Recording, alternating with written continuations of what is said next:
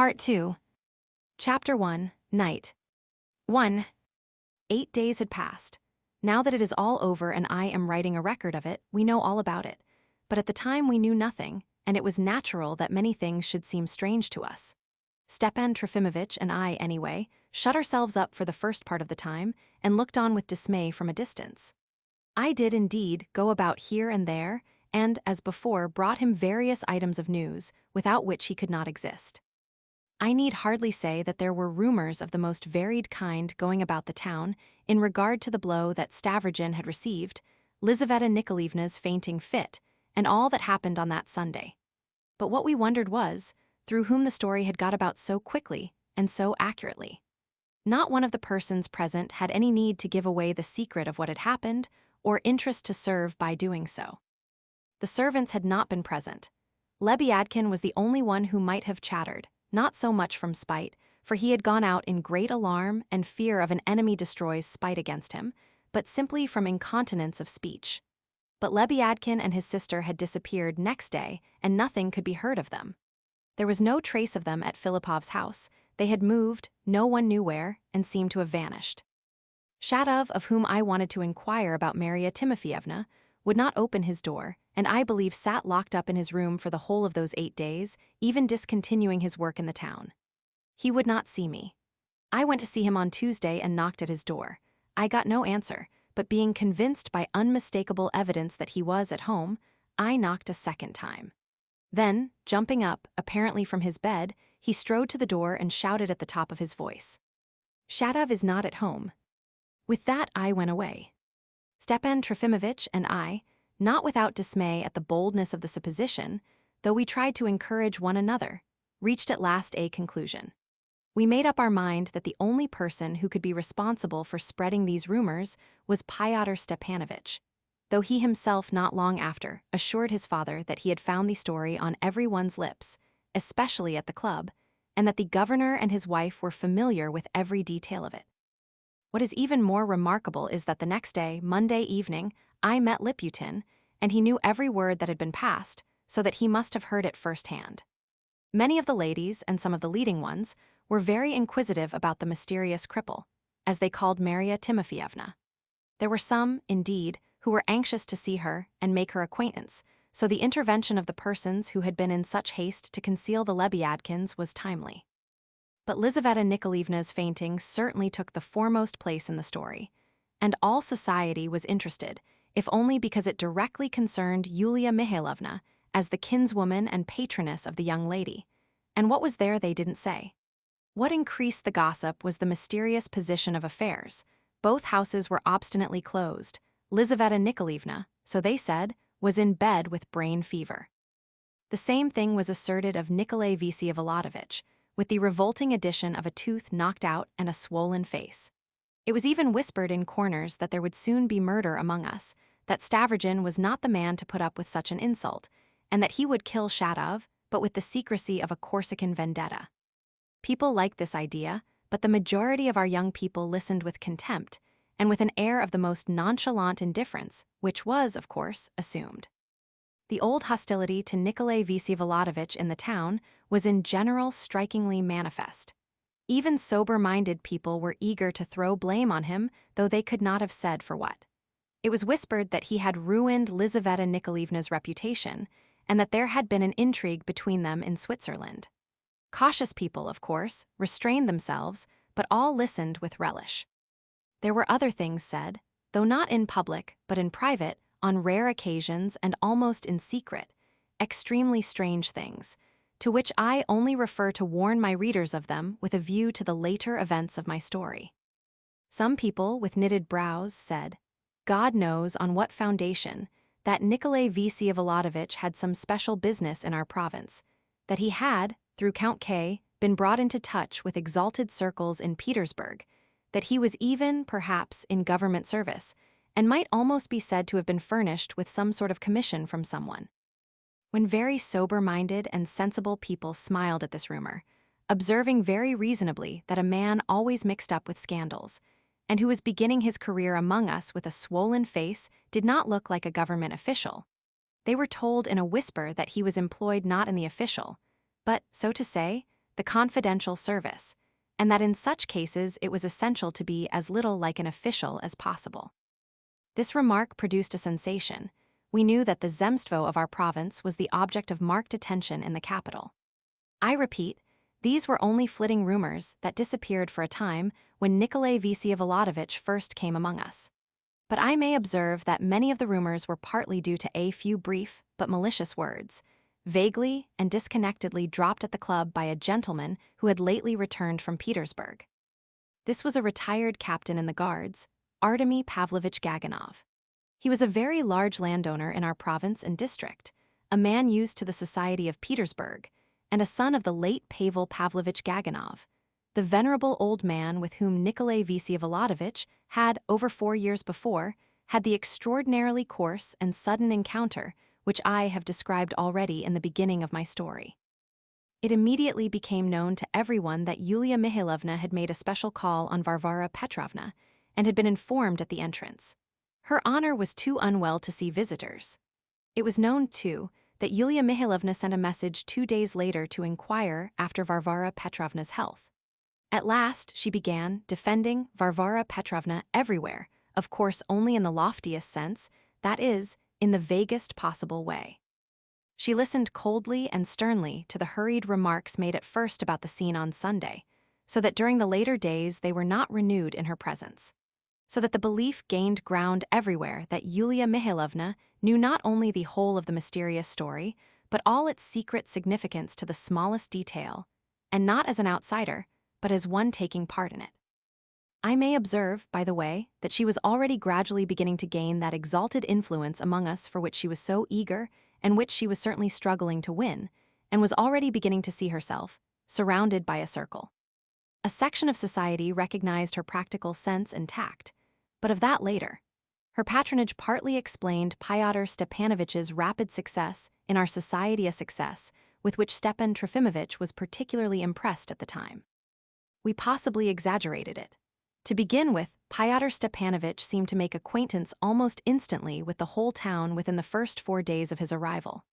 He only arrived on Sunday, and on Tuesday I saw him in a carriage with Artemy Pavlovich Gaganov, a man who was proud, irritable, and supercilious, in spite of his good breeding, and who was not easy to get on with. At the governor's, too, Fyodor Stepanovitch met with a warm welcome, so much so that he was at once on an intimate footing, like a young friend, treated, so to say, affectionately. He dined with Yulia Mihailovna almost every day. He had made her acquaintance in Switzerland, but there was certainly something curious about the rapidity of his success in the governor's house. In any case, he was reputed, whether truly or not, to have been at one time a revolutionist abroad. He had had something to do with some publications and some congresses abroad, which one can prove from the newspapers. To quote the malicious remark of Alyosha Telyatnikov, who had also been once a young friend affectionately treated in the house of the late governor, but was now, alas, a clerk on the retired list. But the fact was unmistakable.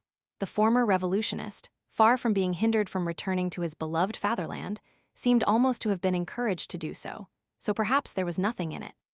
Liputin whispered to me once that there were rumors that Fyodor Stepanovitch had once professed himself penitent, and on his return had been pardoned on mentioning certain names, and so, perhaps, had succeeded in expiating his offense by promising to be of use to the government in the future.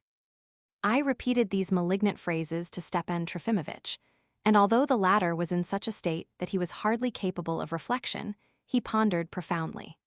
It turned out later that Fyodor Stepanovitch had come to us with a very influential letter of recommendation, that he had, at any rate, brought one to the governor's wife from a very important old lady in Petersburg, whose husband was one of the most distinguished old dignitaries in the capital. This old lady, who was Yulia Mihailovna's godmother, mentioned in her letter that Count K knew Fyodor Stepanovitch very well through Nikolay Vsevolodovitch, made much of him, and thought him a very excellent young man in spite of his former errors.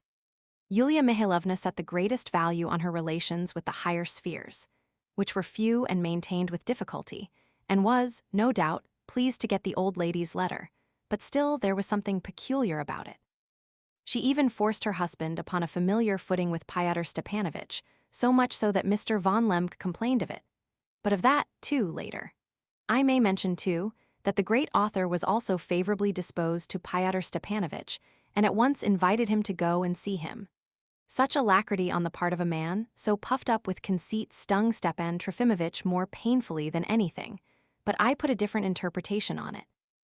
In inviting a nihilist to see him, Mr. Karmazinov, no doubt, had in view his relations with the progressives of the younger generation in both capitals.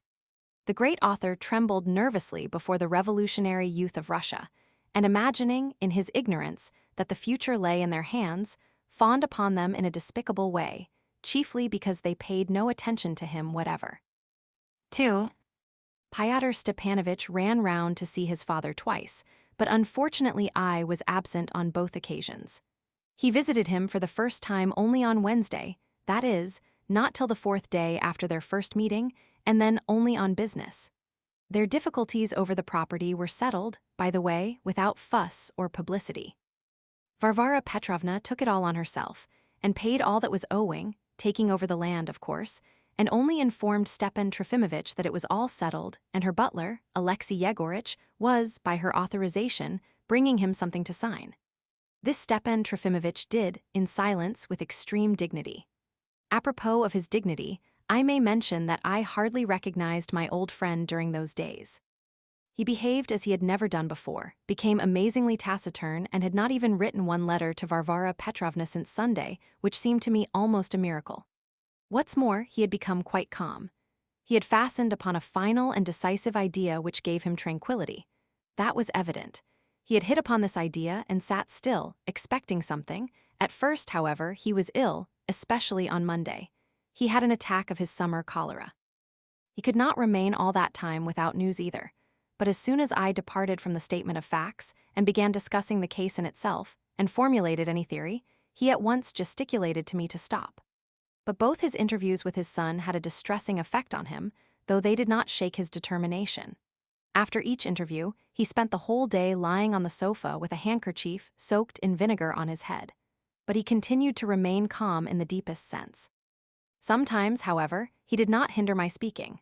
Sometimes, too, it seemed to me that the mysterious determination he had taken seemed to be failing him, and he appeared to be struggling with a new, seductive stream of ideas. That was only at moments, but I made a note of it. I suspected that he was longing to assert himself again, to come forth from his seclusion, to show fight, to struggle to the last. I could crush them. Broke from him on Thursday evening after his second interview with Pyotr Stepanovitch, when he lay stretched on the sofa with his head wrapped in a towel. Till that moment, he had not uttered one word all day. Fils, cher, and so on. I agree all those expressions are nonsense, kitchen talk, and so be it. I see it for myself. I never gave him food or drink. I sent him a tiny baby from Berlin to X province by post, and all that, I admit it. You gave me neither food nor drink, and sent me by post, he says, and what's more, you've robbed me here. But you unhappy boy, I cried to him, my heart has been aching for you all my life, though I did send you by post. Ill writ. But I admit it, granted it was by post, he concluded, almost in delirium. Passons, he began again, 5 minutes later. I don't understand Turgenev. That Bazarov of his is a fictitious figure, it does not exist anywhere. The fellows themselves were the first to disown him as unlike anyone. That Bazarov is a sort of indistinct mixture of Nozdryov and Byron, c'est le mot. Look at them attentively. They caper about and squeal with joy like puppies in the sun. They are happy, they are victorious. What is there of Byron in them? And with that, such ordinariness. What a low-bred, irritable vanity. What an abject craving to faire du brute auteur de son nom, without noticing that son nom. Oh, it's a caricature. Surely, I cried to him, you don't want to offer yourself just as you are as a substitute for Christ? Ill writ beaucoup, ill writ trop. He has a strange smile. His mother had not a smile like that. Ill writ Taugers. Silence followed again. They are cunning, they were acting in collusion on Sunday, he blurted out suddenly. Oh, not a doubt of it, I cried, pricking up my ears. It was a got-up thing and it was too transparent and so badly acted. I don't mean that. Do you know that it was all too transparent on purpose that those who had to might understand it? Do you understand that? I don't understand. Tant mia, passons, I am very irritable today. But why have you been arguing with him, Stepan Trofimovitch? I asked him reproachfully.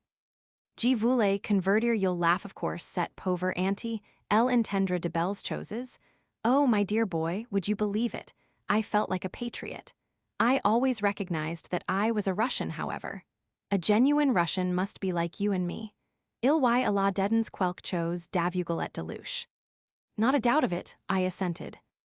My dear, the real truth always sounds improbable, do you know that? To make truth sound probable, you must always mix in some falsehood with it. Men have always done so. Perhaps there's something in it that passes our understanding. What do you think? Is there something we don't understand in that triumphant squeal? I should like to think there was. I should like to think so. I did not speak. He, too, was silent for a long time. They say that French cleverness, he babbled suddenly as though in a fever. That's false, it always has been. Why libel French cleverness? It's simply Russian indolence, our degrading impotence to produce ideas, our revolting parasitism in the rank of nations. Ils sont tout simplement des perçus, and not French cleverness. Oh, the Russians ought to be extirpated for the good of humanity, like noxious parasites. We've been striving for something utterly, utterly different. I can make nothing of it. I have given up understanding. Do you understand, I cried to him, that if you have the guillotine in the foreground of your program and are so enthusiastic about it too, it's simply because nothing's easier than cutting off heads and nothing's harder than to have an idea. Vous êtes des perçus. Votre drapeau est un ganel, une impuissance. It's those carts, or what was it? The rumble of the carts carrying bread to humanity being more important than the Sistine Madonna, or, what's the saying? Une bêtise dans ce genre. Don't you understand, I said to him, that unhappiness is just as necessary to man as happiness. Ill writ. All you do is to make a bon mot, he said, with your limbs snug on a velvet sofa. He used a coarser expression. And this habit of addressing a father so familiarly is very nice when father and son are on good terms. But what do you think of it when they are abusing one another? We were silent again for a minute. Cher, he concluded at last, getting up quickly, do you know this is bound to end in something? Of course, said I. Vous n'y comprenez pas. Passons, but usually in our world things come to nothing, but this will end in something. It's bound to. He got up and walked across the room in violent emotion, and coming back to the sofa sank onto it exhausted. On Friday morning, Fyodor Stepanovitch went off somewhere in the neighborhood and remained away till Monday.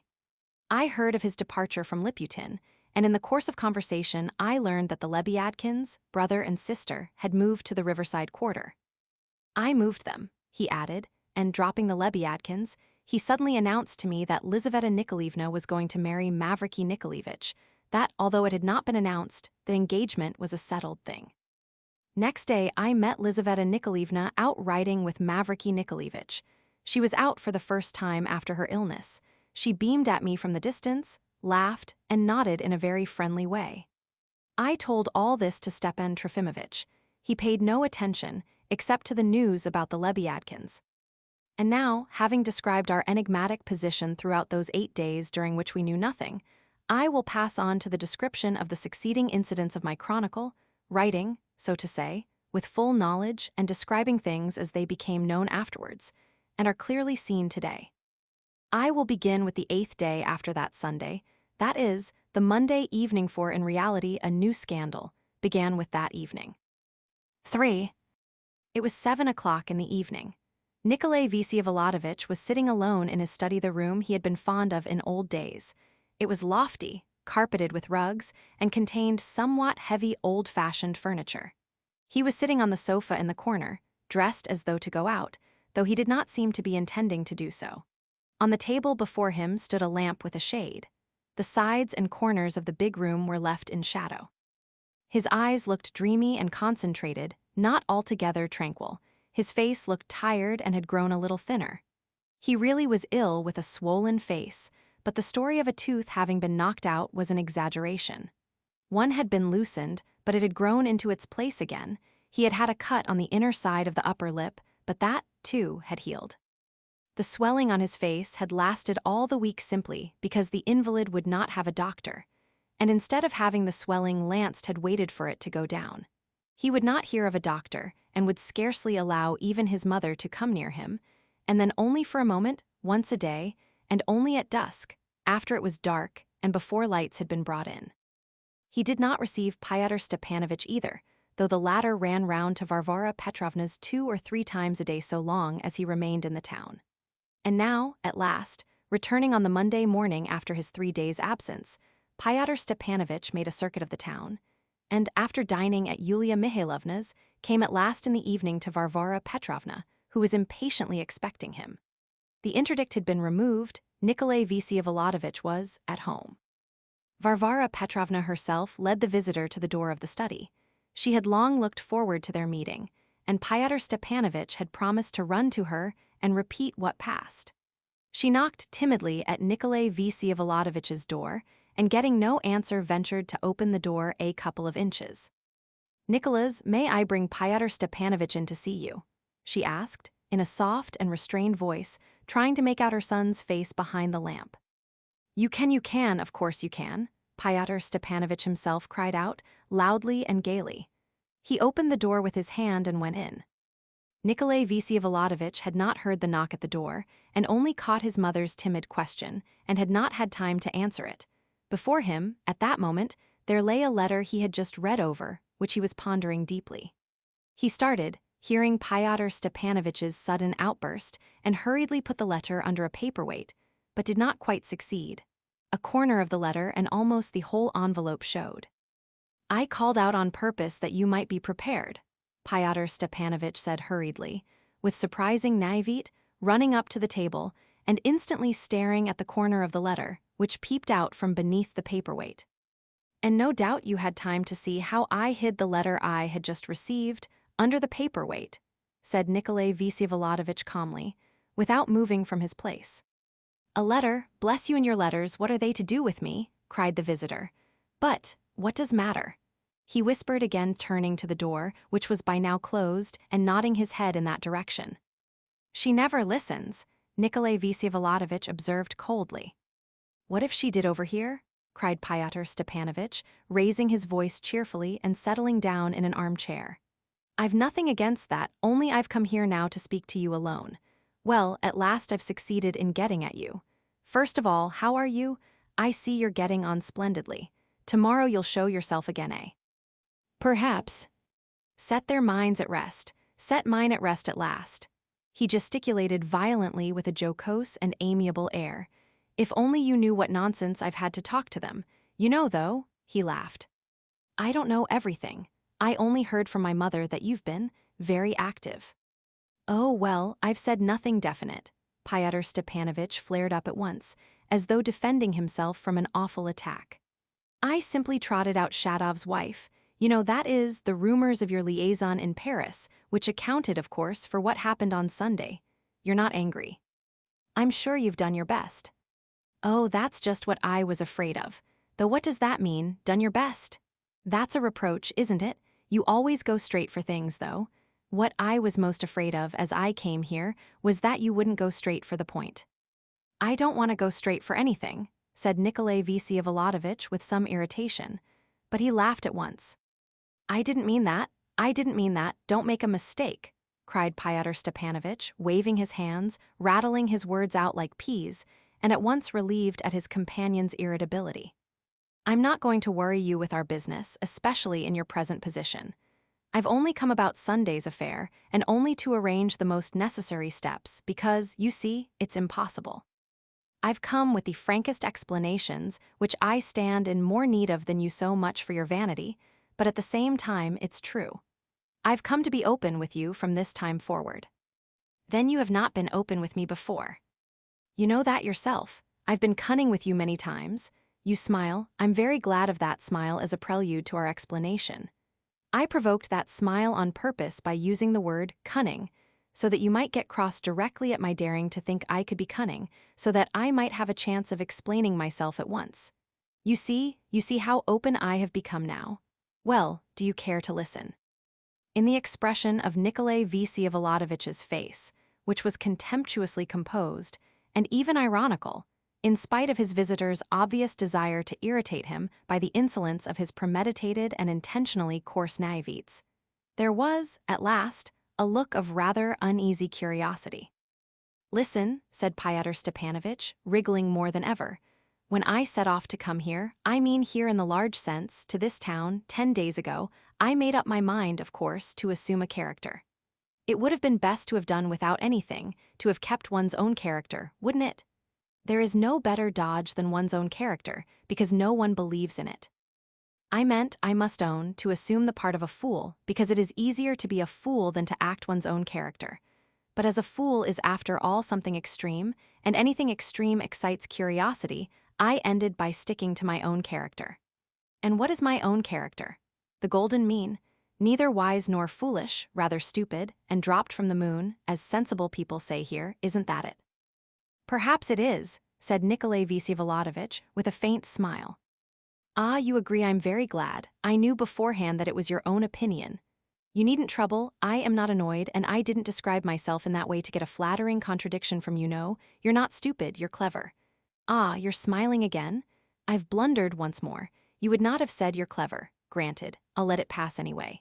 Passons, as Papa says, and in parenthesis, don't be vexed with my verbosity. By the way, I always say a lot, that is, use a great many words and talk very fast, and I never speak well.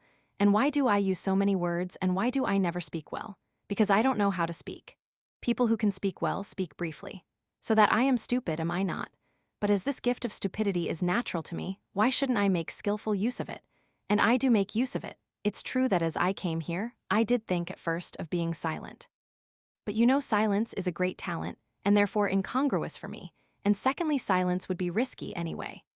So I made up my mind finally that it would be best to talk, but to talk stupidly, that is, to talk and talk and talk, to be in a tremendous hurry to explain things, and in the end to get muddled in my own explanations, so that my listener would walk away without hearing the end, with a shrug, or better still, with a curse. You succeed straight off in persuading them of your simplicity, in boring them, and in being incomprehensible, 3 advantages all at once. Do you suppose anybody will suspect you of mysterious designs after that? Why, every one of them would take it as a personal affront if anyone were to say I had secret designs. And I sometimes amuse them too, and that's priceless. Why, they're ready to forgive me everything now, just because the clever fellow who used to publish manifestos out there turns out to be stupider than themselves. That's so, isn't it? From your smile, I see you approve. Nikolay Vsevolodovitch was not smiling at all, however. On the contrary, he was listening with a frown and some impatience. What? I believe you said no matter. Pyotr Stepanovitch rattled on. Nikolay Vsevolodovitch had said nothing at all. Of course. I assure you I'm not here to compromise you by my company, by claiming you as my comrade. But do you know you're horribly captious today? I ran into you with a light and open heart, and you seem to be laying up every word I say against me. I assure you I'm not going to begin about anything shocking today. I give you my word, and I agree beforehand to all your conditions. Nikolay Vsevolodovitch was obstinately silent. What, did you say something? I see that I've made a blunder again, it seems. You've not suggested conditions and you're not going to. I believe you. Well, you can set your mind at rest. I know, of course, that it's not worthwhile for me to suggest them, is it? I'll answer for you beforehand, and just from stupidity, of course, stupidity again. You're laughing? What? Nothing, Nikolay Vsevolodovitch laughed at last. I just remembered that I really did call you stupid, but you weren't there then, so they must have repeated it. I would ask you to make haste and come to the point. Why, but I am at the point. I am talking about Sunday, babbled Pyotr Stepanovitch. Why, what was I on Sunday? What would you call it? Just fussy, mediocre stupidity, and in the stupidest way I took possession of the conversation by force. But they forgave me everything, first because I dropped from the moon, that seems to be settled here now by everyone, and secondly because I told them a pretty little story and got you all out of a scrape, didn't they? That is, you told your story so as to leave them in doubt and suggest some compact and collusion between us, when there was no collusion and I'd not asked you to do anything. Just so? Pyotr Stepanovitch caught him up, apparently delighted. That's just what I did do, for I wanted you to see that I implied it. I exerted myself chiefly for your sake, for I caught you and wanted to compromise you. Above all, I wanted to find out how far you're afraid. It would be interesting to know why you are so open now. Don't be angry, don't glare at me. You're not, though. You wonder why I am so open? Why, just because it's all changed now. Of course, it's over, buried under the sand. I've suddenly changed my ideas about you. The old way is closed. Now I shall never compromise you in the old way. It will be in a new way now. You've changed your tactics. There are no tactics. Now it's for you to decide in everything, that is, if you want to say yes, and if you want to say no. There you have my new tactics. And I won't say a word about our cause till you bid me yourself. You laugh away, I'm laughing myself. But I'm in earnest now, in earnest, though a man who is in such a hurry is stupid, isn't he? Never mind, I may be stupid, but I'm in earnest, He really was speaking in earnest in quite a different tone, and with a peculiar excitement, so that Nikolay Vsevolodovitch looked at him with curiosity. You say you've changed your ideas about me, he asked. I changed my ideas about you at the moment when you drew your hands back after Shadov's attack. And that's enough, no questions, please, I'll say nothing more now. He jumped up, waving his hands as though waving off questions. But as there were no questions, and he had no reason to go away, he sank into an armchair again, somewhat reassured. By the way, in parenthesis, he rattled on at once, some people here are babbling that you'll kill him and taking bets about it, so that Lemk positively thought of setting the police on, but Yulia Mihailovna forbade it. But enough about that, quite enough, I only spoke of it to let you know. By the way, I moved the Lebyadkins the same day, you know. Did you get my note with their address? I received it at the time. I didn't do that by way of stupidity. I did it genuinely to serve you. If it was stupid anyway, it was done in good faith. Oh, all right, perhaps it was necessary, said Nikolay Vsevolodovitch dreamily. Only don't write any more letters to me, I beg you. Impossible to avoid it, it was only one. So Liputin knows. Impossible to help it, but Liputin, you know yourself, dare not. By the way, you ought to meet our fellows, that is, the fellows not our fellows, or you'll be finding fault again. Don't disturb yourself, not just now, but sometime, just now it's raining. I'll let them know, they'll meet together and we'll go in the evening. They're waiting with their mouths open like young crows in a nest to see what present we've brought them. They're a hot-headed lot. They've brought out leaflets, they're on the point of quarreling. Virginsky is a universal humanity man. Liputin is a Fourierist with a marked inclination for police work. A man, I assure you, who is precious from one point of view, though he requires strict supervision in all others. And last of all, that fellow with the long ears, he'll read an account of his own system. And do you know, they're offended at my treating them casually and throwing cold water over them, but we certainly must meet. You've made me out some sort of chief. Nikolay Vsevolodovitch dropped as carelessly as possible. Fyodor Stepanovitch looked quickly at him. By the way, he interposed, in haste to change the subject, as though he had not heard. I've been here 2 or 3 times, you know, to see Her Excellency, Varvara Petrovna, and I have been obliged to say a great deal too. So I imagine. No, don't imagine. I've simply told her that you won't kill him, well, and other sweet things. And only fancy. The very next day she knew I'd moved Marya Timofyevna beyond the river. Was it you told her? I never dreamed of it. I knew it wasn't you. Who else could it be? It's interesting. Liputin, of course. And no, not Liputin, muttered Pyotr Stepanovitch, frowning. I'll find out who. It's more like Shadov. That's nonsense, though. Let's leave that, though it's awfully important. By the way, I kept expecting that your mother would suddenly burst out with the great question. Yes, she was horribly glum at first, but suddenly when I came today, she was beaming all over. What does that mean? It's because I promised her today that within 5 days, I'll be engaged to Lizaveta Nikolaevna, Nikolay Vsevolodovitch said, with surprising openness. Oh, yes, of course, faltered Pyotr Stepanovitch, seeming disconcerted. There are rumors of her engagement, you know. It's true, too. But you're right, she'd run from under the wedding crown. You've only to call to her. You're not angry at my saying so. No, I'm not angry. I notice it's awfully hard to make you angry today, and I begin to be afraid of you. I'm awfully curious to know how you'll appear tomorrow. I expect you've got a lot of things ready. You're not angry at my saying so. Nikolay Vsevolodovitch made no answer at all, which completed Pyotr Stepanovitch's irritation. By the way, did you say that in earnest to your mother about Lizaveta Nikolaevna? He asked. Nikolay Vsevolodovitch looked coldly at him. Oh, I understand. It was only to soothe her, of course. And if it were in earnest? Nikolay Vsevolodovitch asked firmly.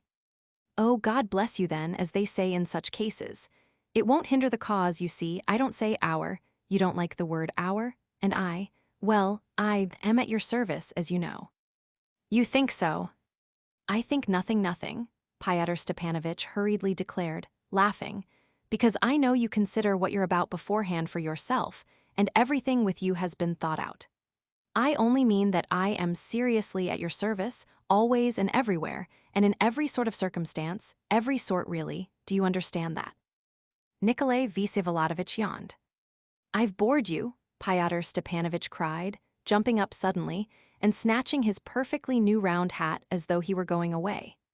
He remained and went on talking, however, though he stood up, sometimes pacing about the room and tapping himself on the knee with his hat at exciting parts of the conversation. I meant to amuse you with stories of the Lemks, too, he cried gaily. Afterwards, perhaps not now, but how is Yulia Mihailovna? What conventional manners all of you have. Her health is no more to you than the health of the gray cat, yet you ask after it. I approve of that. She's quite well, and her respect for you amounts to a superstition, her immense anticipations of you amount to a superstition. She does not say a word about what happened on Sunday, and is convinced that you will overcome everything yourself by merely making your appearance. Upon my word, she fancies you can do anything. You're an enigmatic and romantic figure now, more than ever you were extremely advantageous position. It is incredible how eager everyone is to see you. They were pretty hot when I went away, but now it is more so than ever. Thanks again for your letter. They are all afraid of Count K. Do you know they look upon you as a spy? I keep that up, you're not angry. It does not matter. It does not matter, it's essential in the long run. They have their ways of doing things here. I encourage it, of course. Yulia Mihailovna in the first place, Gaganov too. You laugh, but you know I have my policy. I babble away and suddenly I say something clever just as they are on the lookout for it. They crowd round me and I humbug away again. They've all given me up in despair by now. He's got brains, but he's dropped from the moon. Lemk invites me to enter the service so that I may be reformed. You know, I treat him mockingly, that is, I compromise him and he simply stares. Yulia Mihailovna encourages it. Oh, by the way, Gaganov is in an awful rage with you. He said the nastiest things about you yesterday at Duhovo. I told him the whole truth on the spot, that is, of course, not the whole truth. I spent the whole day at Duhovo. It's a splendid estate, a fine house. Then is he at Duhovo now? Nikolay Vsevolodovitch broke in suddenly, making a sudden start forward and almost leaping up from his seat. No, he drove me here this morning, we returned together, said Fyodor Stepanovitch, appearing not to notice Stavrogin's momentary excitement. What's this? I dropped a book. He bent down to pick up the keepsake he had knocked down, The Women of Balzac, with illustrations. He opened it suddenly. I haven't read it. Lemk writes novels too. Yes, queried Nikolay Vsevolodovitch, as though beginning to be interested. In Russian, on the sly of course, Yulia Mihailovna knows and allows it. He's henpecked, but with good manners, it's their system. Such strict form, such self-restraint. Something of the sort would be the thing for us. You approve of government methods? I should rather think so. It's the one thing that's natural and practicable in Russia. I won't, he cried out suddenly. I'm not referring to that, not a word on delicate subjects. Goodbye, though you look rather green. I'm feverish. I can well believe it, you should go to bed. By the way, there are Skopsi here in the neighborhood, they're curious people. Of that later, though. Ah, here's another anecdote. There's an infantry regiment here in the district. I was drinking last Friday evening with the officers. We've 3 friends among them, vous comprenez? They were discussing atheism, and I need hardly say they made short work of God. They were squealing with delight. By the way, Shatov declares that if there's to be a rising in Russia, we must begin with atheism. Maybe it's true. One grizzled old stager of a captain sat mum, not saying a word. All at once he stands up in the middle of the room and says aloud, as though speaking to himself, "If there's no God, how can I be a captain then?" He took up his cap and went out, flinging up his hands. He expressed a rather sensible idea, said Nikolay Vsevolodovitch, yawning for the 3rd time. Yes, I didn't understand it. I meant to ask you about it. Well, what else have I to tell you? The SH Pigulin factory's interesting, As you know, there are 500 workmen in it, it's a hotbed of cholera, it's not been cleaned for 15 years and the factory hands are swindled. The owners are millionaires. I assure you that some among the hands have an idea of the Internationale. What, you smile? You'll see only give me ever so little time. I've asked you to fix the time already and now I ask you again and then? But I beg your pardon, I won't speak of that, don't frown. There. He turned back suddenly. I quite forgot the chief thing. I was told just now that our box had come from Petersburg. You mean? Nikolay Vsevolodovitch looked at him, not understanding. Your box, your things, coats, trousers, and linen have come. Is it true? Yes, they said something about it this morning. Ach, then can't I open it at once? Ask Alexei. Well, tomorrow, then, will tomorrow do? You see my new jacket, dress coat, and 3 pairs of trousers are with your things, from Sharmer's, by your recommendation, do you remember? I hear you're going in for being a gentleman here, said Nikolay Vsevolodovitch with a smile. Is it true you're going to take lessons at the riding school? Fyodor Stepanovitch smiled a wry smile. I say, he said suddenly, with excessive haste in a voice that quivered and faltered, I say, Nikolay Vsevolodovitch, let's drop personalities once for all. Of course, you can despise me as much as you like if it amuses you, but we'd better dispense with personalities for a time, hadn't we? All right, Nikolay Vsevolodovitch assented. Fyodor Stepanovitch grinned, tapped his knee with his hat, shifted from one leg to the other, and recovered his former expression. Some people here positively look upon me as your rival with Lizaveta Nikolaevna, so I must think of my appearance, mustn't I? He laughed. Who was it told you that, though? It's just 8 o'clock. Well, I must be off. I promised to look in on Varvara Petrovna, but I shall make my escape. And you go to bed and you'll be stronger tomorrow. It's raining and dark, but I've a cab, it's not over safe in the streets here at night. Ach, by the way, there's a runaway convict from Siberia, Fedka, wandering about the town and the neighborhood. Only fancy, he used to be a serf of mine, and my papa sent him for a soldier 15 years ago and took the money for him. He's a very remarkable person. You have been talking to him. Nikolay Vsevolodovitch scanned him. I have. He lets me know where he is. He's ready for anything for money, of course, but he has convictions, too, of a sort, of course. Oh yes, by the way, again, if you meant anything of that plan, you remember about Lizaveta Nikolaevna, I tell you once again, I too am a fellow ready for anything of any kind you like, and absolutely at your service. Hullo, are you reaching for your stick? Oh no, only fancy. I thought you were looking for your stick. Nikolay Vsevolodovitch was looking for nothing, and said nothing. But he had risen to his feet very suddenly, with a strange look in his face. If you want any help about Mr. Gaganov either, Fyodor Stepanovitch blurted out suddenly, this time looking straight at the paperweight. Of course I can arrange it all, and I'm certain you won't be able to manage without me. He went out suddenly without waiting for an answer, but thrust his head in at the door once more. I mentioned that, he gabbled hurriedly, because Shatov had no right either, you know, to risk his life last Sunday when he attacked you, had he? I should be glad if you would make a note of that. He disappeared again without waiting for an answer. 4. Perhaps he imagined, as he made his exit, that as soon as he was left alone, Nikolay Vsevolodovitch would begin beating on the wall with his fists, and no doubt he would have been glad to see this, if that had been possible. But if so, he was greatly mistaken. Nikolay Vsevolodovitch was still calm. He remained standing for 2 minutes in the same position by the table, apparently plunged in thought, but soon a cold and listless smile came onto his lips. He slowly sat down again in the same place in the corner of the sofa and shut his eyes as though from weariness. The corner of the letter was still peeping from under the paperweight, but he didn't even move to cover it. He soon sank into complete forgetfulness. When Fyodor Stepanovitch went out without coming to see her, as he had promised, Varvara Petrovna, who had been worn out by anxiety during these days, could not control herself, and ventured to visit her son herself, though it was not her regular time. She was still haunted by the idea that he would tell her something conclusive. She knocked at the door gently as before, and again receiving no answer, she opened the door. Seeing that Nikolay Vsevolodovitch was sitting strangely motionless, she cautiously advanced to the sofa with a throbbing heart. She seemed struck by the fact that he could fall asleep so quickly, and that he could sleep sitting like that, so erect and motionless, so that his breathing even was scarcely perceptible. His face was pale and forbidding, but it looked, as it were, numb and rigid. His brows were somewhat contracted and frowning. He positively had the look of a lifeless wax figure.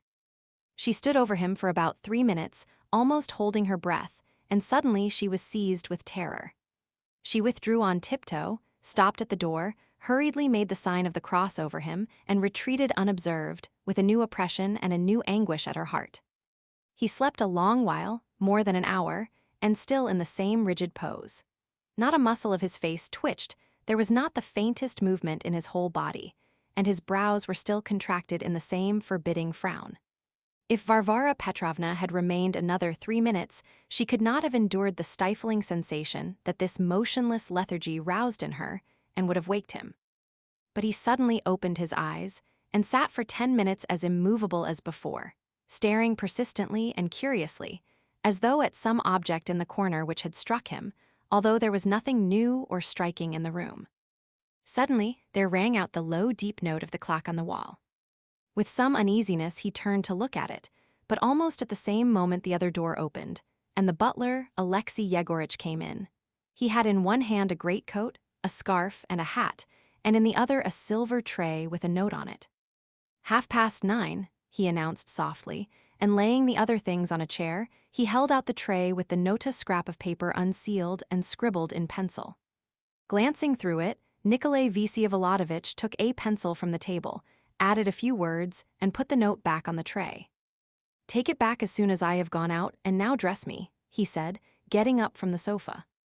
Noticing that he had on a light velvet jacket, he thought a minute, and told the man to bring him a cloth coat, which he wore on more ceremonious occasions. At last, when he was dressed and had put on his hat, he locked the door by which his mother had come into the room, took the letter from under the paperweight, and without saying a word went out into the corridor, followed by Alexei Yegoritch.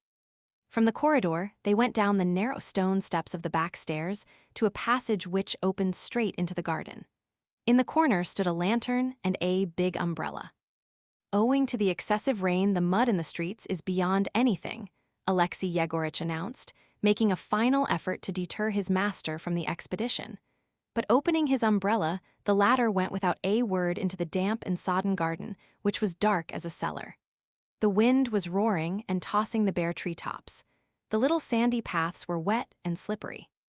Alexei Yegoritch walked along as he was, bareheaded, in his swallowtail coat, lighting up the path for about 3 steps before them with the lantern.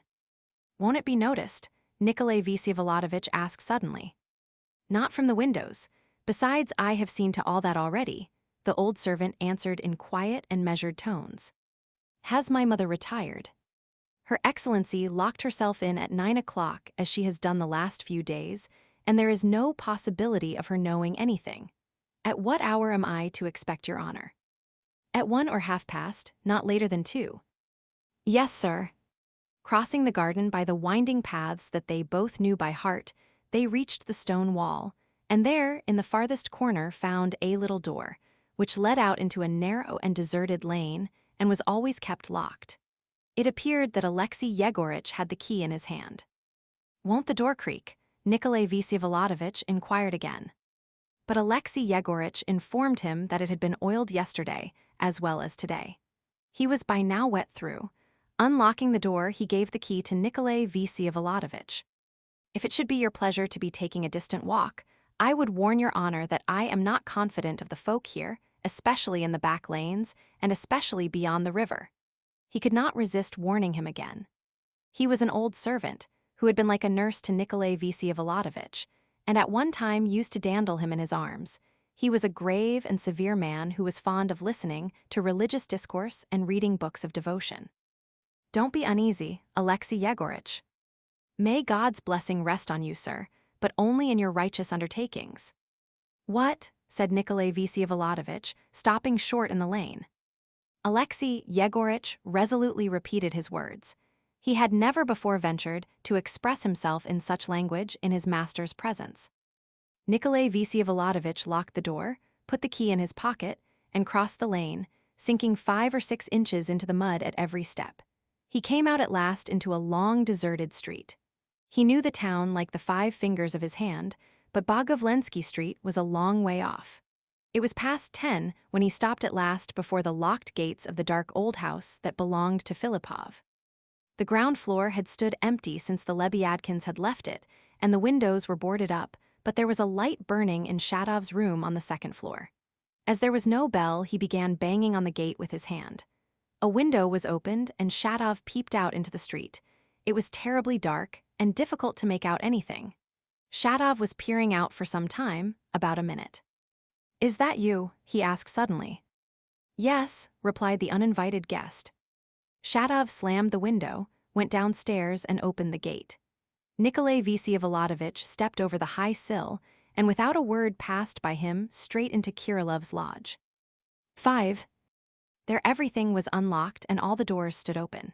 The passage and the first 2 rooms were dark, but there was a light shining in the last, in which Kirilov lived and drank tea, and laughter and strange cries came from it. Nikolay Vsyevolodovitch went towards the light, but stood still in the doorway without going in. There was tea on the table. In the middle of the room stood the old woman who was a relation of the landlord. She was bareheaded and was dressed in a petticoat and a hareskin jacket, and her stockingless feet were thrust into slippers. In her arms she had an 18-month-old baby, with nothing on but its little shirt, with bare legs, flushed cheeks, and ruffled white hair. It had only just been taken out of the cradle. It seemed to have just been crying. There were still tears in its eyes. But at that instant it was stretching out its little arms, clapping its hands, and laughing with a sob as little children do. Kirilov was bouncing a big red India rubber ball on the floor before it. The ball bounced up to the ceiling, and back to the floor the baby shrieked, "Ba! Ba!" Kirilov caught the ba and gave it to it. The baby threw it itself with its awkward little hands, and Kirilov ran to pick it up again. At last the ba rolled under the cupboard. "Ba! Ba!" cried the child. Kirilov lay down on the floor, trying to reach the ball with his hand under the cupboard. Nikolay Vsyevolodovitch went into the room. The baby caught sight of him, nestled against the old woman, and went off into a prolonged infantile wail. The woman immediately carried it out of the room. "Stavrogin," said Kirilov, beginning to get up from the floor with the ball in his hand, and showing no surprise at the unexpected visit. "Will you have tea?" He rose to his feet. "I should be very glad of it if it's hot," said Nikolay Vsyevolodovitch. "I'm wet through." "It's hot, nearly boiling in fact," Kirilov declared, delighted. "Sit down. You're muddy, but that's nothing. I'll mop up the floor later." Nikolay Vsyevolodovitch sat down and emptied the cup he handed him almost at a gulp. "Some more?" asked Kirilov. "No, thank you." Kirilov, who had not sat down till then, seated himself facing him and inquired, "Why have you come?" "On business. Here, read this letter from Gaganov. Do you remember I talked to you about him in Petersburg?" Kirilov took the letter, read it, laid it on the table, and looked at him expectantly. "As you know, I met this Gaganov for the first time in my life a month ago, in Petersburg," Nikolay Vsyevolodovitch began to explain. "We came across each other 2 or 3 times in company with other people. Without making my acquaintance and without addressing me, he managed to be very insolent to me. I told you so at the time, but now for something you don't know. As he was leaving Petersburg before I did, he sent me a letter, not like this one, yet impertinent in the highest degree. And what was queer about it was that it contained no sort of explanation of why it was written. I answered him at once, also by letter, and said, quite frankly, that he was probably angry with me on account of the incident with his father 4 years ago in the club here, and that I for my part was prepared to make him every possible apology, seeing that my action was unintentional and was the result of illness. I begged him to consider and accept my apologies.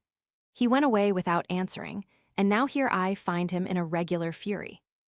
Several things he has said about me in public have been repeated to me, absolutely abusive, and making astounding charges against me. Finally, today, I get this letter, a letter such as no one has ever had before, I should think, containing such expressions as the punch you got in your ugly face. I came in the hope that you would not refuse to be my second. You said no one has ever had such a letter, observed Kirilov. They may be sent in a rage. Such letters have been written more than once. Pushkin wrote to Hekern, "All right, I'll come, tell me how." Nikolay Vsyevolodovitch explained that he wanted it to be tomorrow, and that he must begin by renewing his offers of apology, and even with the promise of another letter of apology, but on condition that Gaganov, on his side, should promise to send no more letters.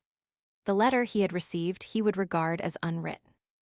Too much concession, he won't agree, said Kirillov. I've come first of all to find out whether you would consent to be the bearer of such terms. I'll take them, it's your affair, but he won't agree. I know he won't agree. He wants to fight, say how you'll fight. The point is that I want the thing settled tomorrow. By 9 o'clock in the morning you must be at his house. He'll listen and won't agree, but will put you in communication with his second, let us say, about 11. You will arrange things with him and let us all be on the spot by 1 or 2 o'clock. Please try to arrange that. The weapons, of course, will be pistols. And I particularly beg you to arrange to fix the barriers at 10 paces apart. Then you put each of us 10 paces from the barrier, and at a given signal we approach. Each must go right up to his barrier, but you may fire before on the way. I believe that's all. 10 paces between the barriers is very near, observed Kirillov. Well, 12 then, but not more. You understand that he wants to fight in earnest. Do you know how to load a pistol? I do, I've got pistols. I'll give my word that you've never fired them. His second will give his word about his. There'll be 2 pairs of pistols, and we'll toss up his or ours. Excellent. Would you like to look at the pistols? Very well. Kirillov squatted on his heels before the trunk in the corner, which he had never yet unpacked, though things had been pulled out of it as required. He pulled out from the bottom a palmwood box lined with red velvet, and from it took out a pair of smart and very expensive pistols. I've got everything, powder, bullets, cartridges. I've a revolver besides, wait. He stooped down to the trunk again and took out a 6-chambered American revolver. You've got weapons enough, and very good ones. Very extremely. Kirillov, who was poor, almost destitute, though he never noticed his poverty, was evidently proud of showing precious weapons, which he had certainly obtained with great sacrifice.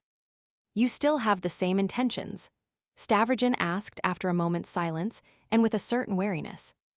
Yes, answered Kirillov shortly, guessing at once from his voice what he was asking about, and he began taking the weapons from the table. When? Nikolay Vsevolodovitch inquired still more cautiously, after a pause. In the meantime, Kirillov had put both the boxes back in his trunk, and sat down in his place again. That doesn't depend on me, as you know when they tell me, he muttered, as though disliking the question, but at the same time with evident readiness to answer any other question. He kept his black, lusterless eyes fixed continually on Stavrogin with a calm but warm and kindly expression in them. I understand shooting oneself, of course, Nikolay Vsevolodovitch began suddenly, frowning a little, after a dreamy silence that lasted 3 minutes. I sometimes have thought of it myself, and then there always came a new idea. If one did something wicked, or, worse still, something shameful, that is, disgraceful, only very shameful and ridiculous, such as people would remember for 1,000 years and hold in scorn for 1,000 years, and suddenly the thought comes, one blow in the temple and there would be nothing more. One wouldn't care then for men, and that they would hold one in scorn for 1,000 years, would one? You call that a new idea, said Kirillov after a moment's thought. I didn't call it so, but when I thought it I felt it as a new idea. You felt the idea? Observed Kirillov. That's good. There are lots of ideas that are always there and yet suddenly become new. That's true. I see a great deal now as though it were for the first time. Suppose you had lived in the moon, Stavrogin interrupted, not listening, but pursuing his own thought, and suppose there you had done all these nasty and ridiculous things. You know from here for cert that they will laugh at you and hold you in scorn for 1,000 years as long as the moon lasts. But now you are here, and looking at the moon from here. You don't care here for anything you've done there, and that the people there will hold you in scorn for 1,000 years, do you? I don't know, answered Kirillov. I've not been in the moon, he added, without any irony, simply to state the fact. Whose baby was that just now? The old woman's mother-in-law was here, no, daughter-in-law, it's all the same. 3 days. She's lying ill with the baby, it cries a lot at night, it's the stomach. The mother sleeps, but the old woman picks it up. I play ball with it. The ball's from Hamburg. I bought it in Hamburg to throw it and catch it, it strengthens the spine. It's a girl. Are you fond of children? I am, answered Kirillov, though rather indifferently. Then you're fond of life. Yes, I'm fond of life. What of it? Though you've made up your mind to shoot yourself. What of it? Why connect it? Life's one thing and that's another. Life exists, but death doesn't at all. You've begun to believe in a future eternal life. No, not in a future eternal life, but in eternal life here. There are moments, you reach moments, and time suddenly stands still, and it will become eternal. You hope to reach such a moment. Yes. That'll scarcely be possible in our time, Nikolay Vsevolodovitch responded slowly and, as it were, dreamily. The two spoke without the slightest irony. In the apocalypse, the angel swears that there will be no more time. I know, that's very true, distinct and exact. When all mankind attains happiness, then there will be no more time, for there will be no need of it, a very true thought. Where will they put it? Nowhere. Time's not an object but an idea. It will be extinguished in the mind. The old commonplaces of philosophy, the same from the beginning of time, Stavrogin muttered with a kind of disdainful compassion. Always the same, from the beginning of time and never any other, Kirillov said with sparkling eyes, as though there were almost a triumph in that idea. You seem to be very happy, Kirillov. Yes, very happy, he answered, as though making the most ordinary reply. But you were distressed so lately, angry with Liputin. I'm not scolding now. I didn't know then that I was happy. Have you seen a leaf from a tree? Yes. I saw a yellow one lately, a little green. It was decayed at the edges. It was blown by the wind. When I was 10 years old, I used to shut my eyes in the winter on purpose and fancy a green leaf, bright, with veins on it and the sun shining. I used to open my eyes and not believe them, because it was very nice, and I used to shut them again. What's that, an allegory? And no, why, I'm not speaking of an allegory, but of a leaf, only a leaf. The leaf is good, everything's good. Everything. Everything, man is unhappy because he doesn't know he's happy. It's only that. That's all. If anyone finds out, he'll become happy at once that minute. That mother-in-law will die, but the baby will remain. It's all good. I discovered it all of a sudden. And if anyone dies of hunger, and if anyone insults and outrages the little girl, is that good? Yes, and if anyone blows his brains out for the baby, that's good too. And if anyone doesn't, that's good too. It's all good, all. It's good for all those who know that it's all good. If they knew that it was good for them, it would be good for them, but as long as they don't know it's good for them, it will be bad for them. That's the whole idea, the whole of it. When did you find out you were so happy? Last week on Wednesday, for it was Wednesday by that time in the night. By what reasoning? I don't remember. I was walking about the room, never mind. I stopped my clock. It was 37 minutes past 2. As an emblem of the fact that there will be no more time. Kirillov was silent. They're bad because they don't know they're good. When they find out, they won't outrage a little girl. They'll find out that they're good and they'll all become good, every one of them. Here you've found it out, so have you become good then? I am good. That I agree with, though, Stavrogin muttered, frowning. He who teaches that all are good will end the world. He who taught it was crucified. He will come, and his name will be the man-god. The God-man. The man-god, that's the difference. Surely it wasn't you lighted the lamp under the icon. Yes, it was I lighted it. Did you do it believing? The old woman likes to have the lamp, and she hadn't time to do it today, muttered Kirillov. You don't say prayers yourself. I pray to everything. You see the spider crawling on the wall, I look at it and thank it for crawling. His eyes glowed again. He kept looking straight at Stavrogin with firm and unflinching expression. Stavrogin frowned and watched him disdainfully, but there was no mockery in his eyes. I'll bet that when I come next time you'll be believing in God too, he said, getting up and taking his hat. Why, said Kirillov, getting up too. If you were to find out that you believe in God, then you'd believe in him. But since you don't know that you believe in him, then you don't believe in him, laughed Nikolay Vsevolodovitch. That's not right, Kirillov pondered. You've distorted the idea. It's a flippant joke. Remember what you have meant in my life, Stavrogin. Goodbye, Kirillov. Come at night, when will you?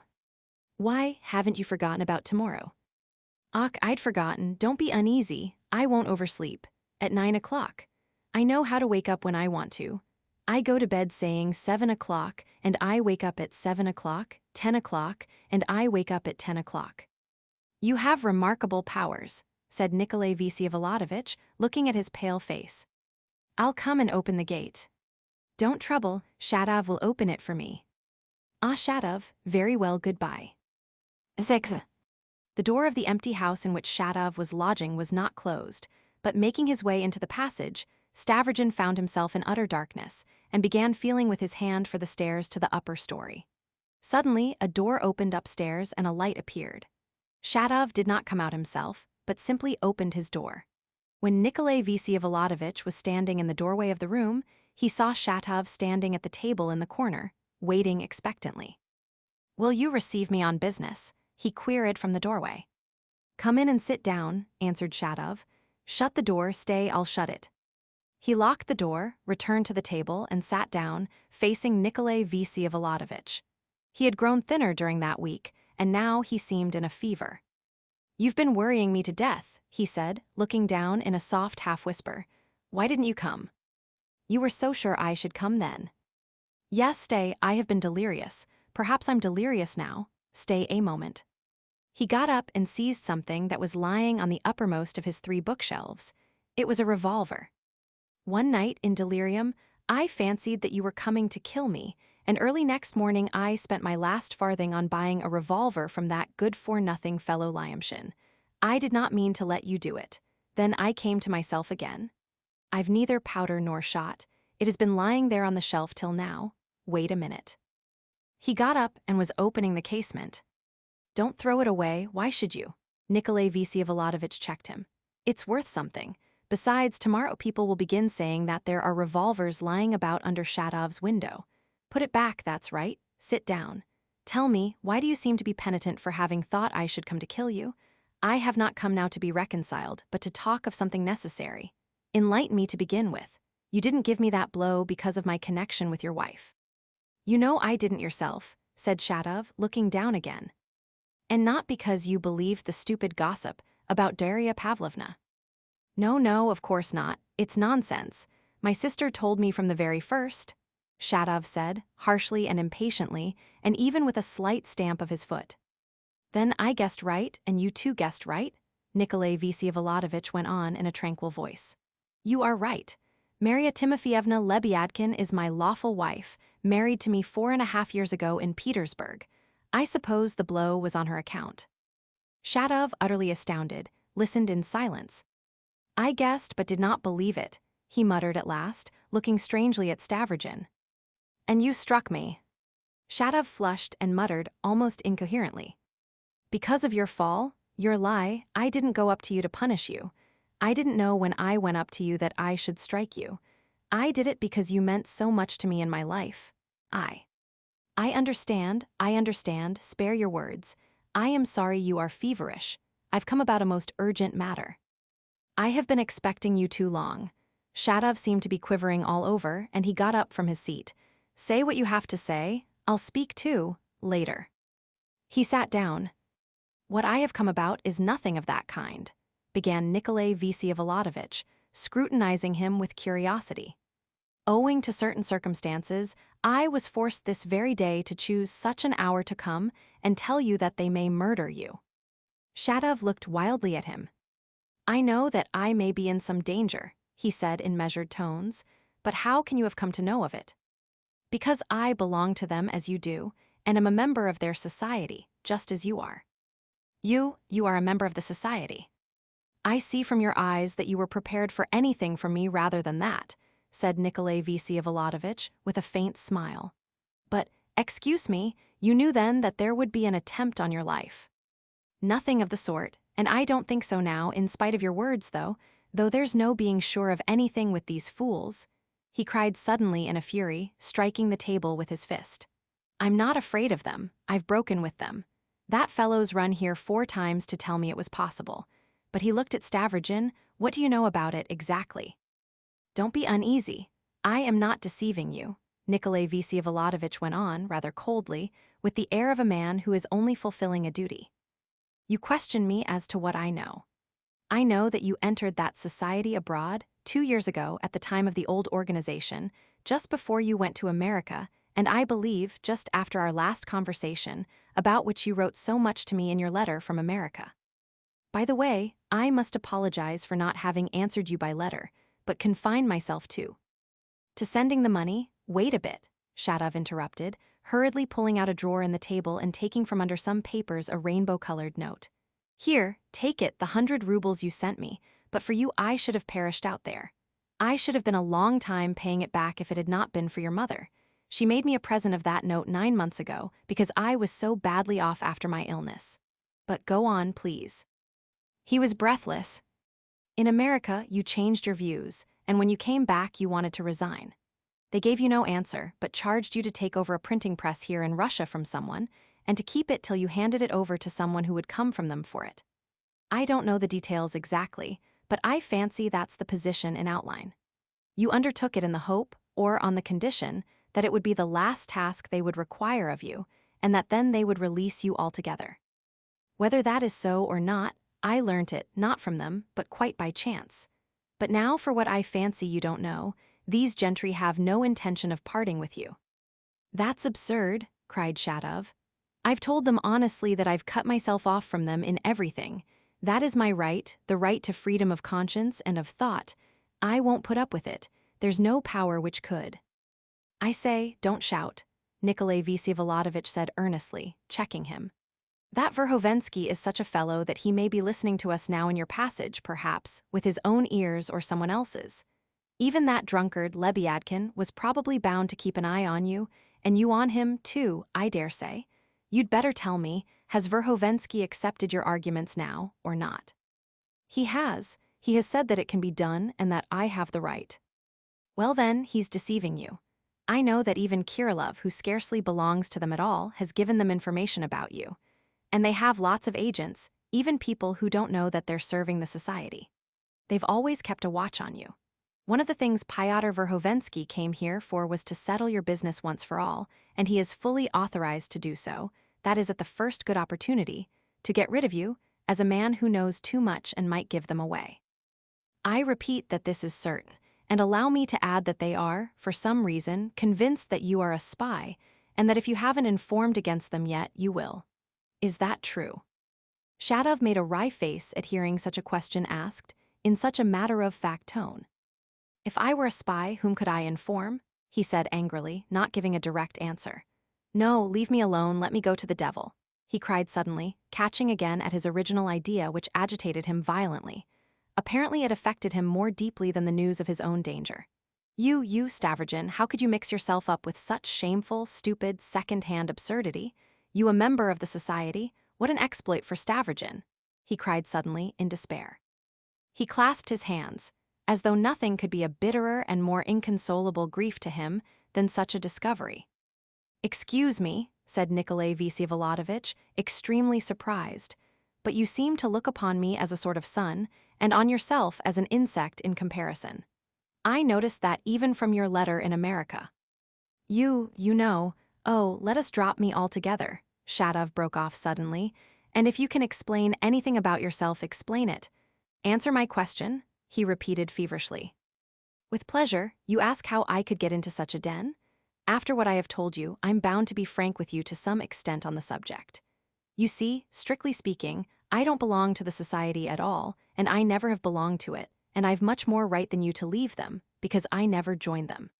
In fact, from the very beginning I told them that I was not one of them, and that if I've happened to help them, it has simply been by accident as a man of leisure. I took some part in reorganizing the society, on the new plan, but that was all. But now they've changed their views and have made up their minds that it would be dangerous to let me go, and I believe I'm sentenced to death too. Oh, they do nothing but sentence to death, and all by means of sealed documents, signed by 3 men and a half. And you think they've any power? You're partly right there and partly not, Stavrogin answered with the same indifference, almost listlessness. There's no doubt that there's a great deal that's fanciful about it, as there always is in such cases. A handful magnifies its size and significance. To my thinking, if you will have it, the only one is Fyodor Verhovensky, and it's simply good nature on his part to consider himself only an agent of the society. But the fundamental idea is no stupider than others of the sort. They are connected with the Internationale. They have succeeded in establishing agents in Russia. They have even hit on a rather original method, though it's only theoretical, of course. As for their intentions here, the movements of our Russian organization are something so obscure and almost always unexpected that really they might try anything among us. Note that Verhovensky is an obstinate man. He's a bug, an ignoramus, a buffoon who understands nothing in Russia, cried Shatov spitefully. You know him very little. It's quite true that none of them understand much about Russia, but not much less than you and I do. Besides, Verhovensky is an enthusiast. Verhovensky an enthusiast? Oh yes, there is a point when he ceases to be a buffoon and becomes a madman. I beg you to remember your own expression. Do you know how powerful a single man may be? Please don't laugh about it, he's quite capable of pulling a trigger. They are convinced that I am a spy too. As they don't know how to do things themselves, they're awfully fond of accusing people of being spies. But you're not afraid, are you? And no, I'm not very much afraid. But your case is quite different. I warned you that you might anyway keep it in mind. To my thinking, there's no reason to be offended in being threatened with danger by fools. Their brains don't affect the question. They've raised their hand against better men than you or me. It's 11:15, though. He looked at his watch and got up from his chair. I wanted to ask you one quite irrelevant question. For God's sake, cried Shatov, rising impulsively from his seat. I beg your pardon. Nikolay Stavrogin looked at him inquiringly. Ask your question for God's sake, Shatov repeated in indescribable excitement, but on condition that I ask you a question too. I beseech you to allow me. I can't. Ask your question. Stavrogin waited a moment and then began.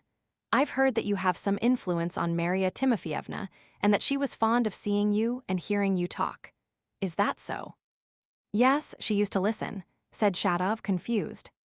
Within a day or two I intend to make a public announcement of our marriage here in the town. Is that possible? Shatov whispered, almost with horror. I don't quite understand you. There's no sort of difficulty about it. Witnesses to the marriage are here.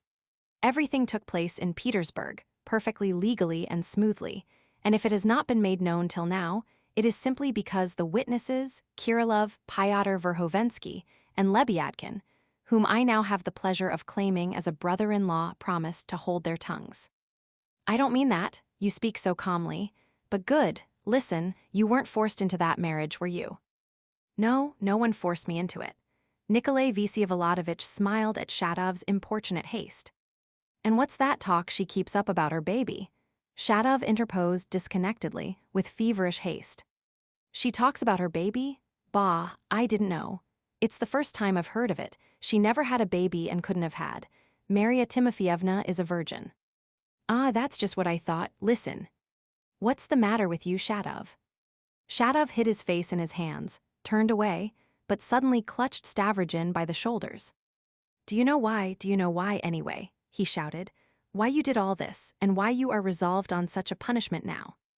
Your question is clever and malignant, but I mean to surprise you too. I fancy I do know why I got married then, and why I am resolved on such a punishment now, as you express it. Let's leave that, of that later, put it off. Let's talk of the chief thing. I've been waiting 2 years for you. Yes. I've waited too long for you. I've been thinking of you incessantly. You are the only man who could move. I wrote to you about it from America.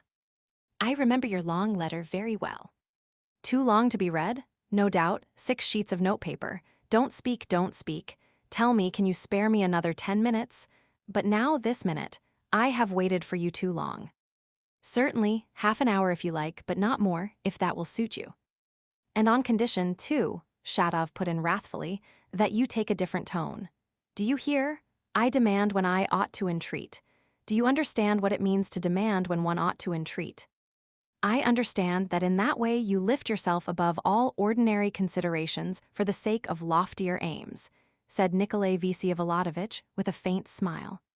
I see with regret, too, that you're feverish. I beg you to treat me with respect, I insist on it.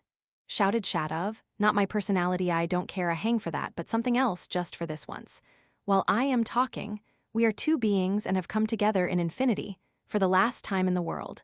Drop your tone and speak like a human being. Speak, if only for once in your life, with the voice of a man. I say it not for my sake, but for yours. Do you understand that you ought to forgive me that blow in the face, if only because I gave you the opportunity of realizing your immense power? Again you smile your disdainful, worldly smile. Oh, when will you understand me? Have done with being a snob. Understand that I insist on that. I insist on it, else I won't speak. I'm not going to for anything." His excitement was approaching frenzy. Nikolay Vsevolodovitch frowned and seemed to become more on his guard.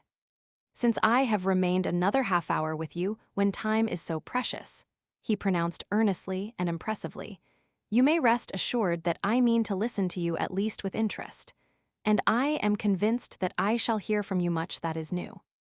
He sat down on a chair. "Sit down," cried Shadov, and he sat down himself.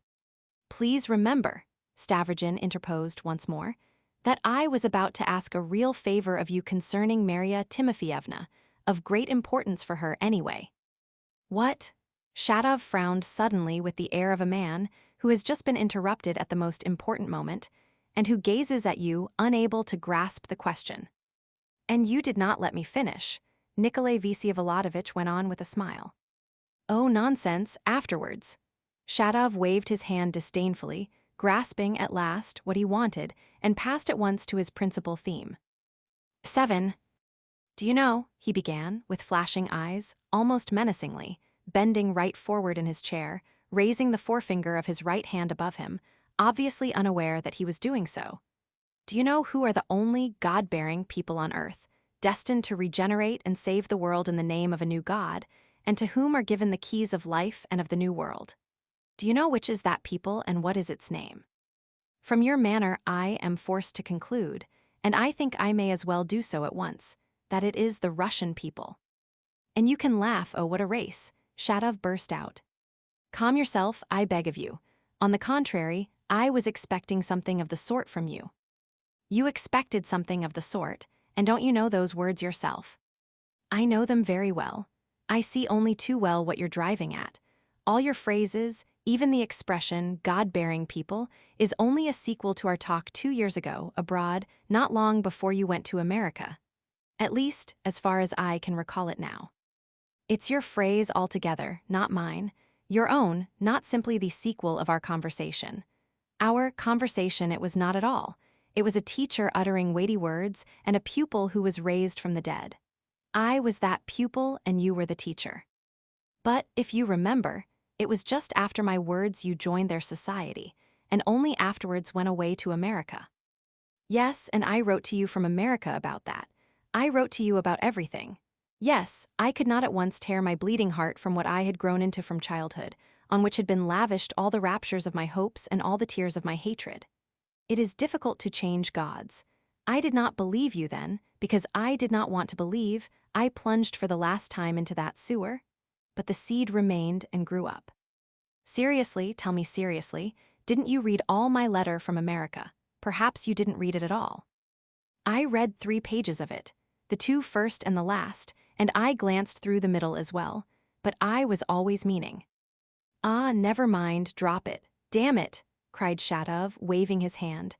"If you've renounced those words about the people now, how could you have uttered them then? That's what crushes me now. I wasn't joking with you then. In persuading you I was perhaps more concerned with myself than with you," Stavrogin pronounced enigmatically. "You weren't joking. In America I was lying for 3 months on straw beside a hapless creature, and I learnt from him that at the very time when you were sowing the seed of God and the fatherland in my heart, at that very time, perhaps during those very days, you were infecting the heart of that hapless creature, that maniac Kirillov, with poison. You confirmed false, malignant ideas in him and brought him to the verge of insanity. Go, look at him now, he is your creation. You've seen him, though. In the first place, I must observe that Kirillov himself told me that he is happy and that he's good. Your supposition that all this was going on at the same time is almost correct. But what of it? I repeat, I was not deceiving either of you. Are you an atheist now?" "Yes." And then, just as I was then, I wasn't asking you to treat me with respect when I began the conversation. With your intellect, you might have understood that, Shatov muttered indignantly. I didn't get up at your first word, I didn't close the conversation, I didn't go away from you, but have been sitting here ever since submissively answering your questions and cries, so it seems I have not been lacking in respect to you yet. Shatov interrupted, waving his hand. Do you remember your expression that an atheist can't be a Russian, that an atheist at once ceases to be a Russian? Do you remember saying that? Did I? Nikolay Vsevolodovitch questioned him back. You ask, you've forgotten, and yet that was one of the truest statements of the leading peculiarity of the Russian soul, which you divined. You can't have forgotten it. I will remind you of something else. You said then that a man who was not Orthodox could not be Russian. I imagine that's a Slavophil idea. The Slavophils of today disown it. Nowadays, people have grown cleverer. But you went further. You believed that Roman Catholicism was not Christianity. You asserted that Rome proclaimed Christ subject to the third temptation of the devil, announcing to all the world that Christ without an earthly kingdom cannot hold his ground upon earth. Catholicism, by so doing, proclaimed Antichrist and ruined the whole Western world. You pointed out that if France is in agonies now, it's simply the fault of Catholicism, for she has rejected the iniquitous God of Rome and has not found a new one. That's what you could say then. I remember our conversations. If I believed, no doubt I should repeat it even now. I wasn't lying when I spoke as though I had faith, Nikolay Vsevolodovitch pronounced very earnestly. But I must tell you, this repetition of my ideas in the past makes a very disagreeable impression on me. Can't you leave off? If you believe it, repeated Shatov, paying not the slightest attention to this request. But didn't you tell me that if it were mathematically proved to you that the truth excludes Christ, you'd prefer to stick to Christ rather than to the truth? Did you say that? Did you? But allow me at last to ask a question, said Nikolay Vsevolodovitch, raising his voice. What is the object of this irritable and malicious cross-examination? This examination will be over for all eternity, and you will never hear it mentioned again. You keep insisting that we are outside the limits of time and space. Hold your tongue, Shatov cried suddenly. I am stupid and awkward, but let my name perish in ignominy. Let me repeat your leading idea. Oh, only a dozen lines, only the conclusion. Repeat it if it's only the conclusion. Stavrogin made a movement to look at his watch, but restrained himself and did not look. Shatov bent forward in his chair again, and again held up his finger for a moment. Not a single nation, he went on, as though reading it line by line, still gazing menacingly at Stavrogin. Not a single nation has ever been founded on principles of science or reason. There has never been an example of it, except for a brief moment, through folly. Socialism is from its very nature bound to be atheism, seeing that it has from the very first proclaimed that it is an atheistic organization of society, and that it intends to establish itself exclusively on the elements of science and reason. Science and reason have, from the beginning of time, played a secondary and subordinate part in the life of nations, so it will be till the end of time. Nations are built up and moved by another force which sways and dominates them, the origin of which is unknown and inexplicable. That force is the force of an insatiable desire to go on to the end, though at the same time it denies that end. It is the force of the persistent assertion of one's own existence and a denial of death. It's the spirit of life, as the scriptures call it, the river of living water, the drying up of which is threatened in the apocalypse. It's the aesthetic principle, as the philosophers call it, the ethical principle with which they identify it, the seeking for God, as I call it more simply. The object of every national movement, in every people and at every period of its existence, is only the seeking for its God, who must be its own God, and the faith in him as the only true one. God is the synthetic personality of the whole people, taken from its beginning to its end. It has never happened that all, or even many, peoples have had one common God, but each has always had its own. It's a sign of the decay of nations when they begin to have gods in common. When gods begin to be common to several nations, the gods are dying and the faith in them, together with the nations themselves. The stronger a people, the more individual their God. There never has been a nation without a religion, That is, without an idea of good and evil. Every people has its own conception of good and evil, and its own good and evil. When the same conceptions of good and evil become prevalent in several nations, then these nations are dying, and then the very distinction between good and evil is beginning to disappear. Reason has never had the power to define good and evil, or even to distinguish between good and evil, even approximately. On the contrary, it has always mixed them up in a disgraceful and pitiful way. Science has even given the solution by the fist. This is particularly characteristic of the half-truths of science, the most terrible scourge of humanity, unknown till this century, and worse than plague, famine, or war. A half-truth is a despot, such as has never been in the world before. A despot that has its priests and its slaves, a despot to whom all do homage with love and superstition hitherto inconceivable, before which science itself trembles and cringes in a shameful way. These are your own words, Stavrogin, all except that about the half-truth. That's my own because I am myself a case of half-knowledge, and that's why I hate it particularly. I haven't altered anything of your ideas or even of your words, not a syllable. I don't agree that you've not altered anything, Stavrogin observed cautiously. You accepted them with ardor, and in your ardor have transformed them unconsciously. The very fact that you reduce God to a simple attribute of nationality. He suddenly began watching Shatov with intense and peculiar attention, not so much his words as himself. I reduce God to the attribute of nationality, cried Shatov. On the contrary, I raise the people to God, and has it ever been otherwise? The people is the body of God. Every people is only a people so long as it has its own God and excludes all other gods on earth irreconcilably, so long as it believes that by its God it will conquer and drive out of the world all other gods. Such, from the beginning of time, has been the belief of all great nations, all anyway who have been specially remarkable, all who have been leaders of humanity. There is no going against facts.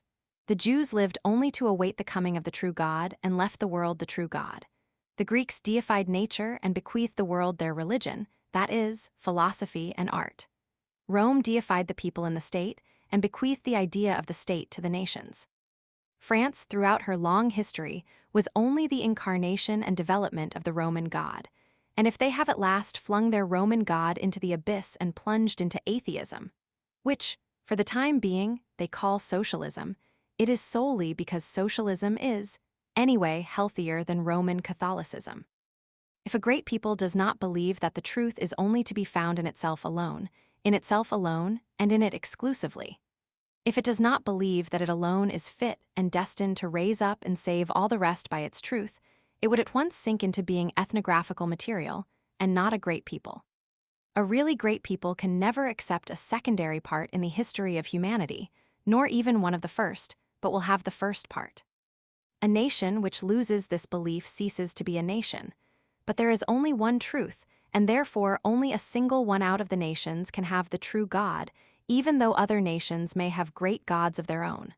Only one nation is God-bearing, that's the Russian people, and can you think me such a fool, Stavrogin, he yelled frantically all at once, that I can't distinguish whether my words at this moment are the rotten old commonplaces that have been ground out in all the Slavophil mills in Moscow, or a perfectly new saying, the last word, the sole word of renewal and resurrection, and what do I care for your laughter at this minute?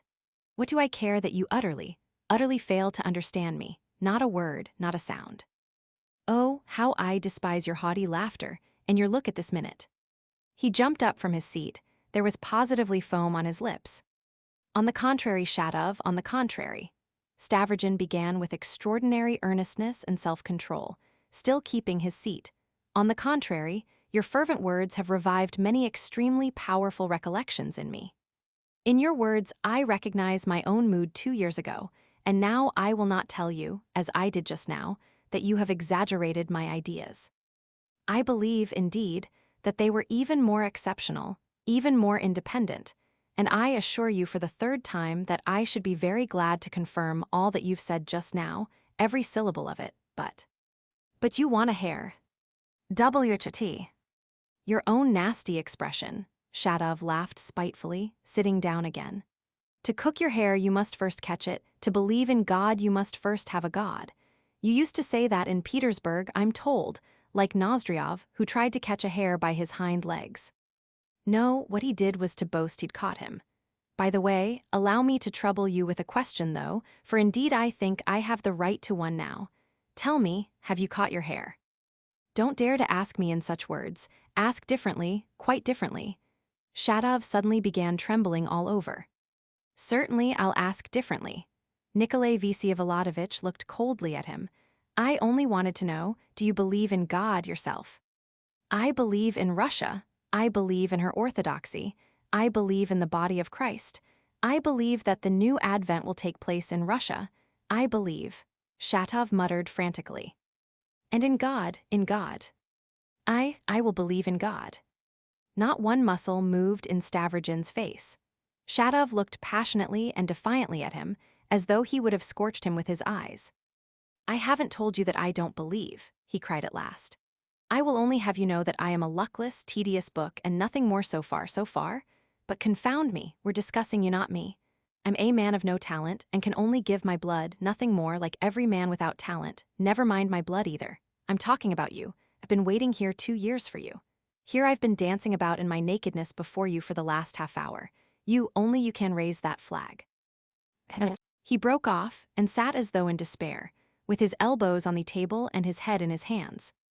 I merely mention it as something queer, Stavrogin interrupted suddenly.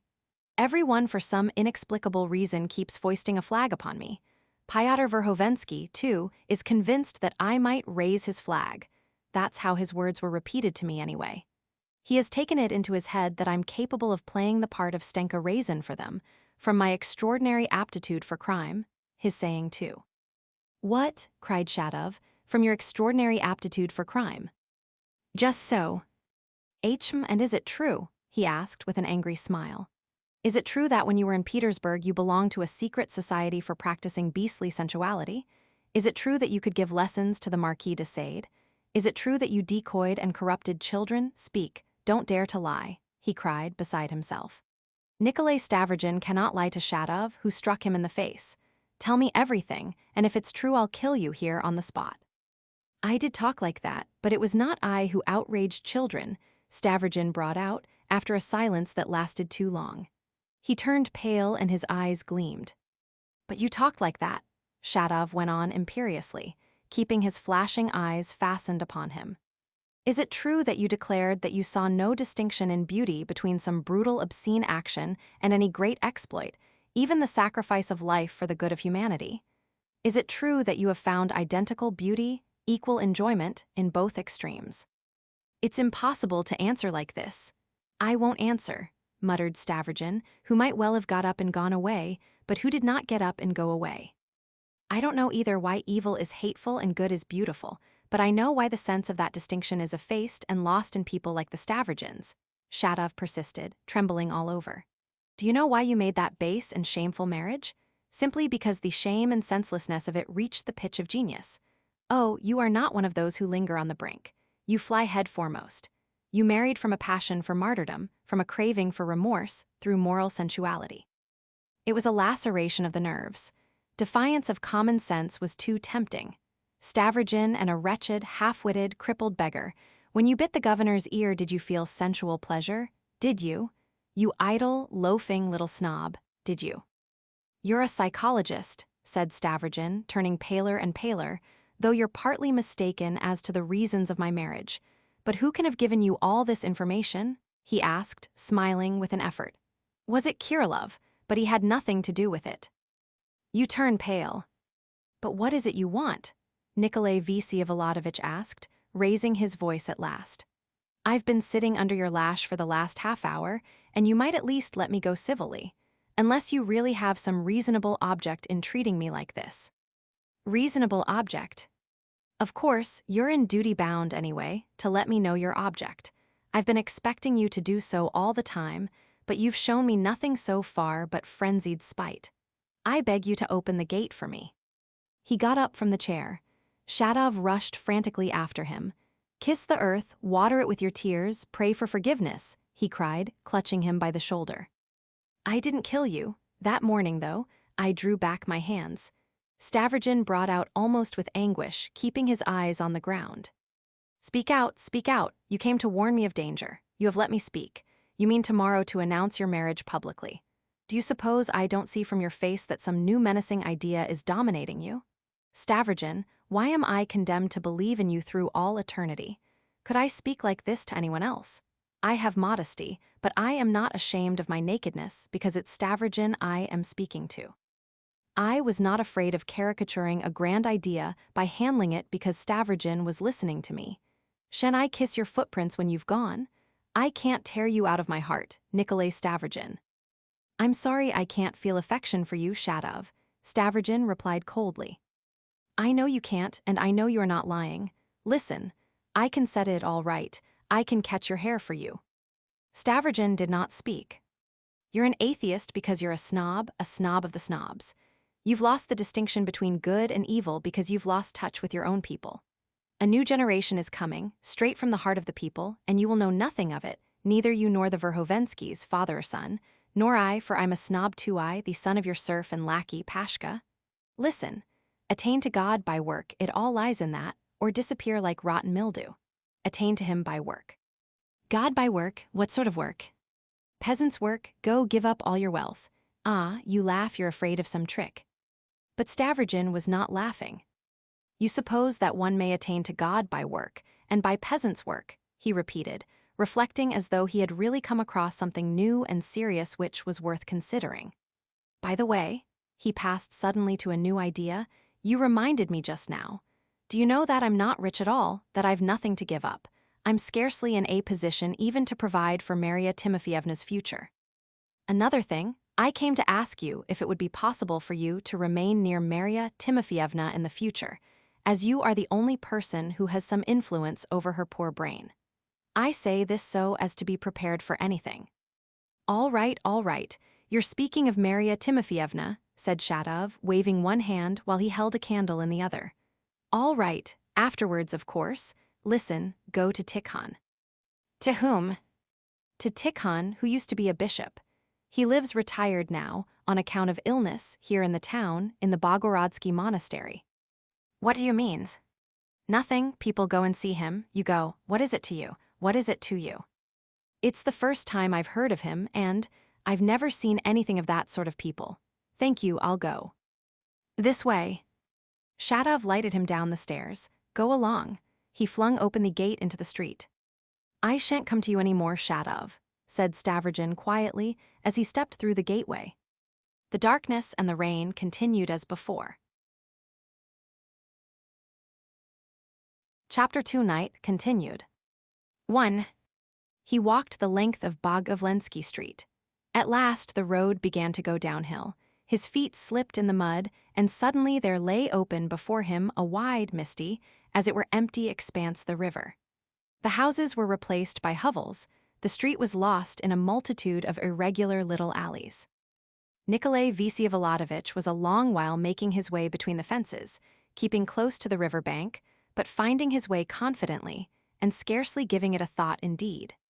He was absorbed in something quite different, and looked round with surprise when suddenly, waking up from a profound reverie, he found himself almost in the middle of one long, wet, floating bridge. There was not a soul to be seen, so that it seemed strange to him when suddenly, almost at his elbow, he heard a deferentially familiar, but rather pleasant, voice with a suave intonation, such as is affected by our over-refined tradespeople or befrizzled young shop assistants. Will you kindly allow me, sir, to share your umbrella? There actually was a figure that crept under his umbrella or tried to appear to do so. The tramp was walking beside him, almost feeling his elbow, as the soldiers say. Slackening his pace, Nikolay Vsevolodovitch bent down to look more closely, as far as he could in the darkness. It was a short man and seemed like an artisan who had been drinking. He was shabbily and scantily dressed. A cloth cap, soaked by the rain and with the brim half torn off, perched on his shaggy, curly head. He looked a thin, vigorous, swarthy man with dark hair. His eyes were large and must have been black, with a hard glitter and a yellow tinge in them, like a gypsy's, that could be divined even in the darkness. He was about 40 and was not drunk. Do you know me? Asked Nikolay Vsevolodovitch. Mr. Stavrogin, Nikolay Vsevolodovitch. You were pointed out to me at the station when the train stopped last Sunday, though I had heard enough of you beforehand. From Pyotr Stepanovitch, are you, Fedka the convict? I was christened Fyodor Fyodorovitch. My mother is living to this day in these parts. She's an old woman and grows more and more bent every day. She prays to God for me, day and night, so that she doesn't waste her old age lying on the stove. You escaped from prison. I've had a change of luck.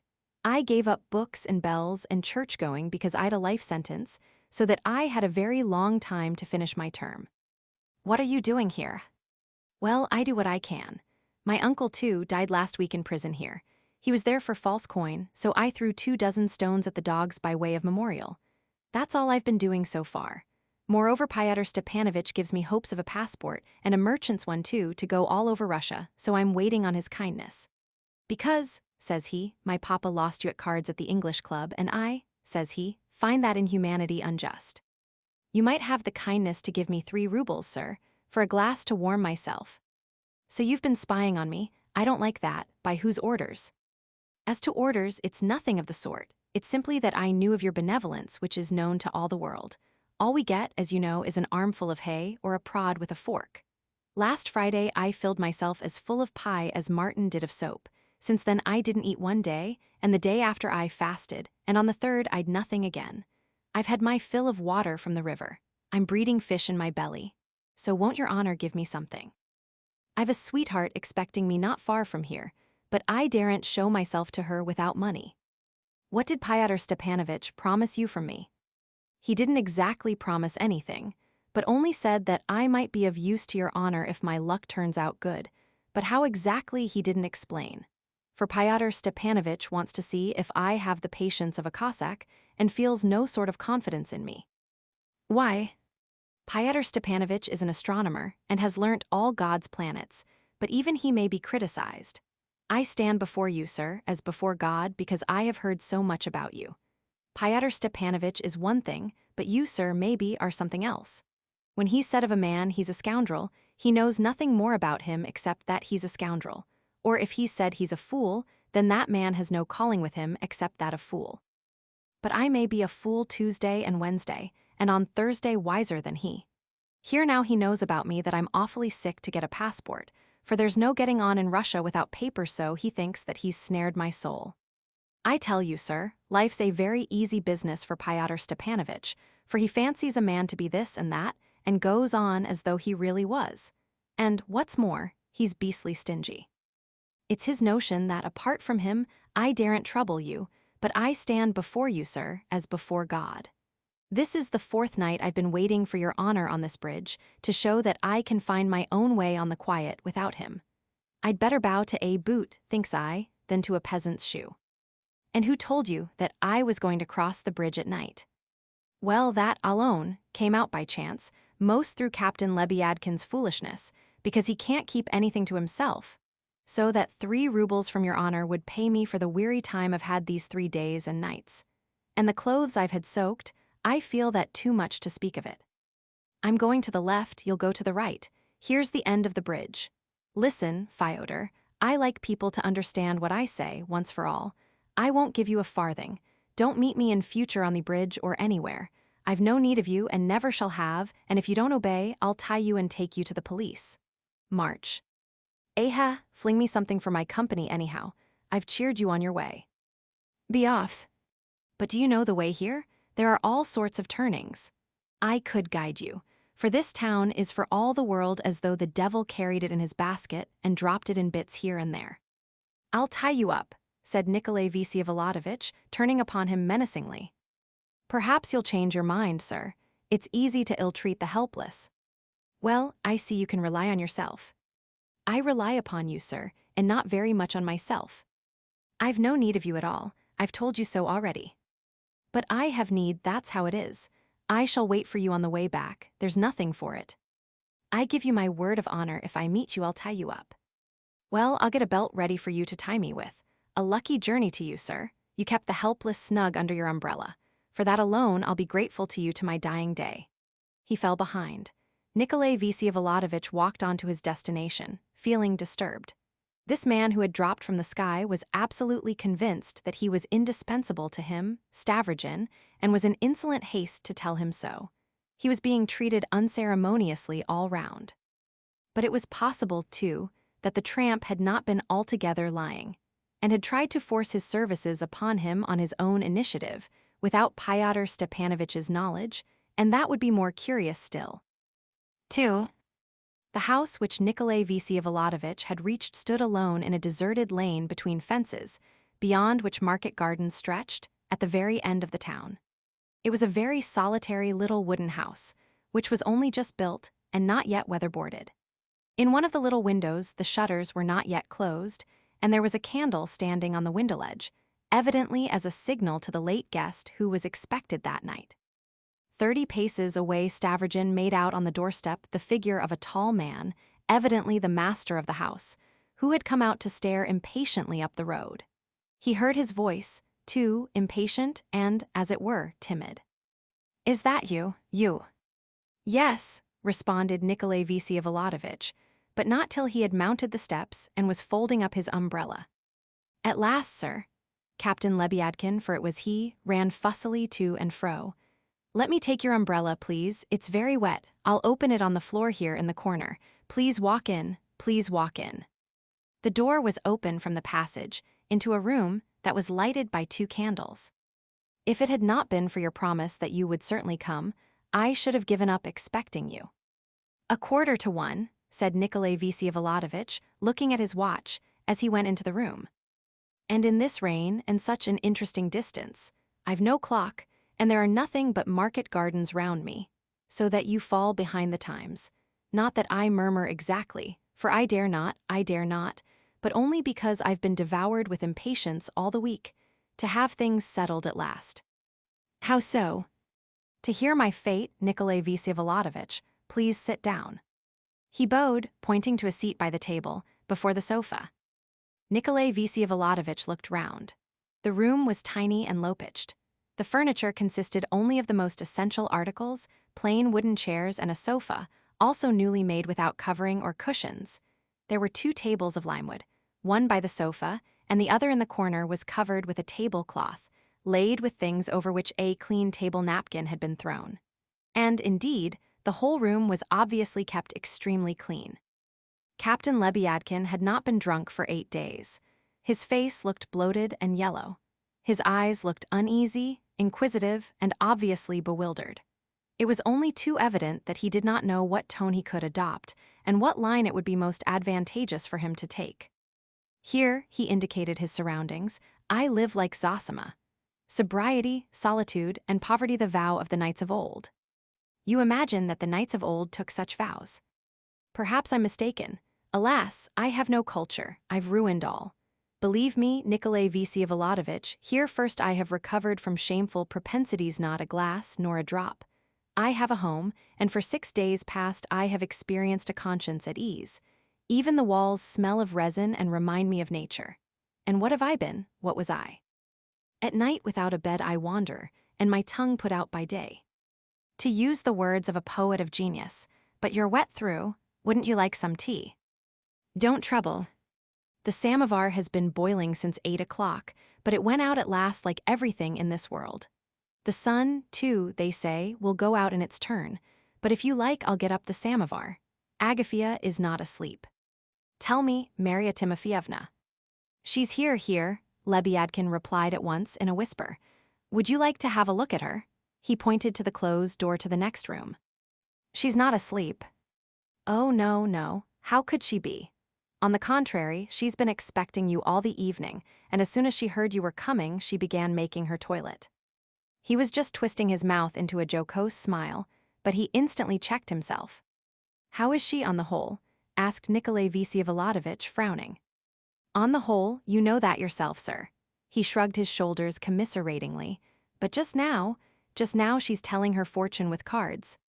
Very good, later on. First of all, I must finish with you. Nikolay Vsevolodovitch settled himself in a chair. The captain did not venture to sit down on the sofa, but at once moved up another chair for himself and bent forward to listen, in a tremor of expectation. What have you got there under the tablecloth? asked Nikolay Vsevolodovitch, suddenly noticing it.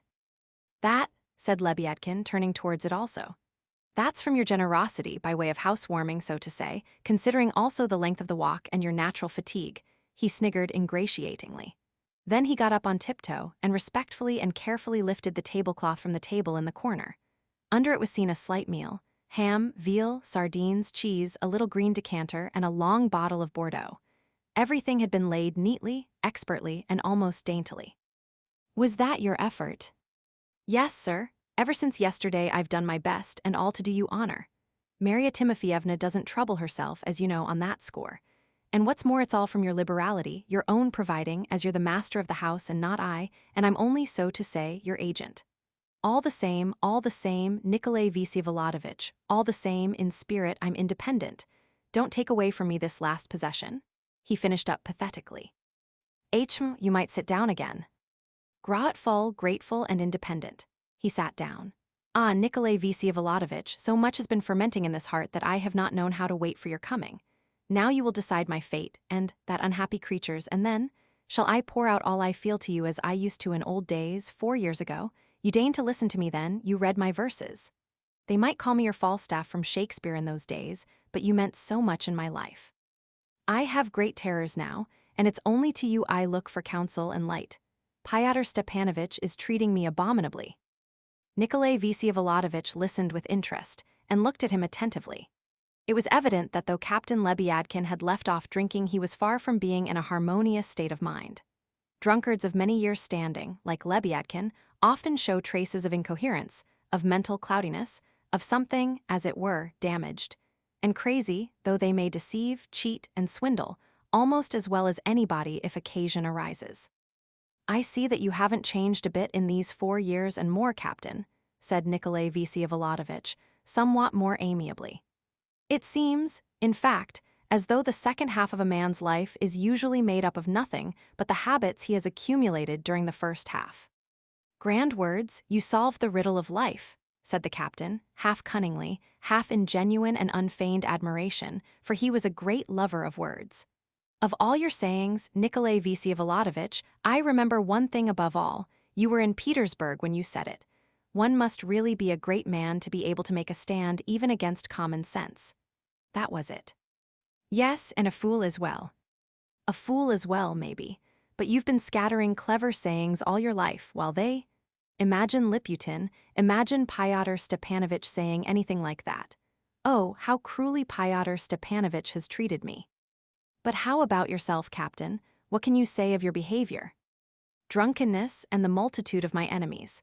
But now that's all over, and I have a new skin like a snake.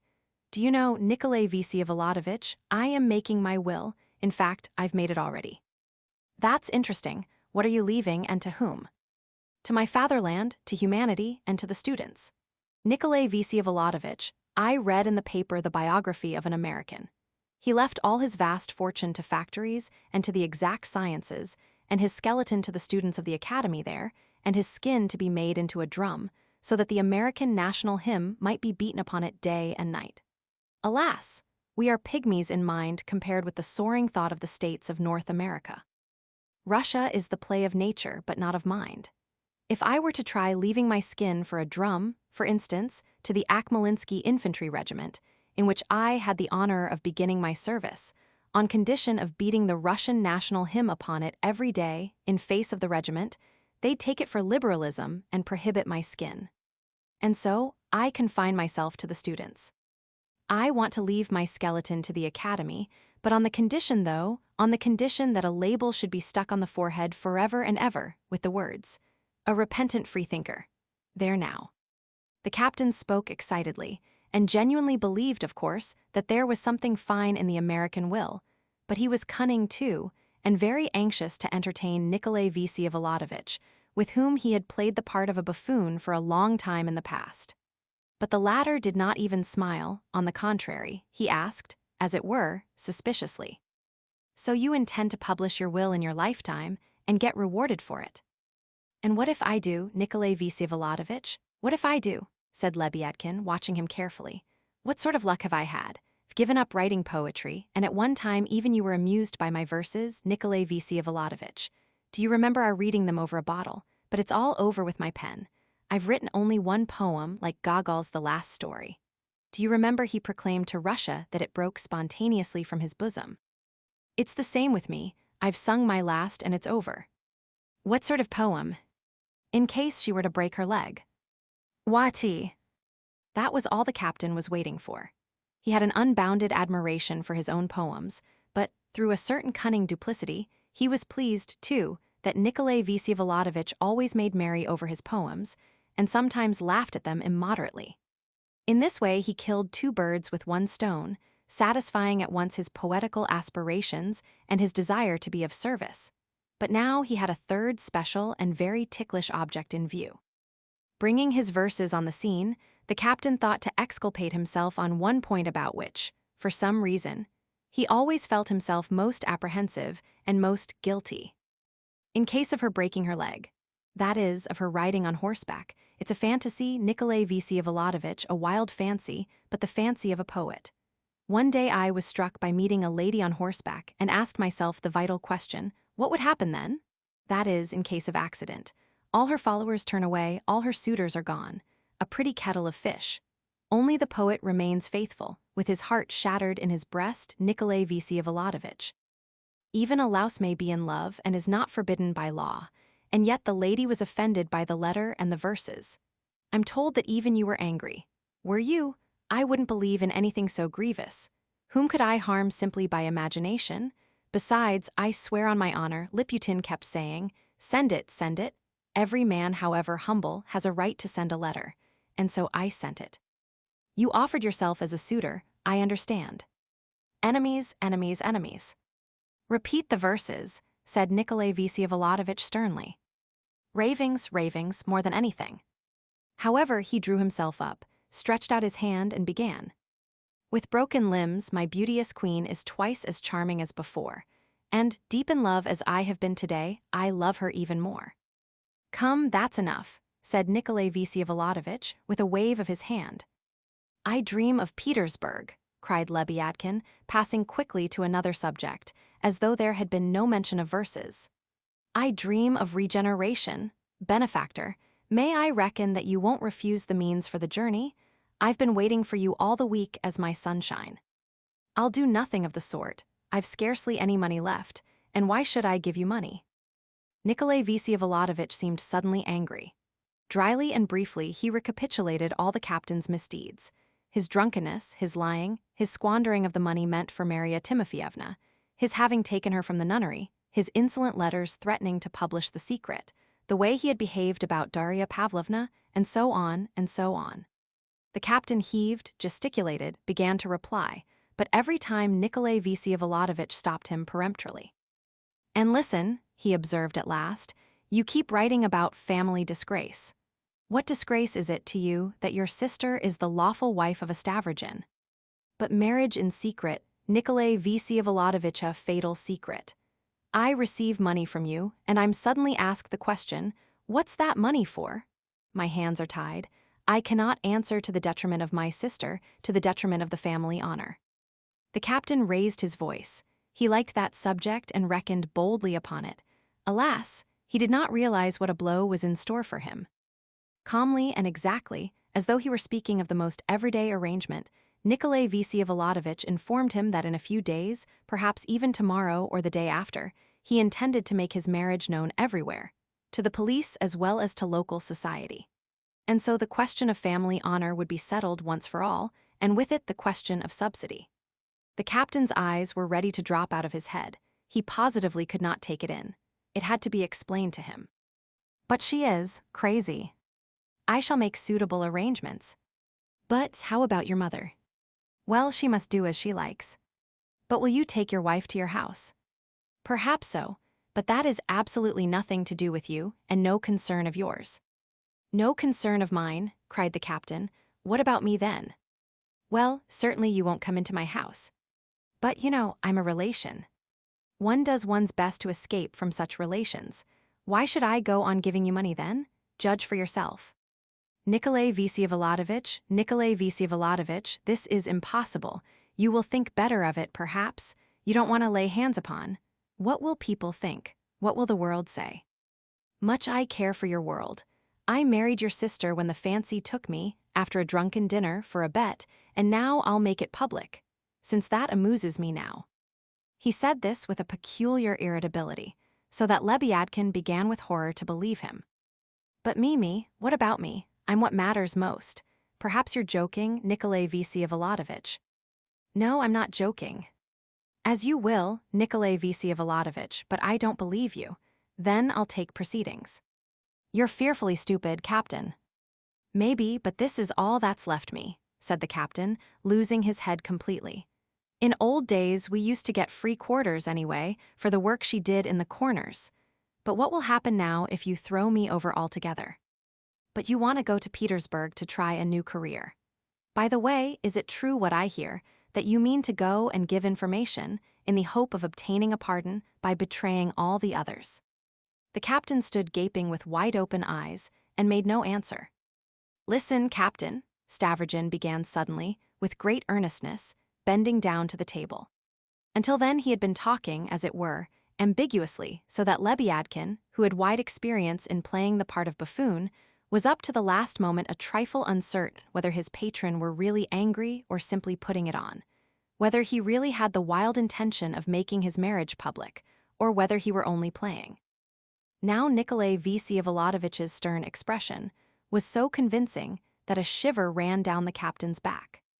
Listen and tell the truth, Lebyadkin. Have you betrayed anything yet, or not? Have you succeeded in doing anything really? Have you sent a letter to somebody in your foolishness? No, I haven't, and I haven't thought of doing it, said the captain, looking fixedly at him. That's a lie that you haven't thought of doing it. That's what you're asking to go to Petersburg for. If you haven't written, have you blabbed to anybody here? Speak the truth. I've heard something. When I was drunk to Liputin, Liputin's a traitor. I opened my heart to him, whispered the poor captain. That's all very well, but there's no need to be an ass. If you had an idea, you should have kept it to yourself. Sensible people hold their tongues nowadays, they don't go chattering. Nikolay Vsevolodovitch, said the captain, quaking, you've had nothing to do with it yourself, it's not you I've. Yes, you wouldn't have ventured to kill the goose that laid your golden eggs. Judge for yourself, Nikolay Vsevolodovitch, judge for yourself. And in despair, with tears, the captain began hurriedly relating the story of his life for the last 4 years. It was the most stupid story of a fool, drawn into matters that did not concern him, and in his drunkenness and debauchery unable, till the last minute, to grasp their importance. He said that before he left Petersburg, he had been drawn in, at first simply through friendship, like a regular student, although he wasn't a student, and knowing nothing about it, without being guilty of anything.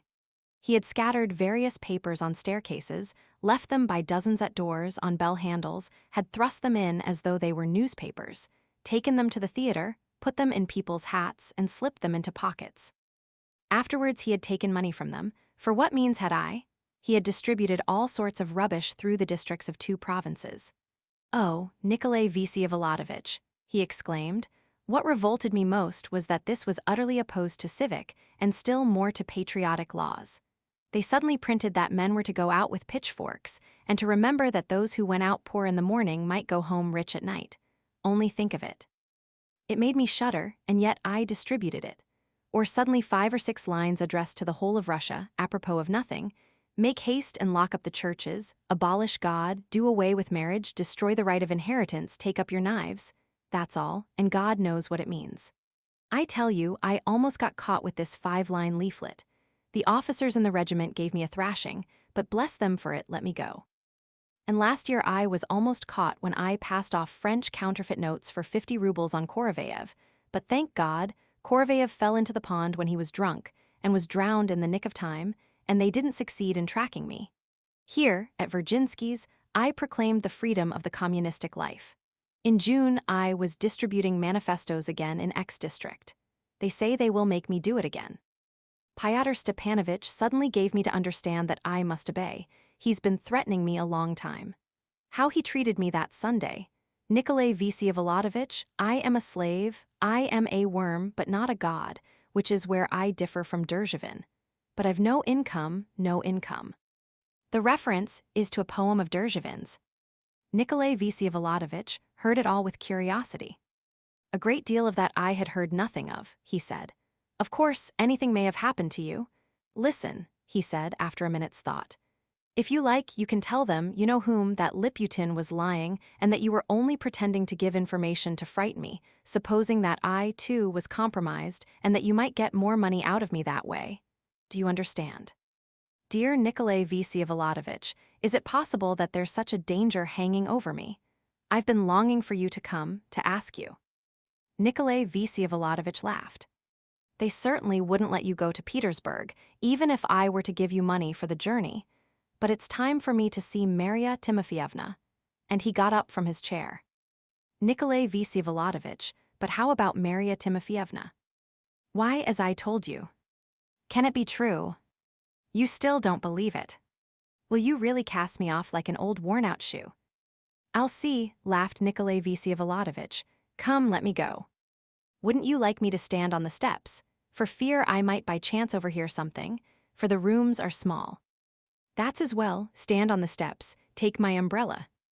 Your umbrella, am I worth it? Said the captain oversweetly. Anyone is worthy of an umbrella. At one stroke, you define the minimum of human rights. But he was by now muttering mechanically. He was too much crushed by what he had learned, and was completely thrown out of his reckoning. And yet, almost as soon as he had gone out onto the steps and had put up the umbrella, there, his shallow and cunning brain caught again the ever-present, comforting idea that he was being cheated and deceived, and if so they were afraid of him, and there was no need for him to be afraid. If they're lying and deceiving me, what's at the bottom of it? Was the thought that gnawed at his mind. The public announcement of the marriage seemed to him absurd. It's true that with such a wonder-worker anything may come to pass, he lives to do harm, but what if he's afraid himself, since the insult of Sunday, and afraid as he's never been before, and so he's in a hurry to declare that he'll announce it himself, from fear that I should announce it. Don't blunder, Lebyadkin.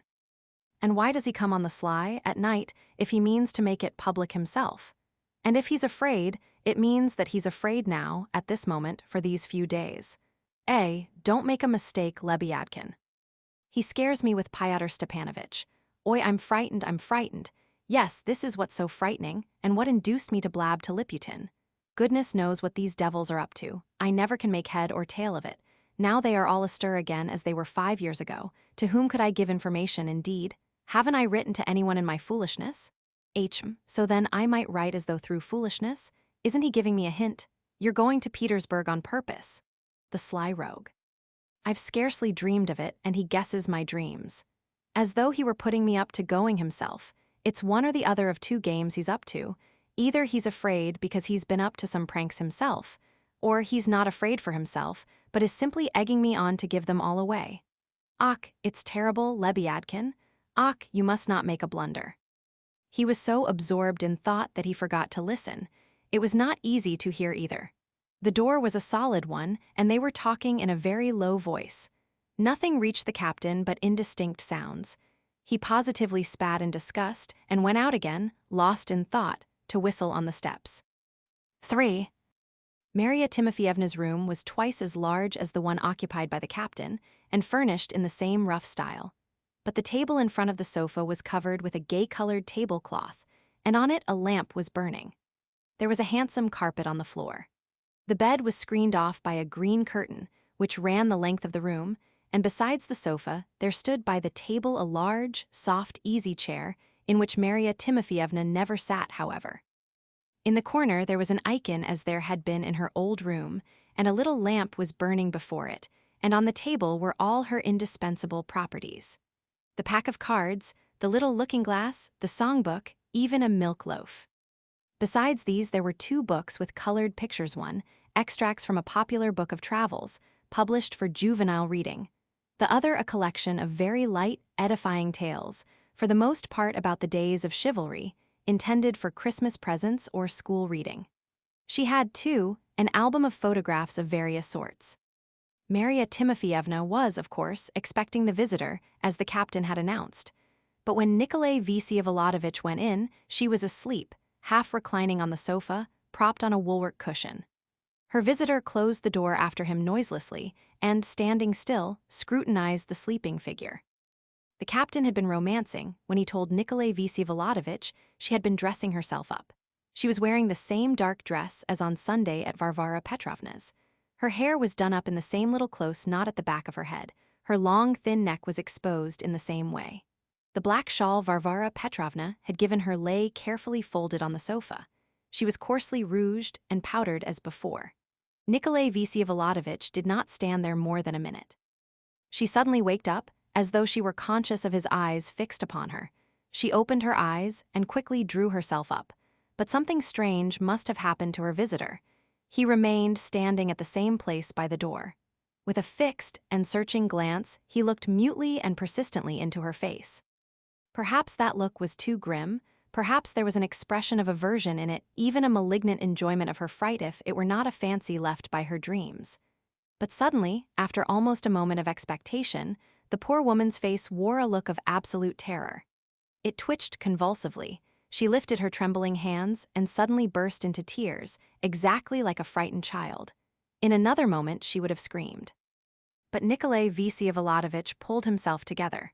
His face changed in one instant, and he went up to the table with the most cordial and amiable smile. "I'm sorry, Marya Timofyevna, I frightened you coming in suddenly when you were asleep," he said, holding out his hand to her. The sound of his caressing words produced their effect. Her fear vanished, although she still looked at him with dismay, evidently trying to understand something. She held out her hands timorously also. At last, a shy smile rose to her lips. "How do you do, Prince?" she whispered, looking at him strangely. "You must have had a bad dream," he went on, with a still more friendly and cordial smile. "But how do you know that I was dreaming about that?" And again she began trembling and started back, putting up her hand as though to protect herself, on the point of crying again. "Calm yourself. That's enough. What are you afraid of? Surely you know me?" said Nikolay Vsevolodovitch, trying to soothe her, but it was long before he could succeed. She gazed at him dumbly with the same look of agonizing perplexity, with a painful idea in her poor brain, and she still seemed to be trying to reach some conclusion. At one moment she dropped her eyes, then suddenly scrutinized him in a rapid, comprehensive glance. At last, though not reassured, she seemed to come to a conclusion.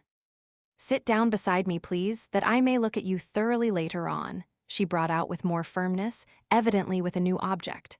"But don't be uneasy, I won't look at you now. I'll look down. Don't you look at me either till I ask you to. Sit down," she added, with positive impatience. A new sensation was obviously growing stronger and stronger in her. Nikolay Vsevolodovitch sat down and waited. Rather a long silence followed. It all seems so strange to me," she suddenly muttered almost disdainfully. "Of course, I was depressed by bad dreams, but why have I dreamt of you looking like that?" "Come, let's have done with dreams," he said impatiently, turning to her in spite of her prohibition, and perhaps the same expression gleamed for a moment in his eyes again. He saw that she several times wanted, very much in fact, to look at him again, but that she obstinately controlled herself and kept her eyes cast down. "Listen, Prince," she raised her voice suddenly. "Listen, Prince. Why do you turn away? Why don't you look at me? What's the object of this farce?" he cried, losing patience. But she seemed not to hear him. "Listen, Prince," she repeated for the third time in a resolute voice, with a disagreeable, fussy expression. "When you told me in the carriage that our marriage was going to be made public, I was alarmed at there being an end to the mystery. Now I don't know. I've been thinking it all over, and I see clearly that I'm not fit for it at all. I know how to dress, and I could receive guests, perhaps. There's nothing much in asking people to have a cup of tea, especially when there are footmen, but what will people say, though? I saw a great deal that Sunday morning in that house. That pretty young lady looked at me all the time, especially after you came in. It was you came in, wasn't it? Her mother's simply an absurd, worldly old woman. My Lebyadkin distinguished himself, too. I kept looking at the ceiling to keep from laughing. The ceiling there is finely painted. His mother ought to be an abbess. I'm afraid of her, though she did give me a black shawl. Of course, they must all have come to strange conclusions about me. I wasn't vexed, but I sat there, thinking what relation am I to them? Of course, from a countess one doesn't expect any but spiritual qualities. For the domestic ones she's got plenty of footmen, and also a little worldly coquetry, so as to be able to entertain foreign travelers. But yet that Sunday they did look upon me as hopeless. Only dashes an angel.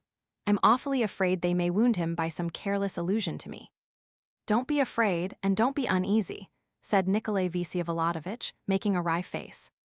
However, that doesn't matter to me, if he is a little ashamed of me, for there will always be more pity than shame, though it differs with people, of course. He knows, to be sure, that I ought rather to pity them than they me. You seem to be very much offended with them, Marya Timofyevna. Oh no, she smiled with simple-hearted mirth. Not at all. I looked at you all then. You were all angry, you were all quarreling. They meet together and they don't know how to laugh from their hearts. So much wealth and so little gaiety. It all disgusts me, though I feel for no one now except myself. I've heard that you've had a hard life with your brother without me. Who told you that? It's nonsense. It's much worse now. Now my dreams are not good and my dreams are bad because you've come. What have you come for, I'd like to know. Tell me please. Wouldn't you like to go back into the nunnery? I knew they'd suggest the nunnery again. Your nunnery is a fine marvel for me, and why should I go to it? What should I go for now? I'm all alone in the world now. It's too late for me to begin a third life. You seem very angry about something. Surely you're not afraid that I've left off loving you. I'm not troubling about you at all. I'm afraid that I may leave off loving somebody. She laughed contemptuously. I must have done him some great wrong, she added suddenly, as it were to herself. Only I don't know what I've done wrong. That's always what troubles me. Always, always for the last 5 years. I've been afraid day and night that I've done him some wrong. I've prayed and always thought of the great wrong I'd done him. And now it turns out it was true. What's turned out?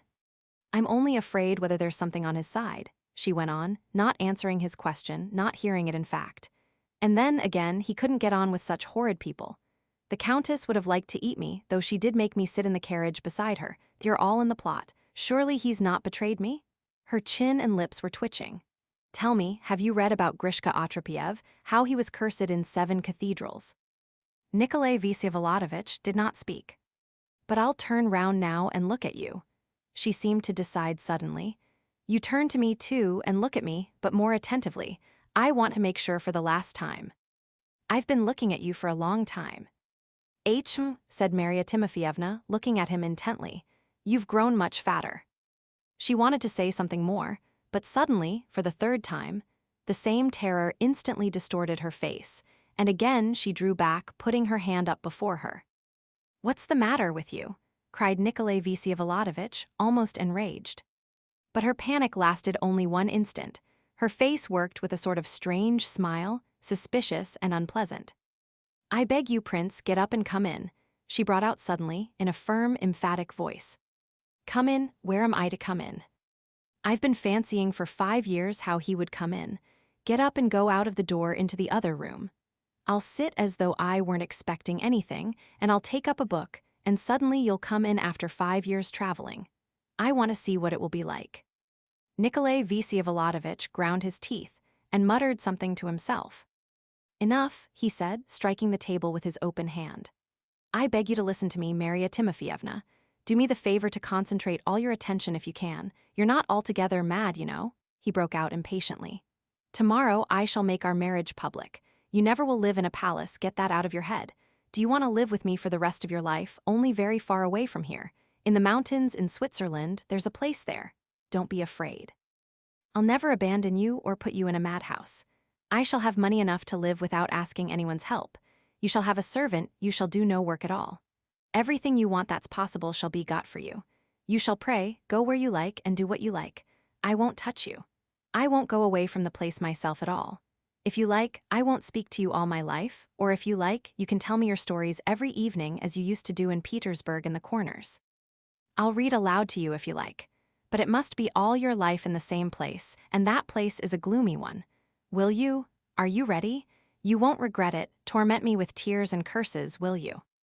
She listened with extreme curiosity, and for a long time she was silent, thinking. It all seems incredible to me, she said at last, ironically and disdainfully. I might live for 40 years in those mountains, she laughed. What of it? Let's live 40 years then, said Nikolay Vsevolodovitch, scowling. I won't come for anything. Not even with me. And what are you that I should go with you? I'm to sit on a mountain beside him for 40 years on end a pretty story, and upon my word, how long-suffering people have become nowadays. No, it cannot be that a falcon has become an owl. My prince is not like that, she said, raising her head proudly and triumphantly. Light seemed to dawn upon him. What makes you call me a prince, and for whom do you take me? He asked quickly. Why aren't you the prince? I never have been one. So yourself, you tell me straight to my face that you're not the prince.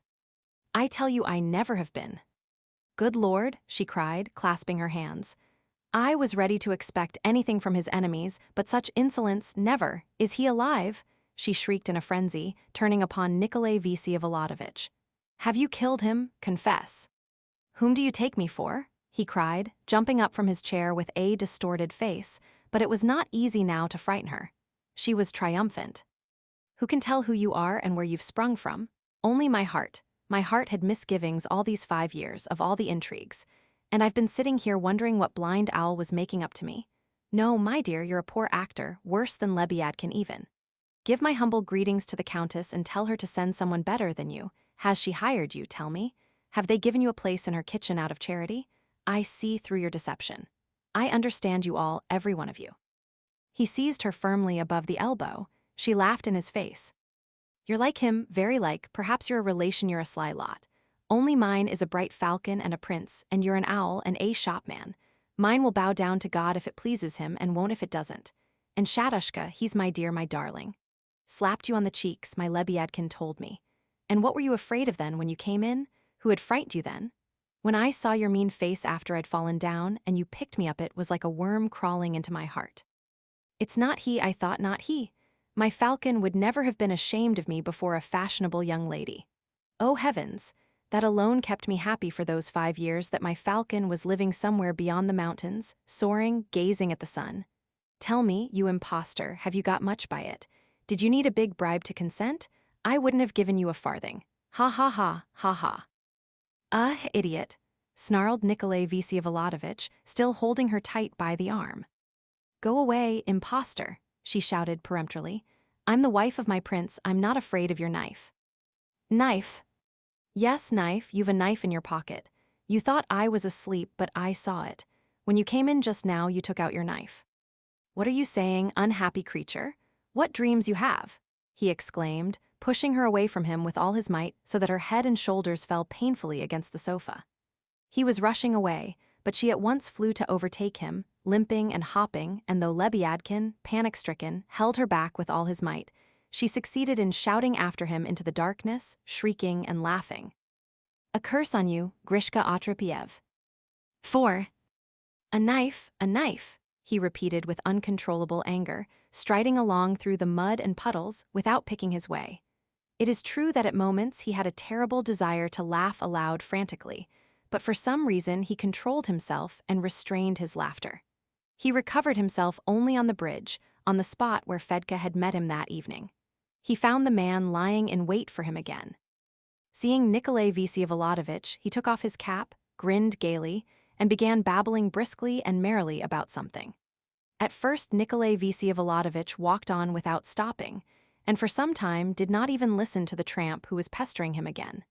He was suddenly struck by the thought that he had entirely forgotten him, and had forgotten him at the very moment when he himself was repeating, "A knife, a knife." He seized the tramp by the collar and gave vent to his pent-up rage by flinging him violently against the bridge. For one instant the man thought of fighting, but almost at once realizing that compared with his adversary, who had fallen upon him unawares, he was no better than a wisp of straw, he subsided and was silent, without offering any resistance. Crouching on the ground with his elbows crooked behind his back, the wily tramp calmly waited for what would happen next, apparently quite incredulous of danger. He was right in his reckoning.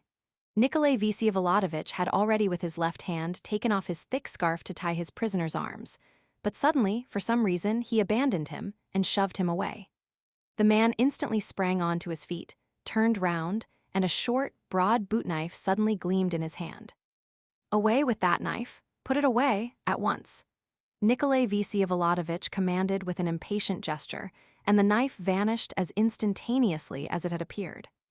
Without speaking again or turning round, Nikolay Vsevolodovitch went on his way. But the persistent vagabond did not leave him even now, though now, it is true, he did not chatter and even respectfully kept his distance, a full step behind.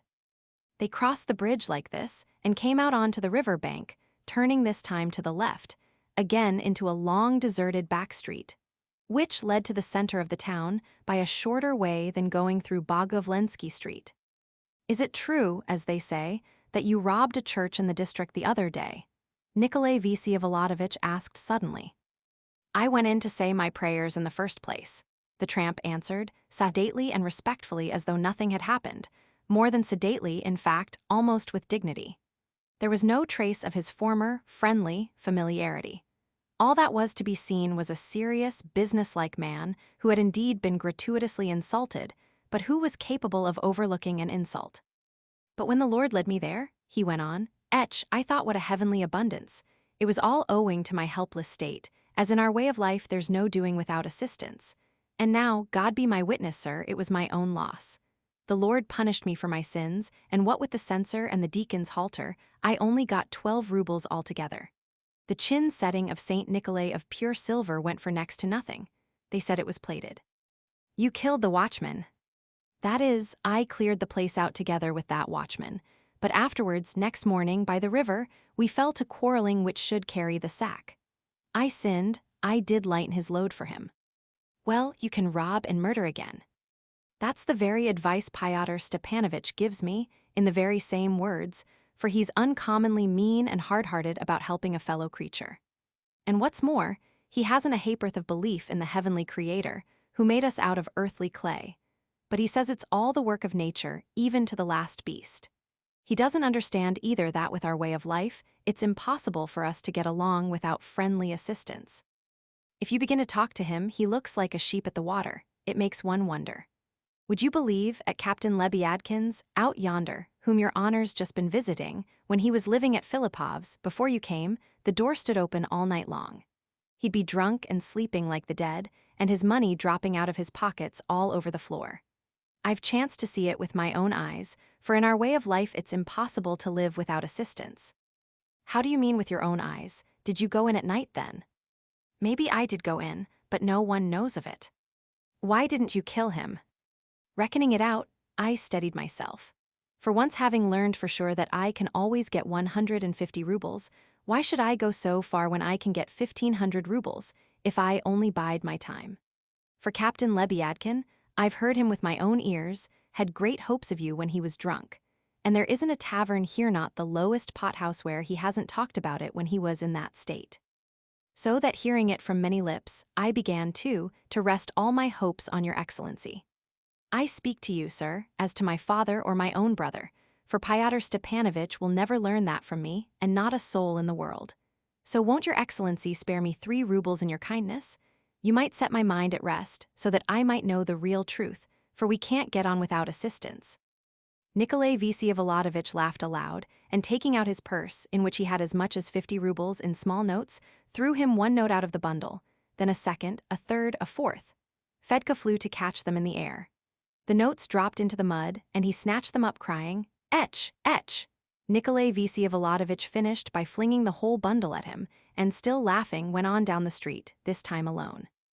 The tramp remained crawling on his knees in the mud, looking for the notes which were blown about by the wind and soaking in the puddles, and for an hour after his spasmodic cries of "Etch, etch!" were still to be heard in the darkness. Chapter 3. The Duel. 1. The next day, at 2 o'clock in the afternoon, the duel took place as arranged. Things were hastened forward by Gaganov's obstinate desire to fight at all costs. He did not understand his adversary's conduct, and was in a fury. For a whole month, he had been insulting him with impunity, and had so far been unable to make him lose patience. What he wanted was a challenge on the part of Nikolay Vsevolodovitch, as he had not himself any direct pretext for challenging him. His secret motive for it, that is, his almost morbid hatred of Stavrogin for the insult to his family 4 years before, he was for some reason ashamed to confess. And indeed, he regarded this himself as an impossible pretext for a challenge, especially in view of the humble apology offered by Nikolay Stavrogin twice already. He privately made up his mind that Stavrogin was a shameless coward and could not understand how he could have accepted Shadov's blow. So he made up his mind at last to send him the extraordinarily rude letter that had finally roused Nikolay Vsevolodovitch himself to propose a meeting. Having dispatched this letter the day before, he awaited a challenge with feverish impatience, and while morbidly reckoning the chances at one moment with hope and at the next with despair, he got ready for any emergency by securing a second, to wit, Mavriky Nikolaevich Drozdov, who was a friend of his, an old schoolfellow, a man for whom he had a great respect. So when Kirillov came next morning at 9 o'clock with his message, he found things in readiness. All the apologies and unheard-of condescension of Nikolay Vsevolodovitch were at once, at the first word, rejected with extraordinary exasperation. Mavriky Nikolaevich, who had only been made acquainted with the position of affairs the evening before, opened his mouth with surprise at such incredible concessions, and would have urged a reconciliation. But seeing that Gaganov, guessing his intention, was almost trembling in his chair, refrained, and said nothing. If it had not been for the promise given to his old schoolfellow, he would have retired immediately. He only remained in the hope of being some help on the scene of action. Kirillov repeated the challenge. All the conditions of the encounter made by Stavrogin were accepted on the spot, without the faintest objection. Only one addition was made, and that a ferocious one. If the first shots had no decisive effect, they were to fire again, and if the second encounter were inconclusive, it was to be followed by a third. Kirillov frowned, objected to the third encounter, but gaining nothing by his efforts agreed on the condition, however, that 3 should be the limit, and that a fourth encounter was out of the question. This was conceded. Accordingly, at 2 o'clock in the afternoon, the meeting took place at Brykov, that is, in a little copse in the outskirts of the town, lying between SK Vorshniki and the SH Pigulin factory. The rain of the previous night was over, but it was damp, gray, and windy. Low, ragged, dingy clouds moved rapidly across the cold sky. The treetops roared with a deep droning sound and creaked on their roots. It was a melancholy morning. Mavriky Nikolaevich and Gaganov arrived on the spot in a smart charabanc with a pair of horses driven by the latter. They were accompanied by a groom. Nikolay Vsevolodovitch and Kirillov arrived almost at the same instant. They were not driving, they were on horseback, and were also followed by a mounted servant. Kirillov, who had never mounted a horse before, sat up boldly, erect in the saddle, grasping in his right hand the heavy box of pistols which he would not entrust to the servant. In his inexperience, he was continually with his left hand tugging at the reins, which made the horse toss his head and show an inclination to rear. This, however, seemed to cause his rider no uneasiness. Gaganov, who was morbidly suspicious and always ready to be deeply offended, considered their coming on horseback as a fresh insult to himself, inasmuch as it showed that his opponents were too confident of success, since they had not even thought it necessary to have a carriage in case of being wounded and disabled. He got out of his charabanc, yellow with anger, and felt that his hands were trembling as he told Mavriky Nikolaevich. He made no response at all to Nikolay Vsevolodovitch's bow and turned away. The seconds cast lots. The lot fell on Kirillov's pistols. They measured out the barrier and placed the combatants. The servants with the carriage and horses were moved back 300 paces. The weapons were loaded and handed to the combatants. I'm sorry that I have to tell my story more quickly and have no time for descriptions, but I can't refrain from some comments. Mavriky Nikolaevich was melancholy and preoccupied. Kirillov, on the other hand, was perfectly calm and unconcerned, very exact over the details of the duties he had undertaken, but without the slightest fussiness or even curiosity as to the issue of the fateful contest that was so near at hand. Nikolay Vsevolodovitch was paler than usual. He was rather lightly dressed in an overcoat and a white beaver hat. He seemed very tired, he frowned from time to time, and seemed to feel it superfluous to conceal his ill humor. But Gaganov was at this moment more worthy of mention than anyone, so that it is quite impossible not to say a few words about him in particular. 2. I have hitherto not had occasion to describe his appearance. He was a tall man of 33, and well-fed, as the common folk express it, almost fat, with lank flaxen hair, and with features which might be called handsome. He had retired from the service with the rank of colonel, and if he had served till he reached the rank of general, he would have been even more impressive in that position, and would very likely have become an excellent fighting general. I must add, as characteristic of the man, that the chief cause of his leaving the army was the thought of the family disgrace which had haunted him so painfully since the insult paid to his father by Nikolay Vsevolodovitch 4 years before at the club. He conscientiously considered it dishonorable to remain in the service, and was inwardly persuaded that he was contaminating the regiment and his companions, although they knew nothing of the incident. It's true that he had once before been disposed to leave the army long before the insult to his father, and on quite other grounds, but he had hesitated. Strange as it is to write, the original design, or rather desire, to leave the army was due to the proclamation of the 19th of February of the emancipation of the serfs. Gaganov, who was one of the richest landowners in the province, and who had not lost very much by the emancipation, and was moreover quite capable of understanding the humanity of the reform and its economic advantages, suddenly felt himself personally insulted by the proclamation. It was something unconscious, a feeling, but was all the stronger for being unrecognized. He could not bring himself, however, to take any decisive step till his father's death. But he began to be well known for his gentlemanly ideas to many persons of high position in Petersburg, with whom he strenuously kept up connections. He was secretive and self-contained. Another characteristic, he belonged to that strange section of the nobility, still surviving in Russia, who set an extreme value on their pure and ancient lineage and take it too seriously. At the same time, he could not endure Russian history, and indeed looked upon Russian customs in general as more or less piggish. Even in his childhood, in the special military school for the sons of particularly wealthy and distinguished families in which he had the privilege of being educated, from first to last, certain poetic notions were deeply rooted in his mind. He loved castles, chivalry, all the theatrical part of it. He was ready to cry with shame that in the days of the Moscow Tsars, the sovereign had the right to inflict corporal punishment on the Russian boyars, and blushed at the contrast. This stiff and extremely severe man, who had a remarkable knowledge of military science and performed his duties admirably, was at heart a dreamer.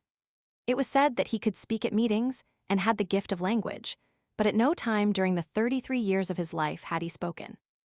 Even in the distinguished circles in Petersburg, in which he had moved of late, he behaved with extraordinary haughtiness. His meeting in Petersburg with Nikolay Vsevolodovitch, who had just returned from abroad, almost sent him out of his mind. At the present moment, standing at the barrier, he was terribly uneasy. He kept imagining that the duel would somehow not come off. The least delay threw him into a tremor. There was an expression of anguish in his face when Kirillov, instead of giving the signal for them to fire, began suddenly speaking, only for form indeed, as he himself explained aloud.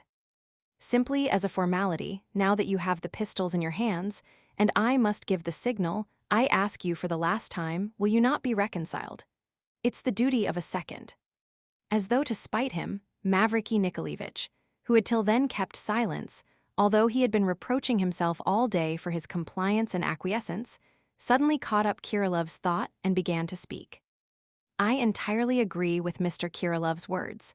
This idea that reconciliation is impossible at the barrier is a prejudice only suitable for Frenchmen. Besides, with your leave, I don't understand what the offense is.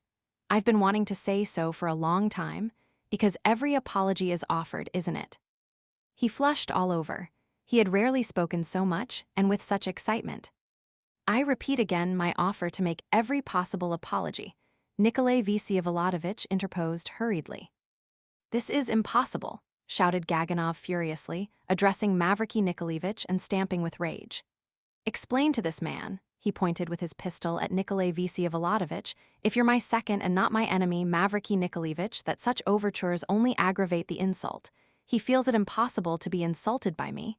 He feels it no disgrace to walk away from me at the barrier. What does he take me for, after that, do you think? And you, my second, too. You're simply irritating me that I may miss. He stamped again. There were flecks of foam on his lips. Negotiations are over. I beg you to listen to the signal, Kirillov shouted at the top of his voice. 1, 2, 3. At the word 3, the combatants took aim at one another. Gaganov at once raised his pistol, and at the fifth or sixth step he fired. For a second he stood still, and making sure that he had missed, advanced to the barrier. Nikolay Vsevolodovitch advanced too, raising his pistol, but somehow holding it very high, and fired, almost without taking aim. Then he took out his handkerchief and bound it round the little finger of his right hand. Only then they saw that Gaganov had not missed him completely, but the bullet had only grazed the fleshy part of his finger without touching the bone. It was only a slight scratch. Kirillov at once announced that the duel would go on, unless the combatants were satisfied. "I declare," said Gaganov hoarsely, his throat felt parched, again addressing Mavriky Nikolaevich, "that this man," again he pointed in Stavrogin's direction, "fired in the air on purpose, intentionally. This is an insult again. He wants to make the duel impossible." "I have the right to fire as I like so long as I keep the rules," Nikolay Vsevolodovitch asserted resolutely. "No, he hasn't. Explain it to him, explain it," cried Gaganov. "I'm in complete agreement with Nikolay Vsevolodovitch," proclaimed Kirillov. "Why does he spare me?" Gaganov raged, not hearing him. "I despise his mercy. I spit on it. I give you my word that I did not intend to insult you," cried Nikolay Vsevolodovitch impatiently. "I shot high because I don't want to kill anyone else, either you or anyone else. It's nothing to do with you personally. It's true that I don't consider myself insulted, and I'm sorry that angers you, but I don't allow anyone to interfere with my rights." "If he's so afraid of bloodshed, ask him why he challenged me," yelled Gaganov, still addressing Mavriky Nikolaevich. "How could he help challenging you?" said Kirillov, intervening. "You wouldn't listen to anything. How was one to get rid of you?" "I'll only mention one thing," observed Mavriky Nikolaevich, pondering the matter with painful effort. "If a combatant declares beforehand that he will fire in the air, the duel certainly cannot go on, for obvious and delicate reasons." "I haven't declared that I'll fire in the air every time," cried Stavrogin, losing all patience. "You don't know what's in my mind or how I intend to fire again. I'm not restricting the duel at all." "In that case, the encounter can go on," said Mavriky Nikolaevich to Gaganov. "Gentlemen, take your places," Kirillov commanded. Again they advanced, again Gaganov missed and Stavrogin fired into the air. There might have been a dispute as to his firing into the air. Nikolay Vsevolodovitch might have flatly declared that he'd fired properly if he had not admitted that he had missed intentionally. He did not aim straight at the sky or at the trees, but seemed to aim at his adversary, though as he pointed the pistol the bullet flew a yard above his hat. The second time the shot was even lower, even less like an intentional miss. Nothing would have convinced Gaganov now. "Again," he muttered, grinding his teeth. "No matter, I've been challenged and I'll make use of my rights. I'll fire a third time, whatever happens." "You have full right to do so," Kirillov rapped out. Mavriky Nikolaevich said nothing. The opponents were placed a third time, the signal was given. This time Gaganov went right up to the barrier and began from there taking aim at a distance of 12 paces. His hand was trembling too much to take good aim. Stavrogin stood with his pistol lowered and awaited his shot without moving. "Too long, you've been aiming too long," Kirillov shouted impetuously. "Fire, fire." But the shot rang out, and this time Stavrogin's white beaver hat flew off. The aim had been fairly correct. The crown of the hat was pierced very low down, a quarter of an inch lower, and all would have been over. Kirillov picked up the hat and handed it to Nikolay Vsevolodovitch.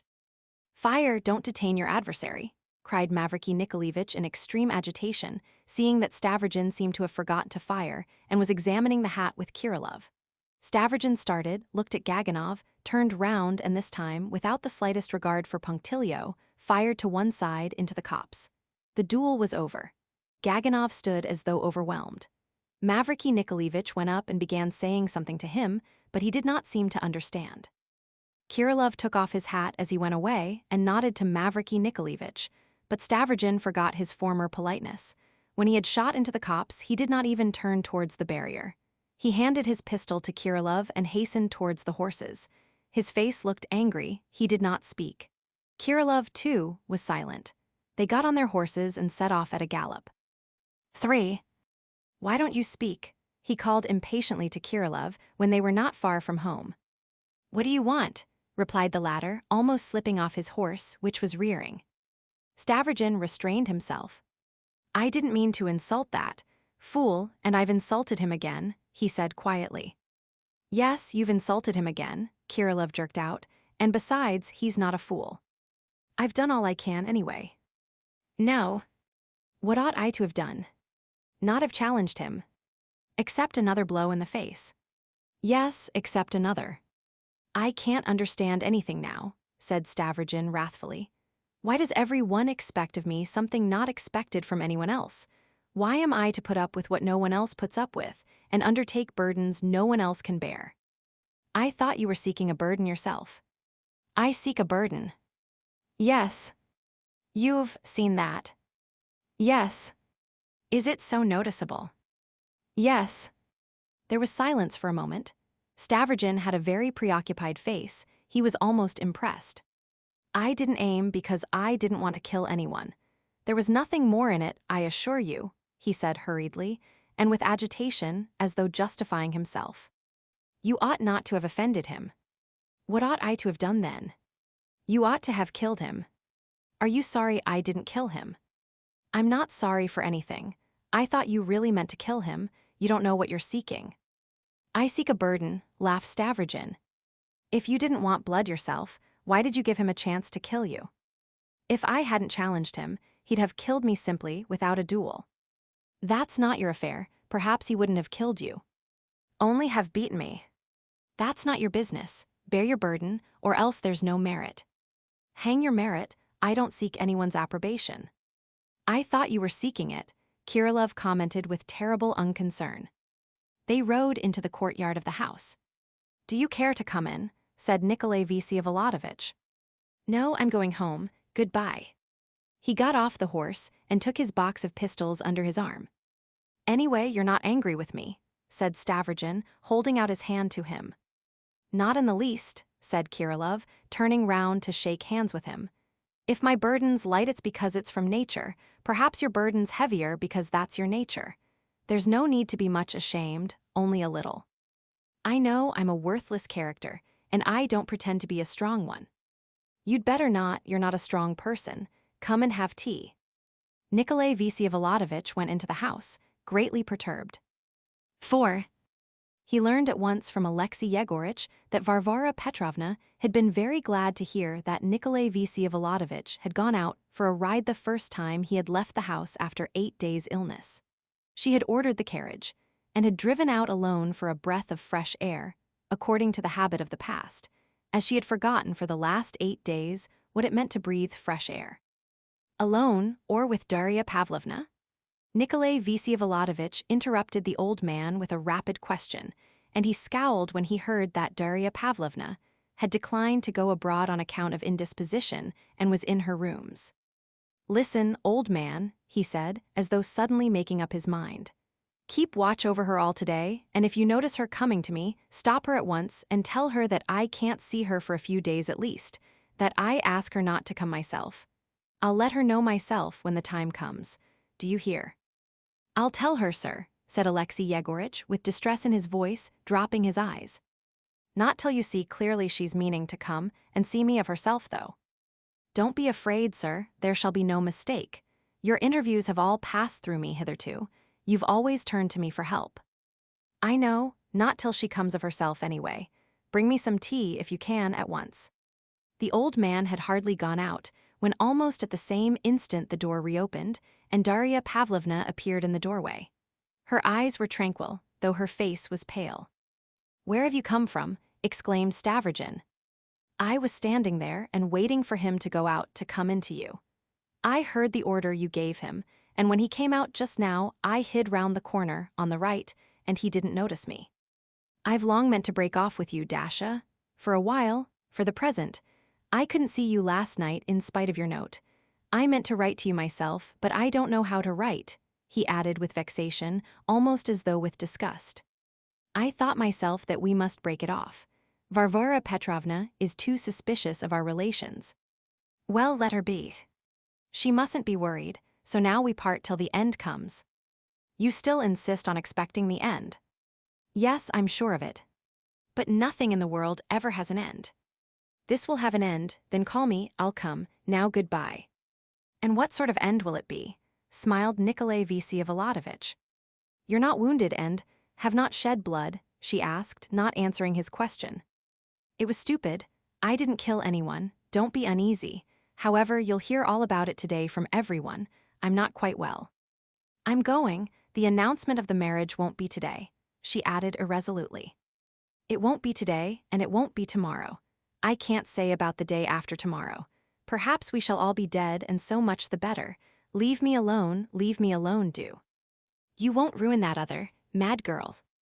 I won't ruin either of the mad creatures. It seems to be the sane I'm ruining.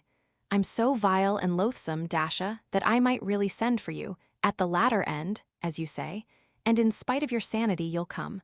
Why will you be your own ruin? I know that at the end I shall be the only one left you, and I'm waiting for that. And what if I don't send for you after all, but run away from you? That can't be, you will send for me. There's a great deal of contempt for me in that. You know that there's not only contempt. Then there is contempt anyway.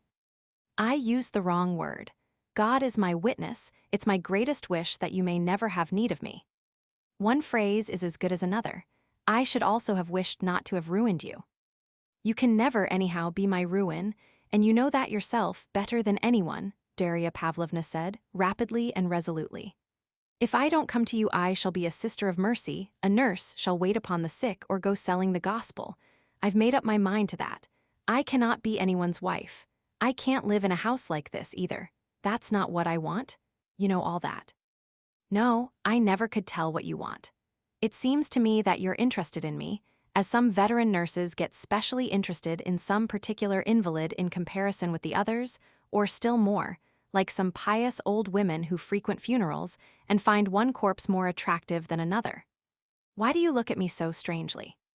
Are you very ill? She asked sympathetically, looking at him in a peculiar way. Good heavens, and this man wants to do without me. Listen, Dasha, now I'm always seeing phantoms. One devil offered me yesterday on the bridge to murder Lebyadkin and Marya Timofeyevna, to settle the marriage difficulty, and to cover up all traces. He asked me to give him 3 rubles on account, but gave me to understand that the whole operation wouldn't cost less than 1,500. Wasn't he a calculating devil, a regular shopkeeper? Ha ha. But you're fully convinced that it was an hallucination. Oh no, not a bit an hallucination. It was simply Fedka the convict, the robber who escaped from prison. But that's not the point. What do you suppose I did? I gave him all I had, everything in my purse, and now he's sure I've given him that on account. You met him at night, and he made such a suggestion. Surely you must see that you're being caught in their nets on every side. Well, let them be. But you've got some question at the tip of your tongue, you know. I see it by your eyes, he added with a resentful and irritable smile. Dasha was frightened. I've no question at all and no doubt whatever. You'd better be quiet, she cried in dismay, as though waving off his question. Then you're convinced that I won't go to Fedka's little shop. Oh God, she cried, clasping her hands. Why do you torture me like this? Oh, forgive me my stupid joke. I must be picking up bad manners from them. Do you know, ever since last night I feel awfully inclined to laugh, to go on laughing continually for ever so long. It's as though I must explode with laughter. It's like an illness. Oh, my mother's coming in. I always know by the rumble when her carriage has stopped at the entrance. Dasha seized his hand. God save you from your demon, and call me quickly. Oh, a fine demon.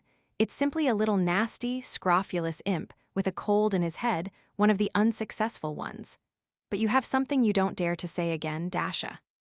She looked at him with pain and reproach, and turned towards the door. Listen, he called after her, with a malignant and distorted smile. If in one word, if, you understand, even if I did go to that little shop, and if I called you after that, would you come then? She went out, hiding her face in her hands, and neither turning nor answering.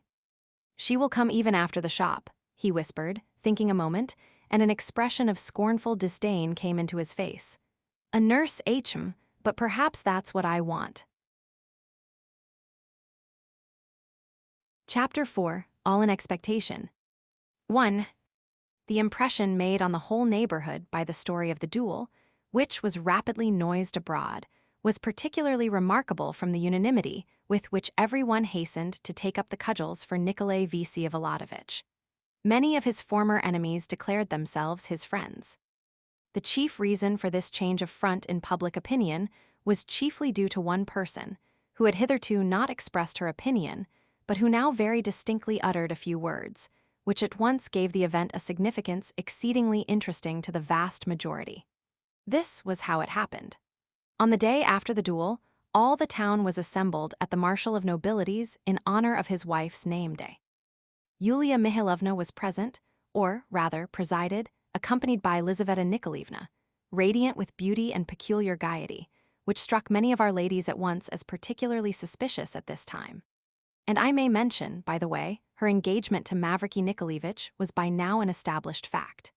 To a playful question from a retired general of much consequence, of whom we shall have more to say later, Lizaveta Nikolaevna frankly replied that evening that she was engaged. And only imagine, not one of our ladies would believe in her engagement. They all persisted in assuming a romance of some sort, some fatal family secret, something that had happened in Switzerland, and for some reason imagined that Yulia Mihailovna must have had some hand in it. It was difficult to understand why these rumors, or rather fancies, persisted so obstinately, and why Yulia Mihailovna was so positively connected with it. As soon as she came in, all turned to her with strange looks, brimful of expectation. It must be observed that owing to the freshness of the event and certain circumstances accompanying it, at the party people talked of it with some circumspection, in undertones. Besides, nothing yet was known of the line taken by the authorities. As far as was known, neither of the combatants had been troubled by the police. Everyone knew, for instance, that Gaganov had set off home early in the morning to Duhovo without being hindered. Meanwhile, of course, all were eager for someone to be the first to speak of it aloud, and so to open the door to the general impatience. They rested their hopes on the general above mentioned, and they were not disappointed. This general, a landowner, though not a wealthy one, was one of the most imposing members of our club, and a man of an absolutely unique turn of mind. He flirted in the old-fashioned way with the young ladies, and was particularly fond, in large assemblies, of speaking aloud with all the weightiness of a general, on subjects to which others were alluding in discreet whispers. This was, so to say, his special role in local society. He drawled, too, and spoke with peculiar suavity, probably having picked up the habit from Russians traveling abroad, or from those wealthy landowners of former days who had suffered most from the emancipation. Stepan Trofimovitch had observed that the more completely a landowner was ruined, the more suavely he lisped and drawled his words. He did, as a fact, lisp and drawl himself, but was not aware of it in himself. The general spoke like a person of authority. He was, besides, a distant relation of Gaganov's, though he was on bad terms with him and even engaged in litigation with him. He had, moreover, in the past, fought 2 duels himself, and had even been degraded to the ranks and sent to the Caucasus on account of one of them. Some mention was made of Varvara Petrovna's having driven out that day and the day before, after being kept indoors, by illness, though the allusion was not to her, but to the marvelous matching of her 4 gray horses of the Stavrogins' own breeding. The general suddenly observed that he had met young Stavrogin that day on horseback. Everyone was instantly silent. The general munched his lips and suddenly proclaimed, twisting in his fingers his presentation gold snuff-box. "I'm sorry I wasn't here some years ago. I mean when I was at Carlsbad. I'm very much interested in that young man about whom I heard so many rumors at that time. And, I say, is it true that he's mad? Someone told me so then. Suddenly I'm told that he has been insulted by some student here, in the presence of his cousins, and he slipped under the table to get away from him. And yesterday I heard from Stepan Vysotsky that Stavrogin had been fighting with Gaganov. And simply with the gallant object of offering himself as a target to an infuriated man just to get rid of him. Quite in the style of the guards of the 20s.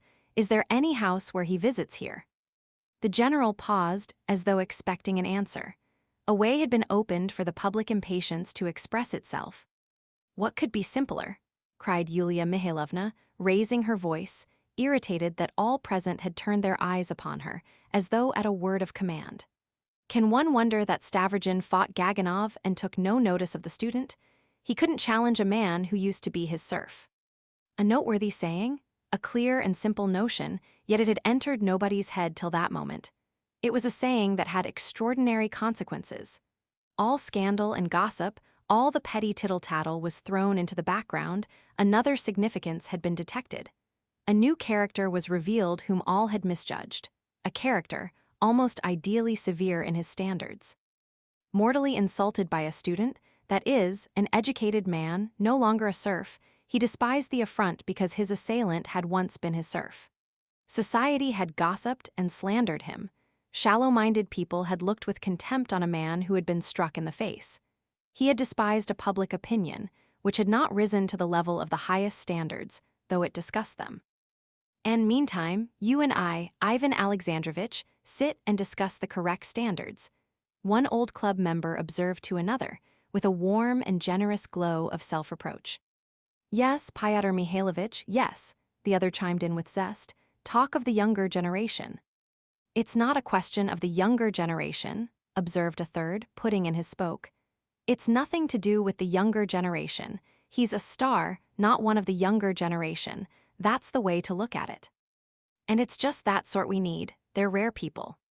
The chief point in all this was that the new man, besides showing himself an unmistakable nobleman, was the wealthiest landowner in the province, and was, therefore, bound to be a leading man who could be of assistance. I've already alluded in passing to the attitude of the landowners of our province. People were enthusiastic. He didn't merely refrain from challenging the student. He put his hands behind him, note that particularly, Your Excellency, somebody pointed out. And he didn't haul him up before the new law courts, either, added another. In spite of the fact that for a personal insult to a nobleman he'd have got 15 rubles damages. He. No, I'll tell you a secret about the new courts, cried a third, in a frenzy of excitement. If anyone's caught robbing or swindling and convicted, he'd better run home while there's yet time and murder his mother. He'll be acquitted of everything at once, and ladies will wave their batiste handkerchiefs from the platform. It's the absolute truth. It's the truth, it's the truth. The inevitable anecdotes followed. Nikolay Vsevolodovitch's friendly relations with Count K were recalled. Count K's stern and independent attitude to recent reforms was well known, as well as his remarkable public activity, though that had somewhat fallen off of late. And now, suddenly, everyone was positive that Nikolay Vsevolodovitch was betrothed to one of the Count's daughters, though nothing had given grounds for such a supposition. And as for some wonderful adventures in Switzerland with Lizaveta Nikolaevna, even the ladies quite dropped all reference to it. I must mention, by the way, that the Drozdovs had by this time succeeded in paying all the visits they had omitted at first. Everyone now confidently considered Lizaveta Nikolaevna a most ordinary girl, who paraded her delicate nerves. Her fainting on the day of Nikolay Vsevolodovitch's arrival was explained now as due to her terror at the students' outrageous behavior. They even increased the prosaicness of that to which before they had striven to give such a fantastic color. As for a lame woman who had been talked of, she was forgotten completely. They were ashamed to remember her. And if there had been 100 lame girls, we've all been young once. Nikolay Vsevolodovitch's respectfulness to his mother was enlarged upon. Various virtues were discovered in him. People talked with approbation of the learning he had acquired in the 4 years he had spent in German universities. Gaganov's conduct was declared utterly tactless, not knowing friend from foe. Yulia Mihailovna's keen insight was unhesitatingly admitted. So by the time Nikolay Vsevolodovitch made his appearance among them, he was received by everyone with naive solemnity. In all eyes fastened upon him could be read eager anticipation. Nikolay Vsevolodovitch at once wrapped himself in the most austere silence, which, of course, gratified everyone much more than if he had talked till doomsday. In a word, he was a success, he was the fashion. If once one has figured in provincial society, there's no retreating into the background. Nikolay Vsevolodovitch began to fulfill all his social duties in the province punctiliously as before. He was not found cheerful company. A man who has seen suffering, a man not like other people, he has something to be melancholy about. Even the pride and disdainful aloofness for which he had been so detested 4 years before was now liked and respected. Varvara Petrovna was triumphant. I don't know whether she grieved much over the shattering of her dreams concerning Lizaveta Nikolaevna. Family pride, of course, helped her to get over it. One thing was strange. Varvara Petrovna was suddenly convinced that Nikolay Vsevolodovitch really had made his choice at Count Case. And what was strangest of all, she was led to believe it by rumors which reached her on no better authority than other people. She was afraid to ask Nikolay Vsevolodovitch a direct question. 2 or 3 times, however, she could not refrain from slyly and good-humoredly reproaching him for not being open with her. Nikolay Vsevolodovitch smiled and remained silent. The silence was taken as a sign of assent, and yet, all the time she never forgot the cripple. The thought of her lay like a stone on her heart, a nightmare. She was tortured by strange misgivings and surmises, and all this at the same time as she dreamed of Count Case daughters. But of this we shall speak later. Varvara Petrovna began again, of course, to be treated with extreme deference and respect in society, but she took little advantage of it and went out rarely. She did, however, pay a visit of ceremony to the governor's wife. Of course, no one had been more charmed and delighted by Yulia Mihailovna's words spoken at the marshal's soirée than she. They lifted a load of care off her heart, and had at once relieved much of the distress she had been suffering since that luckless Sunday. "I misunderstood that woman," she declared, and with her characteristic impulsiveness, she frankly told Yulia Mihailovna that she had come to thank her. Yulia Mihailovna was flattered, but she behaved with dignity. She was beginning about this time to be very conscious of her own importance, too much so, in fact. She announced, for example, in the course of conversation, that she had never heard of Stepan Trofimovitch as a leading man or a savant. "I know young Verhovensky, of course, and make much of him. He's imprudent, but then he's young. He's thoroughly well informed, though. He's not an out-of-date, old-fashioned critic, anyway." Varvara Petrovna hastened to observe that Stepan Trofimovitch had never been a critic, but had, on the contrary, spent all his life in her house. He was renowned through circumstances of his early career, only too well known to the whole world, and of late for his researches in Spanish history. Now he intended to write also on the position of modern German universities, and, she believed, something about the Dresden Madonna too. In short, Varvara Petrovna refused to surrender Stepan Trofimovitch to the tender mercies of Yulia Mihailovna. "The Dresden Madonna? You mean the Sistine Madonna? Cheer, Varvara Petrovna, I spent 2 hours sitting before that picture and came away utterly disillusioned. I could make nothing of it and was in complete amazement. Karmazinov, too, says it's hard to understand it. They all see nothing in it now, Russians and English alike. All its fame is just the talk of the last generation. Fashions are changed then. What I think is that one mustn't despise our younger generation either. They cry out that they're communists, but what I say is that we must appreciate them and mustn't be hard on them. I read everything now, the papers, communism, the natural sciences. I get everything because, after all, one must know where one's living and with whom one has to do. One mustn't spend one's whole life on the heights of one's own fancy. I've come to the conclusion, and adopted it as a principle, that one must be kind to the young people, and so keep them from the brink. Believe me, Varvara Petrovna, that none but we who make up good society can by our kindness and good influence keep them from the abyss towards which they are brought by the intolerance of all these old men. I am glad, though, to learn from you about Stepan Trofimovitch.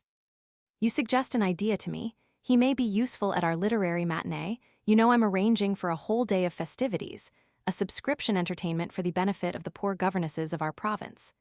They are scattered about Russia. In our district alone, we can reckon up 6 of them. Besides that, there are 2 girls in the telegraph office, 2 are being trained in the academy, the rest would like to be but have not the means. The Russian woman's fate is a terrible one, Varvara Petrovna. It's out of that they're making the university question now, and there's even been a meeting of the Imperial Council about it. In this strange Russia of ours, one can do anything one likes, and that, again, is why it's only by the kindness and the direct warm sympathy of all the better classes that we can direct this great common cause in the true path. Oh heavens, have we many noble personalities among us? There are some, of course, but they are scattered far and wide. Let us unite, and we shall be stronger. In one word, I shall first have a literary matinee, then a light luncheon, then an interval, and in the evening a ball. We meant to begin the evening by living pictures, but it would involve a great deal of expense, and so, to please the public, there will be 1 or 2 quadrilles in masks and fancy dresses, representing well-known literary schools. This humorous idea was suggested by Karmazinov. He has been a great help to me. Do you know he's going to read us the last thing he's written, which no one has seen yet? He is laying down the pen and will write no more. This last essay is his farewell to the public. It's a charming little thing called Merci. The title is French. He thinks that more amusing and even subtler. I do too. In fact, I advised it. I think Stepan Trofimovitch might read us something too if it were quite short and not so very learned. I believe Fyodor Stepanovitch and someone else too will read something. Fyodor Stepanovitch shall run round to you and tell you the program. Better still, let me bring it to you myself. Allow me to put my name down in your subscription list too. I'll tell Stepan Trofimovitch and will beg him to consent. Varvara Petrovna returned home completely fascinated. She was ready to stand up for Yulia Mihailovna through thick and thin, and for some reason was already quite put out with Stepan Trofimovitch, while he, poor man, sat at home, all unconscious. I'm in love with her. I can't understand how I could be so mistaken in that woman, she said to Nikolay Vsevolodovitch and Fyodor Stepanovitch, who dropped in that evening. But you must make peace with the old man all the same, Fyodor Stepanovitch submitted. He's in despair. You've quite sent him to Coventry. Yesterday he met your carriage and bowed, and you turned away. We'll trot him out, you know. I'm reckoning on him for something, and he may still be useful. Oh, he'll read something. I don't mean only that, and I was meaning to drop in on him today, so shall I tell him? If you like. I don't know, though, how you'll arrange it, she said irresolutely. I was meaning to have a talk with him myself and wanted to fix the time and place. She frowned. Oh, it's not worth while fixing a time. I'll simply give him the message. Very well, do. Add that I certainly will fix a time to see him, though. Be sure to say that too. Fyodor Stepanovitch ran off, grinning. He was, in fact, to the best of my recollection, particularly spiteful all this time, and ventured upon extremely impatient sallies with almost everyone. Strange to say, everyone, somehow, forgave him. It was generally accepted that he was not to be looked at from the ordinary standpoint. I may remark that he took up an extremely resentful attitude about Nikolay Vsevolodovitch's duel. It took him unawares. He turned positively green when he was told of it. Perhaps his vanity was wounded. He only heard of it next day when everyone knew of it. You had no right to fight, you know, he whispered to Stavrogin 5 days later when he chanced to meet him at the club. It was remarkable that they had not once met during those 5 days, though Fyodor Stepanovitch had dropped in at Varvara Petrovna's almost every day. Nikolay Vsevolodovitch looked at him in silence with an absent-minded air, as though not understanding what was the matter, and he went on without stopping. He was crossing the big hall of the club on his way to the refreshment room. You've been to see Shadov too. You mean to make it known about Marya Timofyevna, Fyodor Stepanovitch muttered, running after him, and, as though not thinking of what he was doing, he clutched at his shoulder. Nikolay Vsevolodovitch shook his hand off and turned round quickly to him with a menacing scowl. Fyodor Stepanovitch looked at him with a strange, prolonged smile. It all lasted only 1 moment. Nikolay Vsevolodovitch walked on. 2. He went to the old man straight from Varvara Petrovna's, and he was in such haste simply from spite that he might revenge himself for an insult of which I had no idea at that time.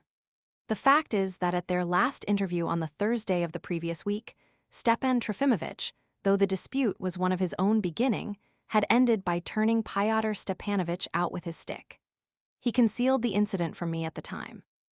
But now, as soon as Fyodor Stepanovitch ran in with his everlasting grin, which was so naively condescending, and his unpleasantly inquisitive eyes peering into every corner, Stepan Trofimovitch at once made a signal aside to me, not to leave the room. This was how their real relations came to be exposed before me, for on this occasion I heard their whole conversation. Stepan Trofimovitch was sitting stretched out on a lounge. He had grown thin and sallow since that Thursday. Fyodor Stepanovitch seated himself beside him with a most familiar air, unceremoniously tucking his legs up under him and taking up more room on the lounge than deference to his father should have allowed. Stepan Trofimovitch moved aside, in silence and with dignity. On the table lay an open book. It was the novel, What's to be done? Alas, I must confess one strange weakness in my friend. The fantasy that he ought to come forth from his solitude and fight a last battle was getting more and more hold upon his deluded imagination. I guessed that he had got the novel and was studying it solely in order that when the inevitable conflict with the Shriekers came about he might know their methods and arguments beforehand, from their very catechism, and in that way be prepared to confute them all triumphantly before her eyes. Oh, how that book tortured him!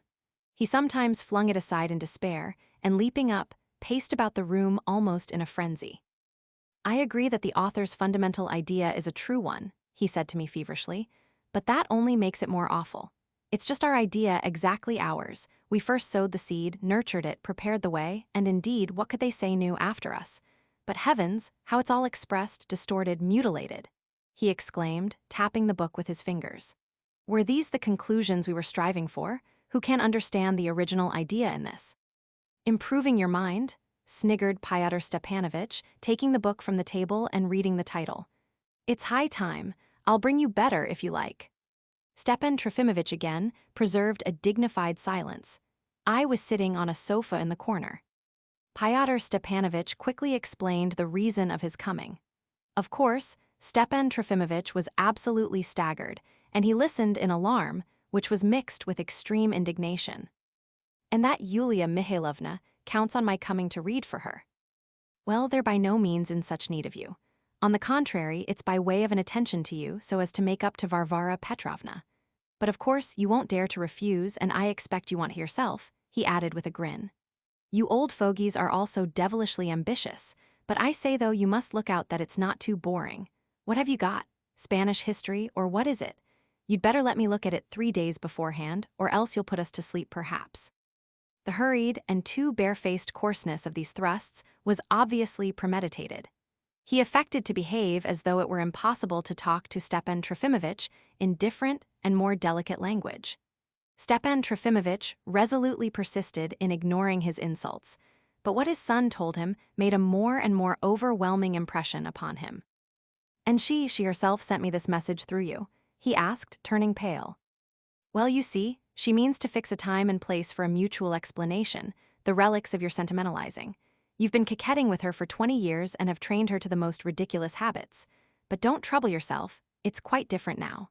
She keeps saying herself that she's only beginning now to have her eyes opened. I told her in so many words that all this friendship of yours is nothing but a mutual pouring forth of sloppiness. She told me lots, my boy. Phoo. What a flunkey's place you've been filling all this time. I positively blushed for you. I filling a flunkey's place? Cried Stepan Trofimovitch, unable to restrain himself. Worse, you've been a parasite, that is, a voluntary flunkey too lazy to work, while you've an appetite for money. She, too, understands all that now. It's awful the things she's been telling me about you anyway. I did laugh, my boy, over your letters to her, shameful and disgusting. But you're all so depraved, so depraved. There's always something depraving in charity, you're a good example of it. She showed you my letters. Although, of course, one couldn't read them all. Phoo, what a lot of paper you've covered. I believe there are more than 2,000 letters there. And do you know, old chap, I believe there was one moment when she'd have been ready to marry you. You let slip your chance in the silliest way. Of course, I'm speaking from your point of view, though. Anyway, it would have been better than now when you've almost been married to cover another man's sins, like a buffoon, for a jest, for money. For money, she says it was for money. Stepan Trofimovitch wailed in anguish. What else then? But of course, I stood up for you. That's your only line of defense, you know. She sees for herself that you needed money like everyone else, and that from that point of view maybe you were right.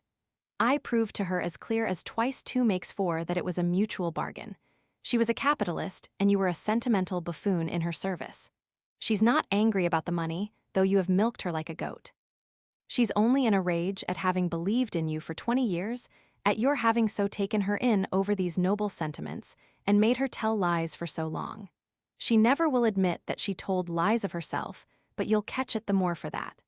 I can't make out how it was you didn't see that you'd have to have a day of reckoning, for after all you had some sense.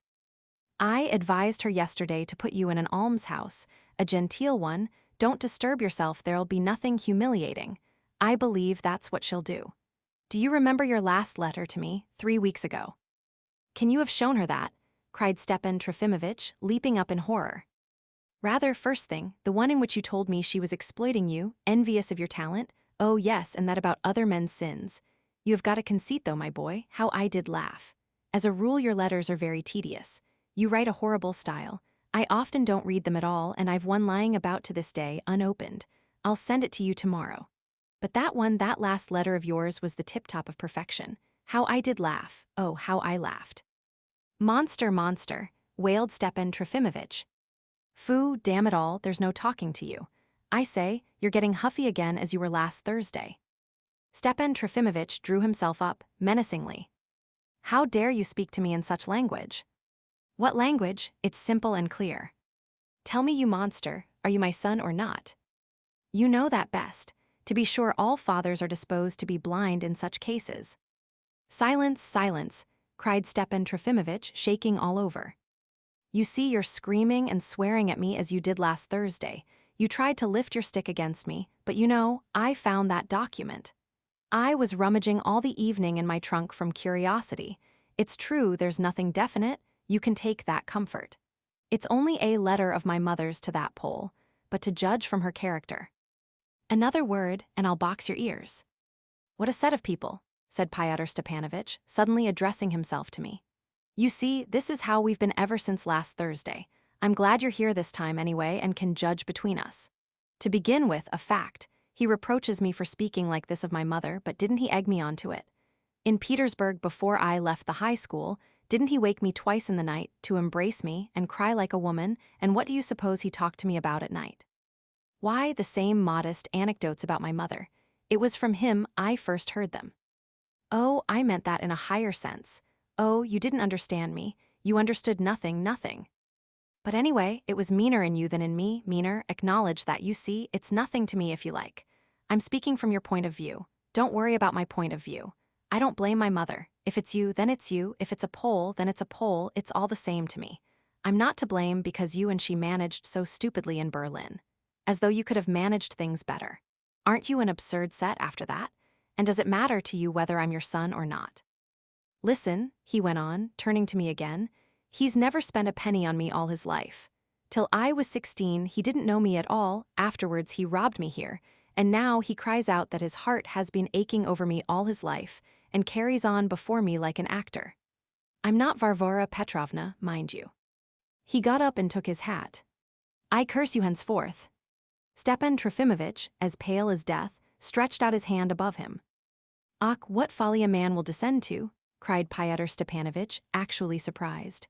"Well, goodbye, old fellow, I shall never come and see you again. Send me the article beforehand, don't forget, and try and let it be free from nonsense. Facts, facts, facts, and above all, let it be short. Goodbye." 3. Outside influences, too, had come into play in the matter, however.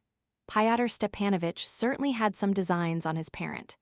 In my opinion, he calculated upon reducing the old man to despair, and so to driving him to some open scandal of a certain sort. This was to serve some remote and quite other object of his own, of which I shall speak hereafter. All sorts of plans and calculations of this kind were swarming in masses in his mind at that time, and almost all, of course, of a fantastic character. He had designs on another victim besides Stepan Trofimovitch. In fact, as appeared afterwards, his victims were not few in number, but this one he reckoned upon particularly, and it was Mr. von Lemke himself. Andrei Antonovitch von Lemke belonged to that race, so favored by nature, which is reckoned by hundreds of thousands at the Russian census, and is perhaps unconscious that it forms throughout its whole mass a strictly organized union. And this union, of course, is not planned and premeditated, but exists spontaneously in the whole race, without words or agreements, as a moral obligation consisting in mutual support given by all members of the race to one another, at all times and places, and under all circumstances. Andrei Antonovitch had the honor of being educated in one of those more exalted Russian educational institutions, which are filled with the youth from families well provided with wealth or connections. Almost immediately on finishing their studies, the pupils were appointed to rather important posts in one of the government departments. Andrei Antonovitch had one uncle a colonel of engineers and another a baker. But he managed to get into this aristocratic school and met many of his fellow countrymen in a similar position. He was a good-humored companion, was rather stupid at his studies, but always popular. And when many of his companions in the upper forms, chiefly Russians, had already learnt to discuss the loftiest modern questions, and looked as though they were only waiting to leave school to settle the affairs of the universe, Andrei Antonovitch was still absorbed in the most innocent schoolboy interests. He amused them all, it is true, by his pranks, which were of a very simple character, at the most a little coarse, but he made it his object to be funny. At one time he would blow his nose in a wonderful way when the professor addressed a question to him, thereby making his schoolfellows and the professor laugh. Another time, in the dormitory, he would act some indecent living picture, to the general applause, or he would play the overture to Fra Diavolo with his nose rather skillfully. He was distinguished, too, by intentional untidiness, thinking this, for some reason, witty. In his very last year at school he began writing Russian poetry. Of his native language he had only an ungrammatical knowledge, like many of his race in Russia. This turn for versifying drew him to a gloomy and depressed schoolfellow, the son of a poor Russian general, who was considered in the school to be a great future light in literature. The latter patronized him. But it happened that 3 years after leaving school, this melancholy schoolfellow, who had flung up his official career for the sake of Russian literature, and was consequently going about in torn boots, with his teeth chattering with cold, wearing a light summer overcoat in the late autumn, met, one day on the Anachin Bridge, his former protégé, Lemka, as he always used to be called at school. And what do you suppose? He did not at first recognize him, and stood still in surprise. Before him stood an irreproachably dressed young man with wonderfully well-kept whiskers of a reddish hue, with pince-nez, with patent leather boots and the freshest of gloves, in a full overcoat from Charmer's, and with a portfolio under his arm. Lemk was cordial to his old schoolfellow, gave him his address, and begged him to come and see him some evening. It appeared, too, that he was by now not Lemke, but von Lemk. The schoolfellow came to see him, however, simply from malice perhaps. On the staircase, which was covered with red felt and was rather ugly and by no means smart, he was met and questioned by the house-boarder. A bell rang loudly upstairs. But instead of the wealth which the visitor expected, he found Lemk in a very little side-room, which had a dark and dilapidated appearance, partitioned into two by a large dark green curtain, and furnished with very old though comfortable furniture, with dark green blinds on high narrow windows. Von Lemk lodged in the house of a very distant relation, a general who was his patron. He met his visitor cordially, was serious and exquisitely polite. They talked of literature, too, but kept within the bounds of decorum.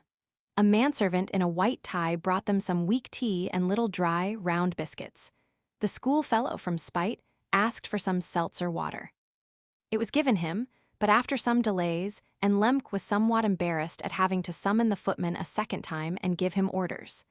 But of himself, he asked his visitor whether he would like some supper, and was obviously relieved when he refused and went away.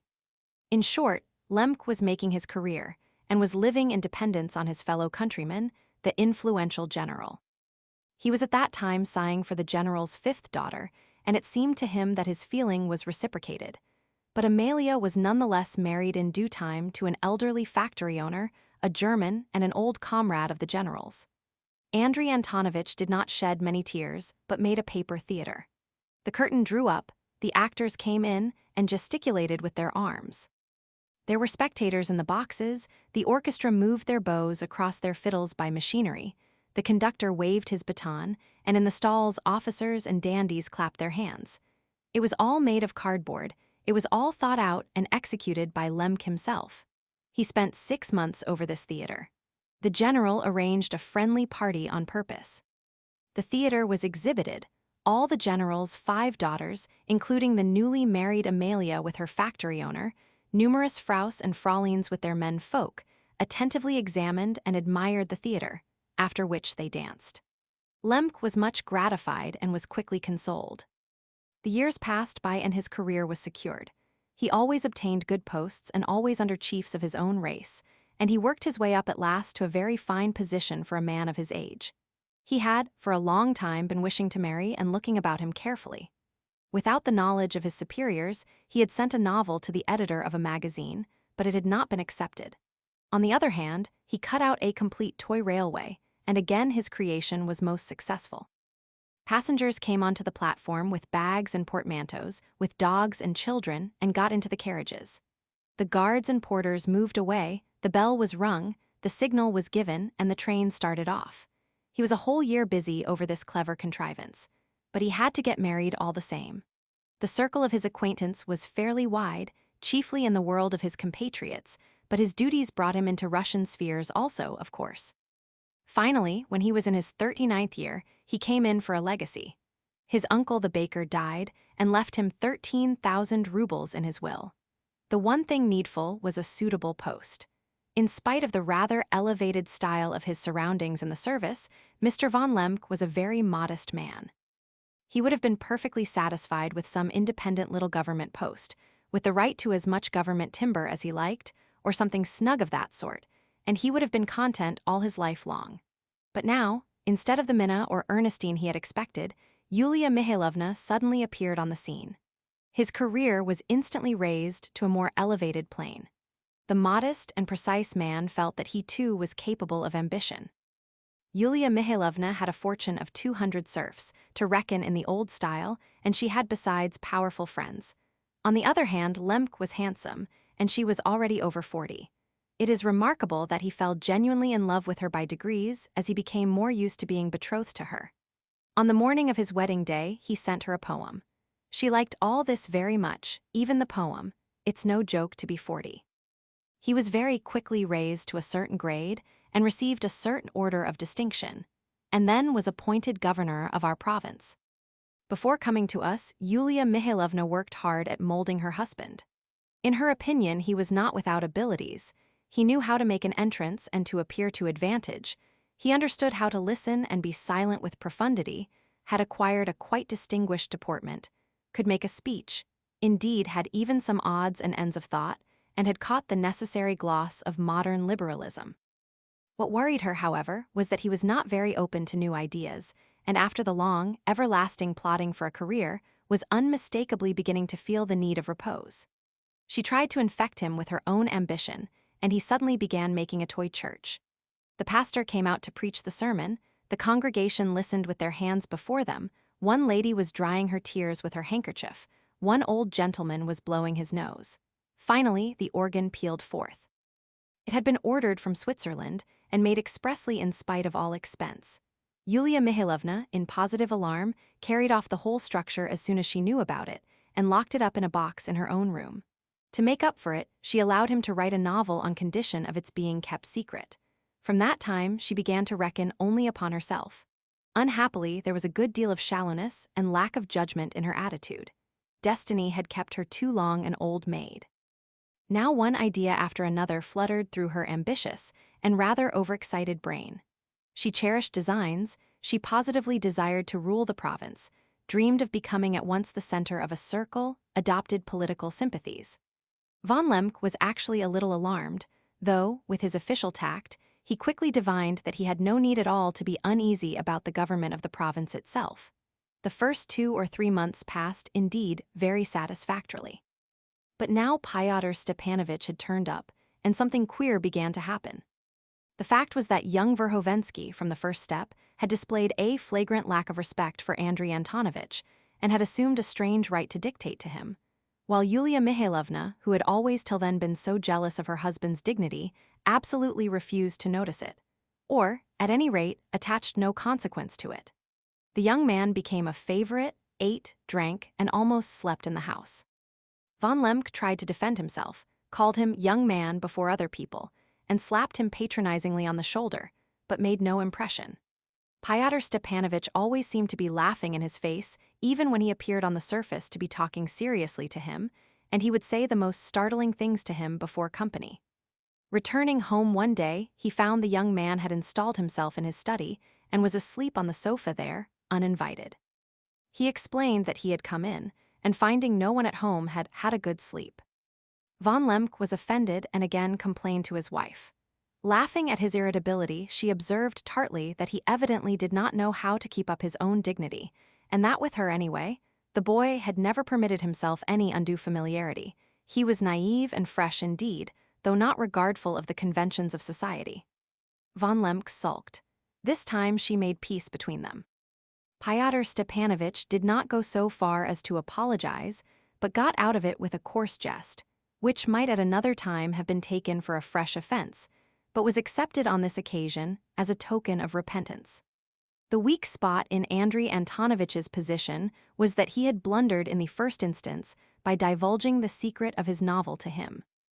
Imagining him to be an ardent young man of poetic feeling and having long dreamed of securing a listener, he had, during the early days of their acquaintance, on one occasion read aloud 2 chapters to him. The young man had listened without disguising his boredom, had rudely yawned, had vouchsafed no word of praise, but on leaving had asked for the manuscript that he might form an opinion of it at his leisure, and Andrei Antonovitch had given it him. He had not returned the manuscript since, though he dropped in every day and had turned off all inquiries with a laugh. Afterwards he declared that he had lost it in the street. At the time, Yulia Mihailovna was terribly angry with her husband when she heard of it. "Perhaps you told him about the church, too," she burst out almost in dismay. Von Lemke unmistakably began to brood, and brooding was bad for him and had been forbidden by the doctors. Apart from the fact that there were signs of trouble in the province, of which we will speak later, he had private reasons for brooding. His heart was wounded, not merely his official dignity. When Andrei Antonovitch had entered upon married life, he had never conceived the possibility of conjugal strife or dissension in the future. It was inconsistent with the dreams he had cherished all his life of his Minna or Ernestine. He felt that he was unequal to enduring domestic storms. Yulia Mihailovna had an open explanation with him at last. "You can't be angry at this," she said, "if only because you've still as much sense as he has and are immeasurably higher in the social scale. The boy still preserves many traces of his old free-thinking habits. I believe it's simply mischief. But one can do nothing suddenly, in a hurry. You must do things by degrees. We must make much of our young people. I treat them with affection and hold them back from the brink." "But he says such dreadful things," von Lemke objected. "I can't behave tolerantly when he maintains in my presence and before other people that the government purposely drenches the people with vodka in order to brutalize them, and so keep them from revolution. Fancy my position when I'm forced to listen to that before everyone." As he said this, von Lemke recalled a conversation he had recently had with Fyodor Stepanovitch. With the innocent object of displaying his liberal tendencies, he had shown him his own private collection of every possible kind of manifesto, Russian and foreign, which he had carefully collected since the year 1859, not simply from a love of collecting, but from a laudable interest in them. Fyodor Stepanovitch, seeing his object, expressed the opinion that there was more sense in one line of some manifestos than in a whole government department, not even excluding yours, maybe. Lemke winced. "But this is premature among us, premature," he pronounced almost imploringly, pointing to the manifestos. "No, it's not premature. You see, you're afraid, so it's not premature. But here, for instance, is an incitement to destroy churches. And why not? You're a sensible man, and of course you don't believe in it yourself, but you know perfectly well that you need religion to brutalize the people. Truth is honester than falsehood." I agree, I quite agree with you, but it is premature in this country," said von Lemke, frowning. "And how can you be an official of the government after that, when you agree to demolishing churches and marching on Petersburg armed with staves, and make it all simply a question of date?" Lemke was greatly put out at being so crudely caught. Not so at all," he cried, carried away and more mortified in his amour propre. "You're young and know nothing of our aims, and that's why you're mistaken. You see, my dear Fyodor Stepanovitch, you call us officials of the government, don't you, independent officials, don't you? But let me ask you, how are we acting? Ours is the responsibility, but in the long run we serve the cause of progress just as you do. We only hold together what you are unsettling, and what but for us would go to pieces in all directions. We are not your enemies, not a bit of it.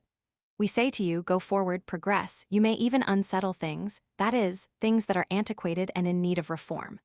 But we will keep you, when need be, within necessary limits and so save you from yourselves, for without us you would set Russia tottering, robbing her of all external decency, while our task is to preserve external decency. Understand that we are mutually essential to one another. In England, the Whigs and Tories are in the same way mutually essential to one another. Well, you're Whigs and we're Tories. That's how I look at it. Andrei Antonovitch rose to positive eloquence. He had been fond of talking in a liberal and intellectual style, even in Petersburg, and the great thing here was that there was no one to play the spy on him. Fyodor Stepanovitch was silent and maintained an unusually grave air. This excited the orator more than ever. "Do you know that I, the person responsible for the province," he went on, walking about the study, "do you know I have so many duties I can't perform one of them, and on the other hand, I can say just as truly that there's nothing for me to do here. The whole secret of it is that everything depends upon the views of the government. Suppose the government were ever to found a republic, from policy, or to pacify public excitement, and at the same time to increase the power of the governors, then we governors would swallow up the republic, and not the republic only. Anything you like we'll swallow up. I, at least, feel that I am ready. In one word, if the government dictates to me by telegram, activite divorante, I'll supply activite divorante. I've told them here straight in their faces. Dear sirs, to maintain the equilibrium and to develop all the provincial institutions, one thing is essential: the increase of the power of the governor. You see, it's necessary that all these institutions, the zemstvos, the law courts, should have a twofold existence. That is, on the one hand, it's necessary they should exist. I agree that it is necessary. On the other hand, it's necessary that they shouldn't. It's all according to the views of the government. If the mood takes them so that institutions seem suddenly necessary, I shall have them at once in readiness. The necessity passes, and no one will find them under my rule. That's what I understand by activite divorante, and you can't have it without an increase of the governor's power. We're talking terre-à-terre. You know, I've already laid before the government in Petersburg the necessity of a special sentinel before the governor's house. I'm awaiting an answer." "You ought to have two," Pyotr Stepanovitch commented. "Why two?" said von Lemke, stopping short before him. "One's not enough to create respect for you. You certainly ought to have two." Andrei Antonovitch made a wry face. "There's no limit to the liberties you take, Pyotr Stepanovitch. You take advantage of my good nature, you say cutting things, and play the part of a buru bienfaisant." "Well, that's as you please," muttered Pyotr Stepanovitch. "Anyway, you pave the way for us and prepare for our success." "Now who are we and what success?" said von Lemke, staring at him in surprise, but he got no answer. Yulia Mihailovna, receiving a report of the conversation, was greatly displeased. "But I can't exercise my official authority upon your favorite," Andrei Antonovitch protested in self-defense, "especially when we're terre-à-terre. I may say too much, in the goodness of my heart." "From too much goodness of heart. I didn't know you'd got a collection of manifestos. Be so good as to show them to me." "But he asked to have them for one day." "And you've let him have them again?" cried Yulia Mihailovna, getting angry. "How tactless." "I'll send someone to him at once to get them." "He won't give them up." "I'll insist on it," cried von Lemke, boiling over, and he jumped up from his seat. "Who's he that we should be so afraid of him, and who am I that I shouldn't dare to do anything?" "Sit down and calm yourself," said Yulia Mihailovna, checking him. "I will answer your first question. He came to me with the highest recommendations. He's talented and sometimes says extremely clever things.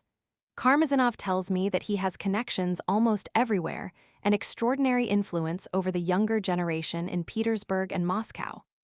And if through him I can attract them all and group them round myself, I shall be saving them from perdition by guiding them into a new outlet for their ambitions. He's devoted to me with his whole heart and is guided by me in everything. But while they're being petted, the devil knows what they may not do, of course. It's an idea," said von Lemke, vaguely defending himself. But here I've heard that manifestos of some sort have been found in X district." "But there was a rumor of that in the summer manifestos, false banknotes, and all the rest of it, but they haven't found one of them so far." "Who told you?" "I heard it from von Blum." "Ah, don't talk to me of your Blum. Don't ever dare mention him again." Yulia Mihailovna flew into a rage, and for a moment could not speak. Von Blum was a clerk in the governor's office whom she particularly hated. Of that later. "Please don't worry yourself about Verhovensky," she said in conclusion. If he had taken part in any mischief, he wouldn't talk as he does to you and everyone else here. Talkers are not dangerous, and I will even go so far as to say that if anything were to happen, I should be the first to hear of it through him. He's quite fanatically devoted to me. I will observe, anticipating events that, had it not been for Yulia Mihailovna's obstinacy and self-conceit, probably nothing of all the mischief these wretched people succeeded in bringing about amongst us would have happened. She was responsible for a great deal. Chapter 5. On the Eve of the Fete. 1. The date of the fete which Yulia Mihailovna was getting up for the benefit of the governesses of our province had been several times fixed and put off. She had invariably bustling round her Fyodor Stepanovitch and a little clerk, Lyamshin, who used at one time to visit Stepan Trofimovitch, and had suddenly found favor in the governor's house for the way he played the piano and now was of use running errands. Liputin was there a good deal too, and Yulia Mihailovna destined him to be the editor of a new independent provincial paper. There were also several ladies, married and single, and lastly, even Karmazinov, who, though he could not be said to bustle, announced aloud with a complacent air that he would agreeably astonish everyone when the literary quadrille began. An extraordinary multitude of donors and subscribers had turned up, all the select society of the town, but even the unselect were admitted, if only they produced the cash. Yulia Mihailovna observed that sometimes it was a positive duty to allow the mixing of classes, for otherwise who is to enlighten them? A private drawing-room committee was formed, at which it was decided that the fete was to be of a democratic character. The enormous list of subscriptions tempted them to lavish expenditure. They wanted to do something on a marvelous scale, that's why it was put off. They were still undecided where the ball was to take place, whether in the immense house belonging to the marshal's wife, which she was willing to give up to them for the day, or at Varvara Petrovna's mansion at Vorshniki. It was rather a distance to Vorshniki, but many of the committee were of opinion that it would be freer there. Varvara Petrovna would dearly have liked it to have been in her house. It's difficult to understand why this proud woman seemed almost making up to Yulia Mihailovna. Probably what pleased her was that the latter in her turn seemed almost fawning upon Nikolay Stavrogin and was more gracious to him than to anyone. I repeat again that Fyodor Stepanovitch was always, in continual whispers, strengthening in the governor's household an idea he had insinuated there already, that Nikolay Stavrogin was a man who had very mysterious connections with very mysterious circles, and that he had certainly come here with some commission from them. People here seemed in a strange state of mind at the time. Among the ladies especially a sort of frivolity was conspicuous, and it could not be said to be a gradual growth. Certain very friandizi notions seemed to be in the air. There was a sort of dissipated gaiety and levity, and I can't say it was always quite pleasant. A lax way of thinking was the fashion. Afterwards, when it was all over, people blamed Yulia Mihailovna, her circle, her attitude. But it can hardly have been altogether due to Yulia Mihailovna. On the contrary, at first many people vied with one another in praising the new governor's wife for her success in bringing local society together and for making things more lively. Several scandalous incidents took place, for which Yulia Mihailovna was in no way responsible, but at the time people were amused and did nothing but laugh, and there was no one to check them. A rather large group of people, it is true, held themselves aloof and had views of their own on the course of events. But even these made no complaint at the time, they smiled in fact. I remember that a fairly large circle came into existence, as it were, spontaneously, the center of which perhaps was really to be found in Yulia Mihailovna's drawing-room.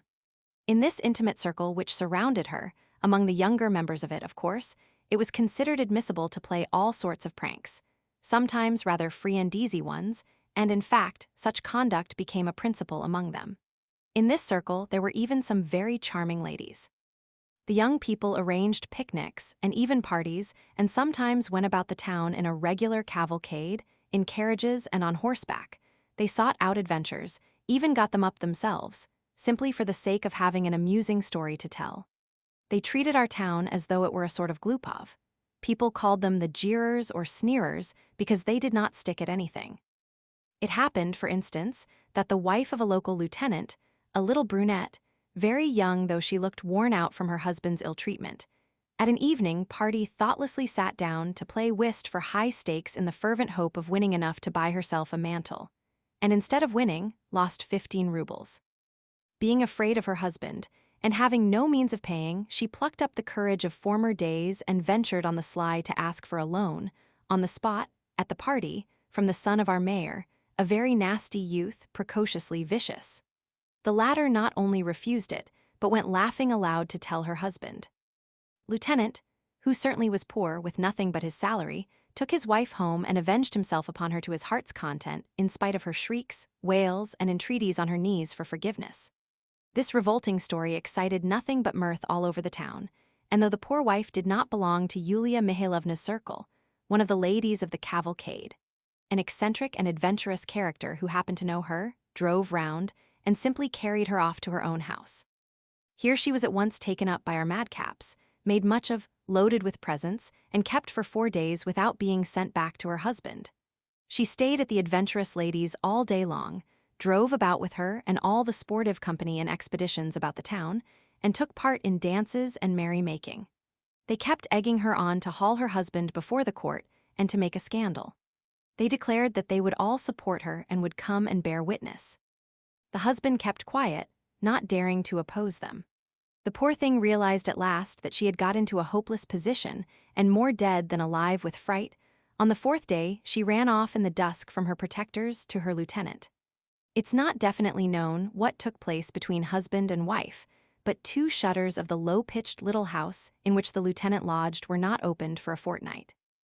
Yulia Mihailovna was angry with the mischief-makers when she heard about it all, and was greatly displeased with the conduct of the adventurous lady, though the latter had presented the lieutenant's wife to her on the day she carried her off.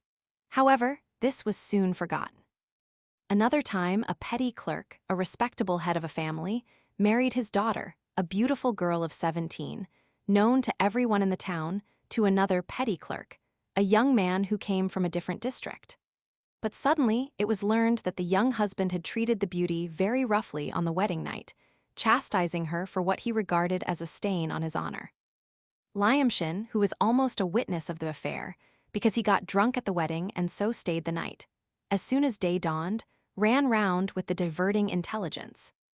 Instantly, a party of a dozen was made up, all of them on horseback, some on hired Cossack horses, Fyodor Stepanovitch, for instance, and Liputin, who, in spite of his gray hairs, took part in almost every scandalous adventure of our reckless youngsters. When the young couple appeared in the street in a droshky with a pair of horses to make the calls which are obligatory in our town on the day after a wedding, in spite of anything that may happen, the whole cavalcade, with merry laughter, surrounded the droshky and followed them about the town all the morning. They did not, it's true, go into the house, but waited for them outside, on horseback. They refrained from marked insult to the bride or bridegroom, but still they caused a scandal. The whole town began talking of it. Everyone laughed, of course. But at this, von Lemke was angry, and again had a lively scene with Yulia Mihailovna. She, too, was extremely angry, and formed the intention of turning the scapegraces out of her house. But next day she forgave them all after persuasions from Fyodor Stepanovitch and some words from Karmazinov, who considered the affair rather amusing. "It's in harmony with the traditions of the place," he said. "Anyway, it's characteristic and bold, and look, everyone's laughing, you're the only person indignant." But there were pranks of a certain character that were absolutely past endurance. A respectable woman of the artisan class, who went about selling gospels, came into the town. People talked about her, because some interesting references to these gospel women had just appeared in the Petersburg papers. Again the same buffoon, Lyamshin, with the help of a divinity student, who was taking a holiday while waiting for a post in the school, succeeded, on the pretense of buying books from the gospel woman, in thrusting into her bag a whole bundle of indecent and obscene photographs from abroad, sacrificed expressly for the purpose, as we learned afterwards, by a highly respectable old gentleman. I will omit his name, with an order on his breast, who, to use his own words, loved a healthy laugh and a merry jest. When the poor woman went to take out the holy books in the bazaar, the photographs were scattered about the place. There were roars of laughter and murmurs of indignation.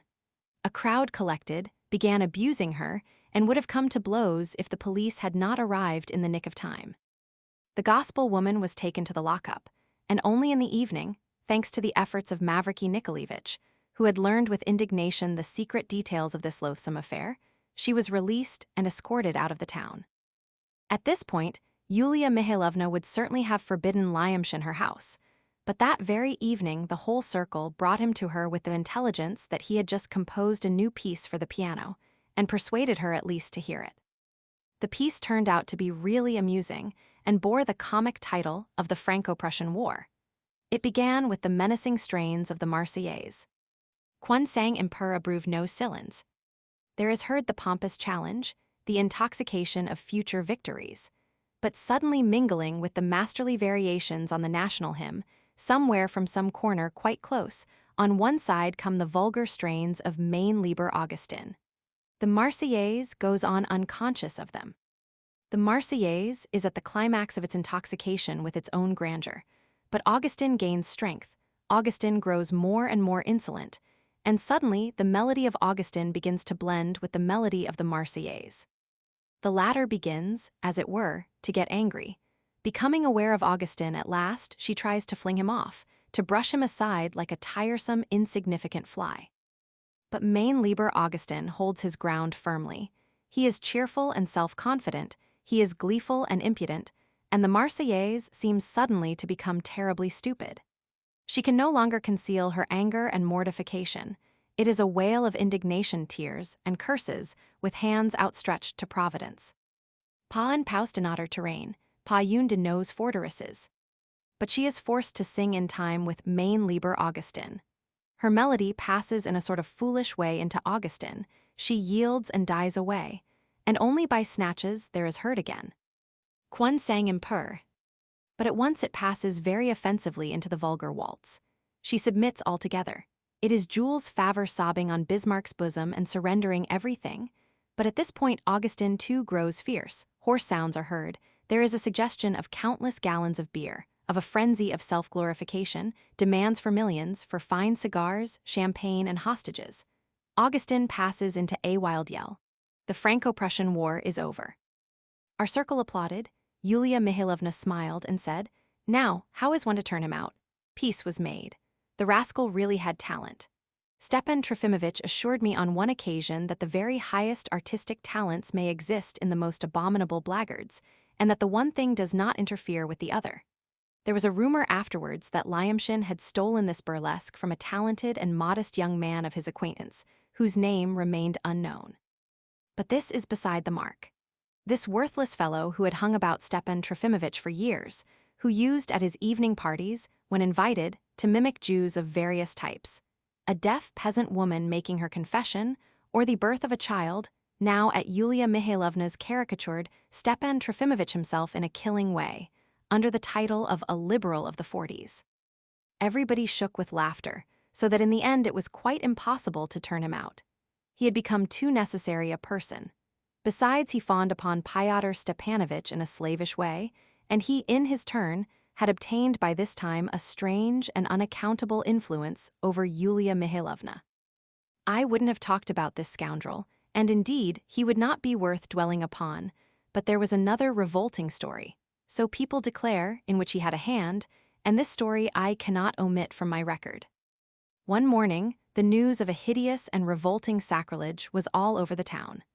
At the entrance to our immense marketplace, there stands the ancient church of Our Lady's Nativity, which was a remarkable antiquity in our ancient town. At the gates of the precincts, there is a large icon of the Mother of God fixed behind a grating in the wall. And behold, one night the icon had been robbed, the glass of the case was broken, the grating was smashed, and several stones and pearls, I don't know whether they were very precious ones, had been removed from the crown and the setting. But what was worse, besides the theft, a senseless, scoffing sacrilege had been perpetrated. Behind the broken glass of the icon, they found in the morning, so it was said, a live mouse. Now, 4 months since, it has been established beyond doubt that the crime was committed by the convict Fedka, but for some reason it is added that Lyamshin took part in it. At the time, no one spoke of Lyamshin or had any suspicion of him, but now everyone says it was he who put the mouse there. I remember all our responsible officials were rather staggered. A crowd thronged round the scene of the crime from early morning. There was a crowd continually before it, not a very huge one, but always about 100 people, some coming and some going. As they approached, they crossed themselves and bowed down to the icon.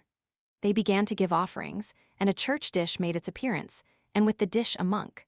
But it was only about 3 o'clock in the afternoon it occurred to the authorities that it was possible to prohibit the crowd standing about, and to command them when they had prayed, bowed down and left their offerings, to pass on. Upon von Lemke, this unfortunate incident made the gloomiest impression. As I was told, Yulia Mihailovna said afterwards, it was from this ill-omened morning that she first noticed in her husband that strange depression which persisted in him until he left our province on account of illness 2 months ago, and, I believe, haunts him still in Switzerland, where he has gone for a rest after his brief career amongst us. I remember at 1 o'clock in the afternoon I crossed the marketplace. The crowd was silent, and their faces solemn and gloomy. A merchant, fat and sallow, drove up, got out of his carriage, made a bow to the ground, kissed the icon, offered a ruble, sighing, got back into his carriage and drove off. Another carriage drove up with 2 ladies accompanied by 2 of our scapegraces. The young people, one of whom was not quite young, got out of their carriage too and squeezed their way up to the icon, pushing people aside rather carelessly. Neither of the young men took off his hat, and one of them put a pince-nez on his nose. In the crowd there was a murmur, vague but unfriendly. The dandy with the pince-nez took out of his purse, which was stuffed full of banknotes, a copper farthing and flung it into the dish. Both laughed, and, talking loudly, went back to their carriage. At that moment, Lizaveta Nikolaevna galloped up, escorted by Mavriky Nikolaevich. She jumped off her horse, flung the reins to her companion, who, at her bidding, remained on his horse and approached the icon at the very moment when the farthing had been flung down. A flush of indignation suffused her cheeks. She took off her round hat and her gloves, fell straight on her knees before the icon on the muddy pavement, and reverently bowed down 3 times to the earth. Then she took out her purse, but as it appeared she had only a few small coins in it. She instantly took off her diamond earrings and put them in the dish. May I, for the adornment of the setting?" she asked the monk. "It is permitted," replied the latter. "Every gift is good." The crowd was silent, expressing neither dissent nor approval. Lisa got on her horse again, in her muddy riding habit, and galloped away. 2 days after the incident I have described, I met her in a numerous company, who were driving out on some expedition in 3 coaches, surrounded by others on horseback. She beckoned to me, stopped her carriage, and pressingly urged me to join their party. A place was found for me in the carriage, and she laughingly introduced me to her companions, gorgeously attired ladies, and explained to me that they were all going on a very interesting expedition. She was laughing, and seemed somewhat excessively happy. Just lately she had been very lively, even playful in fact. The expedition was certainly an eccentric one. They were all going to a house the other side of the river, to the merchant Sevastyanov's.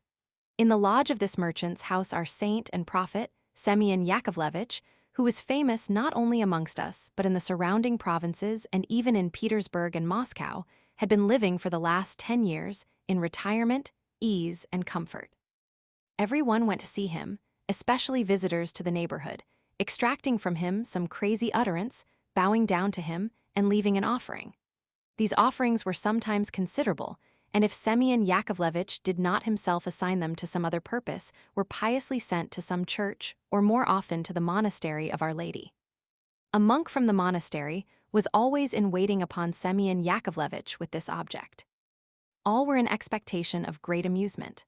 No one of the party had seen Semyon Yakovlevitch before, except Lyamshin, who declared that the saint had given orders that he should be driven out with a broom, and had with his own hand flung 2 big baked potatoes after him. Among the party I noticed Fyodor Stepanovitch, again riding a hired Cossack horse, on which he sat extremely badly, and Nikolay Vsevolodovitch, also on horseback. The latter did not always hold aloof from social diversions, and on such occasions always wore an air of gaiety, although, as always, he spoke little and seldom. When our party had crossed the bridge and reached the hotel of the town, someone suddenly announced that in one of the rooms of the hotel they had just found a traveler who had shot himself, and were expecting the police. At once the suggestion was made that they should go and look at the suicide. The idea met with approval. Our ladies had never seen a suicide. I remember one of them said aloud on the occasion, Everything's so boring, one can't be squeamish over one's amusements as long as they're interesting. Only a few of them remained outside. The others went in a body into the dirty corridor, and amongst the others I saw, to my amazement, Lizaveta Nikolaevna. The door of the room was open, and they did not, of course, dare to prevent our going in to look at the suicide. He was quite a young lad, not more than 19.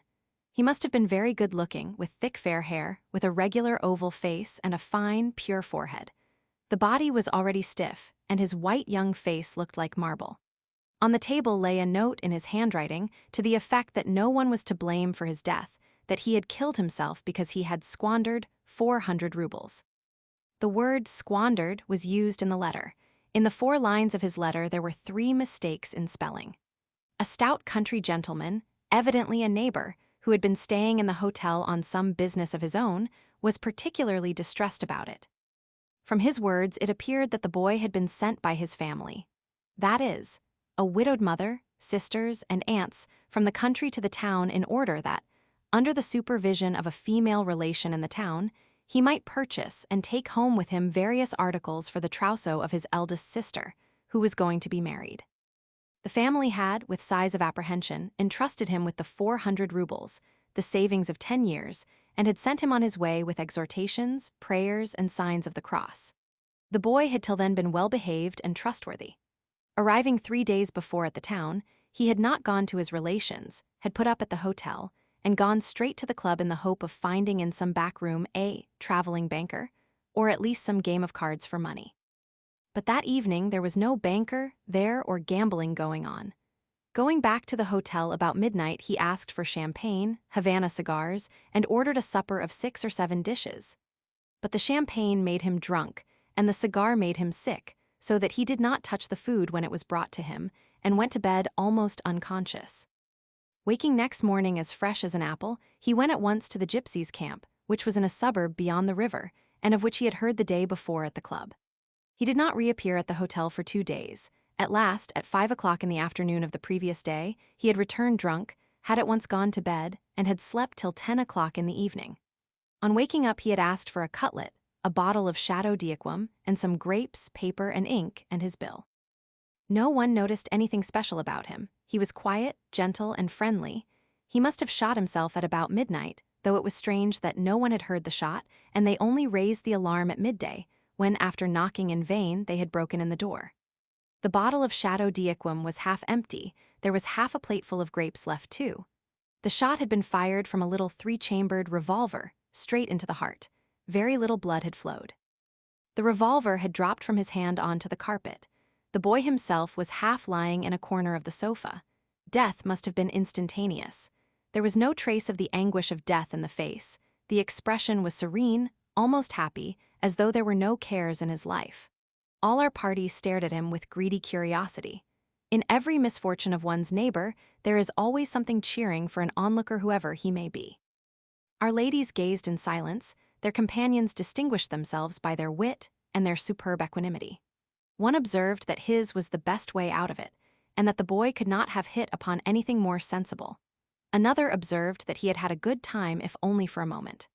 A third suddenly blurted out the inquiry why people had begun hanging and shooting themselves among us of late, as though they had suddenly lost their roots, as though the ground were giving way under every one's feet.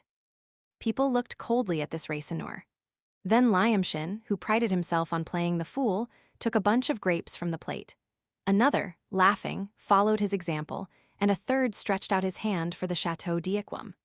But the head of police arriving checked him, and even ordered that the room should be cleared. As everyone had seen all they wanted, they went out without disputing, though Lyamshin began pestering the police captain about something. The general merrymaking, laughter, and playful talk were twice as lively on the latter half of the way. We arrived at Semyon Yakovlevitch's just at 1 o'clock. The gate of the rather large house stood unfastened, and the approach to the lodge was open. We learned at once that Semyon Yakovlevitch was dining, but was receiving guests. The whole crowd of us went in. The room in which the saint dined and received visitors had 3 windows and was fairly large. It was divided into 2 equal parts by a wooden latticework partition, which ran from wall to wall and was 3 or 4 feet high. Ordinary visitors remained on the outside of this partition, but lucky ones were by the saint's invitation admitted through the partition doors into his half of the room. And if so disposed, he made them sit down on the sofa or on his old leather chairs. He himself invariably sat in an old-fashioned, shabby Voltaire armchair. He was a rather big, bloated-looking, yellow-faced man of 55, with a bald head and scanty flaxen hair. He wore no beard, his right cheek was swollen, and his mouth seemed somehow twisted awry. He had a large wart on the left side of his nose, narrow eyes, and a calm, stolid, sleepy expression. He was dressed in European style in a black coat but had no waistcoat or tie. A rather coarse but white shirt peeped out below his coat. There was something the matter with his feet, I believe, and he kept them in slippers. I've heard that he had at one time been a clerk and received a rank in the service. He had just finished some fish soup and was beginning his second dish of potatoes and their skins, eaten with salt. He never ate anything else, but he drank a great deal of tea, of which he was very fond. 3 servants provided by the merchant were running to and fro about him. One of them was in a swallowtail, the second looked like a workman, and the third like a verger. There was also a very lively boy of 16. Besides the servants there was present, holding a jug, a reverend gray-headed monk who was a little too fat. On one of the tables a huge samovar was boiling, and a tray with almost 24 glasses was standing near it. On another table opposite offerings had been placed some loaves and also some pounds of sugar, 2 pounds of tea, a pair of embroidered slippers, a foulard handkerchief, a length of cloth, a piece of linen, and so on. Money offerings almost all went into the monk's jug. The room was full of people, at least a dozen visitors, of whom 2 were sitting with Semyon Yakovlevitch on the other side of the partition. One was a gray-headed old pilgrim of the peasant class, and the other a little dried-up monk who sat demurely, with his eyes cast down. The other visitors were all standing on the near side of the partition, and were mostly, too, of the peasant class, except one elderly and poverty-stricken lady, one landowner, and a stout merchant, who had come from the district town, a man with a big beard, dressed in the Russian style, though he was known to be worth 100,000. All were waiting for their chance, not daring to speak of themselves. 4 were on their knees, but the one who attracted most attention was the landowner, a stout man of 45, kneeling right at the partition, more conspicuous than anyone, waiting reverently for a propitious word or look from Semyon Yakovlevitch. He had been there for about an hour already, but the saint still did not notice him. Our ladies crowded right up to the partition, whispering gaily and laughingly together. They pushed aside or got in front of all the other visitors, even those on their knees, except the landowner, who remained obstinately in his prominent position, even holding on to the partition. Merry and greedily inquisitive eyes were turned upon Semyon Yakovlevitch, as well as lorgnettes, pince-nez, and even opera glasses. Lyamshin, at any rate, looked through an opera glass. Semyon Yakovlevitch calmly and lazily scanned all with his little eyes. My lovesers, he deigned to pronounce in a hoarse bass and slightly staccato. All our party laughed. What's the meaning of my lovesers? But Semyon Yakovlevitch relapsed into silence and finished his potatoes. Presently he wiped his lips with his napkin, and they handed him tea. As a rule, he did not take tea alone, but poured out some for his visitors, but by no means for all, usually pointing himself to those he wished to honor. And his choice always surprised people by its unexpectedness. Passing by the wealthy and the high-placed, he sometimes pitched upon a peasant or some decrepit old woman. Another time he would pass over the beggars to honor some fat, wealthy merchant. Tea was served differently, too, to different people. Sugar was put into some of the glasses and handed separately with others, while some got it without any sugar at all. This time the favored one was the monk sitting by him, who had sugar put in, and the old pilgrim, to whom it was given without any sugar. The fat monk with the jug, from the monastery, for some reason had none handed to him at all, though up till then he had had his glass every day. Semyon Yakovlevitch, do say something to me. I've been longing to make your acquaintance for ever so long, caroled the gorgeously dressed lady from our carriage, screwing up her eyes and smiling. She was the lady who had observed that one must not be squeamish about one's amusements, so long as they were interesting. Semyon Yakovlevitch did not even look at her. The kneeling landowner uttered a deep, sonorous sigh, like the sound of a big pair of bellows. With sugar in it, said Semyon Yakovlevitch suddenly, pointing to the wealthy merchant. The latter moved forward and stood beside the kneeling gentleman. Some more sugar for him, ordered Semyon Yakovlevitch, after the glass had already been poured out. They put some more in. More for him. More was put in a third time, and again a fourth. The merchant began submissively drinking his syrup. "Heavens!" whispered the people, crossing themselves. The kneeling gentleman again heaved a deep, sonorous sigh. "Father, Semyon Yakovlevitch?" The voice of the poor lady rang out all at once plaintively, though so sharply that it was startling. Our party had shoved her back to the wall. "A whole hour, dear father, I've been waiting for grace. Speak to me. Consider my case in my helplessness." "Ask her," said Semyon Yakovlevitch to the verger, who went to the partition. "Have you done what Semyon Yakovlevitch bade you last time?" he asked the widow in a soft and measured voice. "Done it, Father Semyon Yakovlevitch. How can one do it with them?" wailed the widow. "They're cannibals, they're lodging a complaint against me in the court, they threatened to take it to the Senate. That's how they treat their own mother." "Give her," Semyon Yakovlevitch pointed to a sugar loaf. The boy skipped up, seized the sugar loaf and dragged it to the widow. "Ach, father, great is your merciful kindness. What am I to do with so much?" wailed the widow. More," said Semyon Yakovlevitch lavishly. They dragged her another sugar loaf. More," the saint commanded. They took her a third and finally a fourth. The widow was surrounded with sugar on all sides. The monk from the monastery sighed. All this might have gone to the monastery that day as it had done on former occasions. "What am I to do with so much?" the widow sighed obsequiously. "It's enough to make one person sick. Is it some sort of a prophecy, father?" "Be sure it's by way of a prophecy," said someone in the crowd. "Another pound for her, another," Semyon Yakovlevitch persisted. There was a whole sugar loaf still on the table, but the saint ordered a pound to be given, and they gave her a pound. "Lord have mercy on us," gasped the people, crossing themselves. "It's surely a prophecy. Sweeten your heart for the future with mercy and loving kindness, and then come to make complaints against your own children, bone of your bone." That's what we must take this emblem to mean. The stout monk from the monastery, who had had no tea given to him, said softly but self-complacently, taking upon himself the role of interpreter in an access of wounded vanity. "What are you saying, father?" cried the widow, suddenly infuriated. "Why, they dragged me into the fire with a rope round me when the Verhoshen's house was burnt, and they locked up a dead cat in my chest. They are ready to do any villainy." Away with her, Semyon Yakovlevitch said suddenly, waving his hands. The verger and the boy dashed through the partition. The verger took the widow by the arm, and without resisting she trailed to the door, keeping her eyes fixed on the loaves of sugar that had been bestowed on her, which the boy dragged after her. "One to be taken away. Take it away," Semyon Yakovlevitch commanded to the servant like a workman, who remained with him. The latter rushed after the retreating woman, and the three servants returned somewhat later, bringing back one loaf of sugar which had been presented to the widow and now taken away from her. She carried off 3, however. "Semyon Yakovlevitch," said a voice at the door. "I dreamt of a bird, a jackdaw. It flew out of the water and flew into the fire. What does the dream mean?" "Frost," Semyon Yakovlevitch pronounced. "Semyon Yakovlevitch, why don't you answer me all this time? I've been interested in you ever so long," the lady of our party began again. "Ask him," said Semyon Yakovlevitch, not heeding her, but pointing to the kneeling gentleman. The monk from the monastery, to whom the order was given, moved sedately to the kneeling figure. "How have you sinned, and was not some command laid upon you?" "Not to fight, not to give the rein to my hands," answered the kneeling gentleman hoarsely. "Have you obeyed?" asked the monk.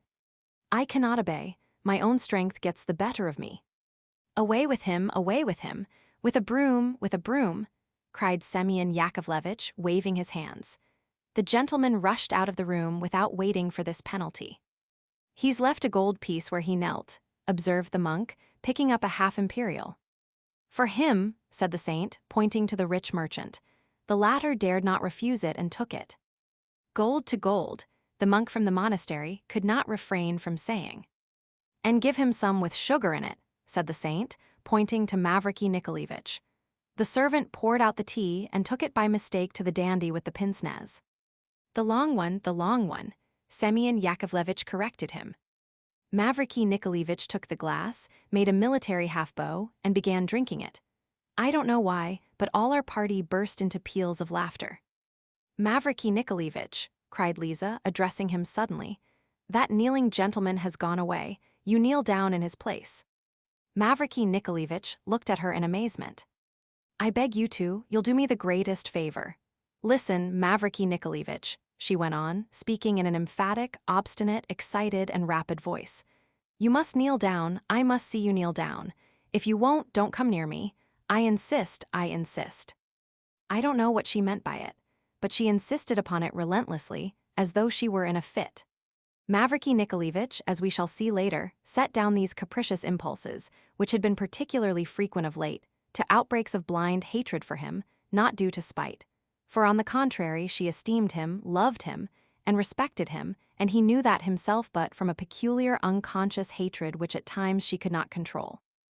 In silence he gave his cup to an old woman standing behind him, opened the door of the partition, and, without being invited, stepped into Semyon Yakovlevitch's private apartment, and knelt down in the middle of the room in sight of all. I imagine that he was deeply shocked in his candid and delicate heart by Liza's coarse and mocking freak before the whole company. Perhaps he imagined that she would feel ashamed of herself, seeing his humiliation, on which she had so insisted. Of course no one but he would have dreamt of bringing a woman to reason by so naive and risky a proceeding. He remained kneeling with his imperturbable gravity, long, tall, awkward, and ridiculous, but our party did not laugh. The unexpectedness of the action produced a painful shock. Everyone looked at Liza. Anoint, anoint, muttered Semyon Yakovlevitch. Liza suddenly turned white, cried out, and rushed through the partition. Then a rapid and hysterical scene followed. She began pulling Mavriky Nikolaevich up with all her might, tugging at his elbows with both hands. Get up, she screamed as though she were crazy. Get up at once, how dare you? Mavriky Nikolaevich got up from his knees. She clutched his arms above the elbow and looked intently into his face. There was terror in her expression. My lovesers, Semyon Yakovlevitch repeated again. She dragged Mavriky Nikolaevich back to the other part of the room at last. There was some commotion in all our company. The lady from our carriage, probably intending to relieve the situation, loudly and shrilly asked the saint for the third time, with an affected smile. Well, Semyon Yakovlevitch, won't you utter some saying for me? I've been reckoning so much on you. Out with the, said Semyon Yakovlevitch, suddenly addressing her with an extremely indecent word. The words were uttered savagely and with horrifying distinctness. Our ladies shrieked and rushed headlong away, while the gentlemen escorting them burst into Homeric laughter. So ended our visit to Semyon Yakovlevitch. At this point, however, there took place, I am told, an extremely enigmatic incident, and I must own, it was chiefly on account of it that I have described this expedition so minutely. I am told that when all flocked out, Liza, supported by Mavriky Nikolaevich, was jostled against Nikolay Vsevolodovitch in the crush in the doorway. I must mention that since that Sunday morning when she fainted, they had not approached each other, nor exchanged a word, though they had met more than once. I saw them brought together in the doorway. I fancied they both stood still for an instant, and looked, as it were, strangely at one another, but I may not have seen rightly in the crowd. It is asserted, on the contrary, and quite seriously, that Liza, glancing at Nikolay Vsevolodovitch, quickly raised her hand to the level of his face, and would certainly have struck him if he had not drawn back in time. Perhaps she was displeased with the expression of his face, or the way he smiled, particularly just after such an episode with Mavriky Nikolaevich. I must admit I saw nothing myself, but all the others declared they had, though they certainly could not all have seen it in such a crush, though perhaps some may have. But I did not believe it at the time. I remember, however, that Nikolay Vsevolodovitch was rather pale all the way home. 3. Almost at the same time, and certainly on the same day, the interview at last took place between Stepan Trofimovitch and Varvara Petrovna. She had long had this meeting in her mind, and had sent word about it to her former friend, but for some reason she had kept putting it off till then. It took place at Vorshniki. Varvara Petrovna arrived at her country house all in a bustle. It had been definitely decided the evening before that the fête was to take place at the Marshalls, But Varvara Petrovna's rapid brain at once grasped that no one could prevent her from afterwards giving her own special entertainment at Dvorshniki, and again assembling the whole town. Then everyone could see for themselves whose house was best, and in which more taste was displayed in receiving guests and giving a ball. Altogether, she was hardly to be recognized. She seemed completely transformed, and instead of the unapproachable, noble lady, Stepan Trofimovitch's expression seemed changed into the most commonplace, whimsical society woman. But perhaps this may only have been on the surface. When she reached the empty house, she had gone through all the rooms, accompanied by her faithful old butler, Alexei Yegoritch, and by Fomushka, a man who had seen much of life and was a specialist in decoration. They began to consult and deliberate. What furniture was to be brought from the townhouse, what things, what pictures, where they were to be put, how the conservatories and flowers could be put to the best use, where to put new curtains, where to have the refreshment rooms, whether one or two, and so on and so on. And behold, in the midst of this exciting bustle, she suddenly took it into her head to send for Stepan Trofimovitch. The latter had long before received notice of this interview and was prepared for it, and he had every day been expecting just such a sudden summons. As he got into the carriage, he crossed himself. His fate was being decided. He found his friend in the big drawing room on the little sofa in the recess, before a little marble table with a pencil and paper in her hands. Fomushka, with a yard measure, was measuring the height of the galleries and the windows, while Varvara Petrovna herself was writing down the numbers and making notes on the margin. She nodded in Stepan Trofimovitch's direction without breaking off from what she was doing, and when the latter muttered some sort of greeting, she hurriedly gave him her hand, and without looking at him, motioned him to a seat beside her. "I sat waiting for 5 minutes, mastering my heart," he told me afterwards. "I saw before me not the woman whom I had known for 20 years. An absolute conviction that all was over gave me a strength which astounded even her. I swear that she was surprised at my stoicism in that last hour." Varvara Petrovna suddenly put down her pencil on the table and turned quickly to Stepan Trofimovitch. "Stepan Trofimovitch, we have to talk of business. I'm sure you have prepared all your fervent words and various phrases, but we'd better go straight to the point, hadn't we?" She had been in too great a hurry to show the tone she meant to take, and what might not come next. "Wait, be quiet, let me speak. Afterwards you shall, though really I don't know what you can answer me," she said in a rapid patter. "The 1,200 rubles of your pension I consider a sacred obligation to pay you as long as you live. Though why a sacred obligation? Simply a contract. That would be a great deal more real, wouldn't it? If you like, we'll write it out. Special arrangements have been made in case of my death. But you are receiving from me at present lodging, servants, and your maintenance in addition. Reckoning that in money it would amount to 1,500 rubles, wouldn't it? I will add another 300 rubles, making 3,000 rubles in all. Will that be enough a year for you? I think that's not too little. In any extreme emergency, I would add something more. And so, take your money, send me back my servants, and live by yourself where you like in Petersburg, in Moscow, abroad, or here, only not with me. Do you hear?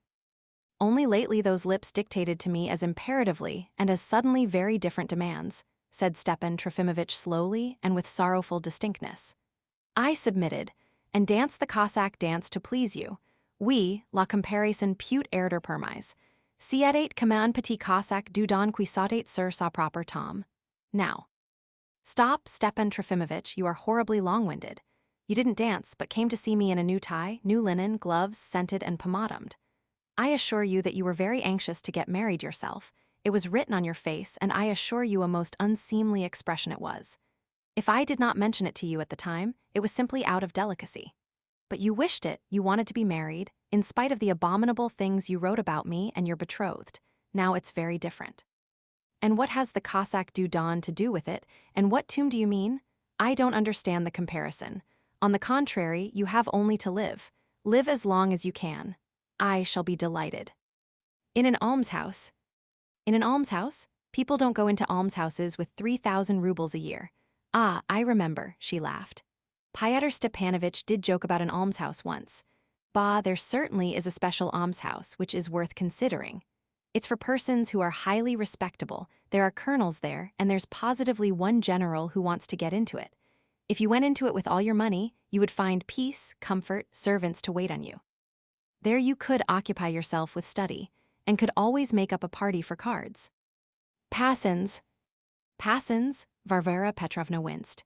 But if so, that's all. You've been informed that we shall live henceforward entirely apart. And that's all, he said. All that's left of 20 years, our last farewell. You're awfully fond of these exclamations, Stepan Trofimovitch. It's not at all the fashion. Nowadays people talk roughly but simply. You keep harping on our 20 years of mutual vanity and nothing more.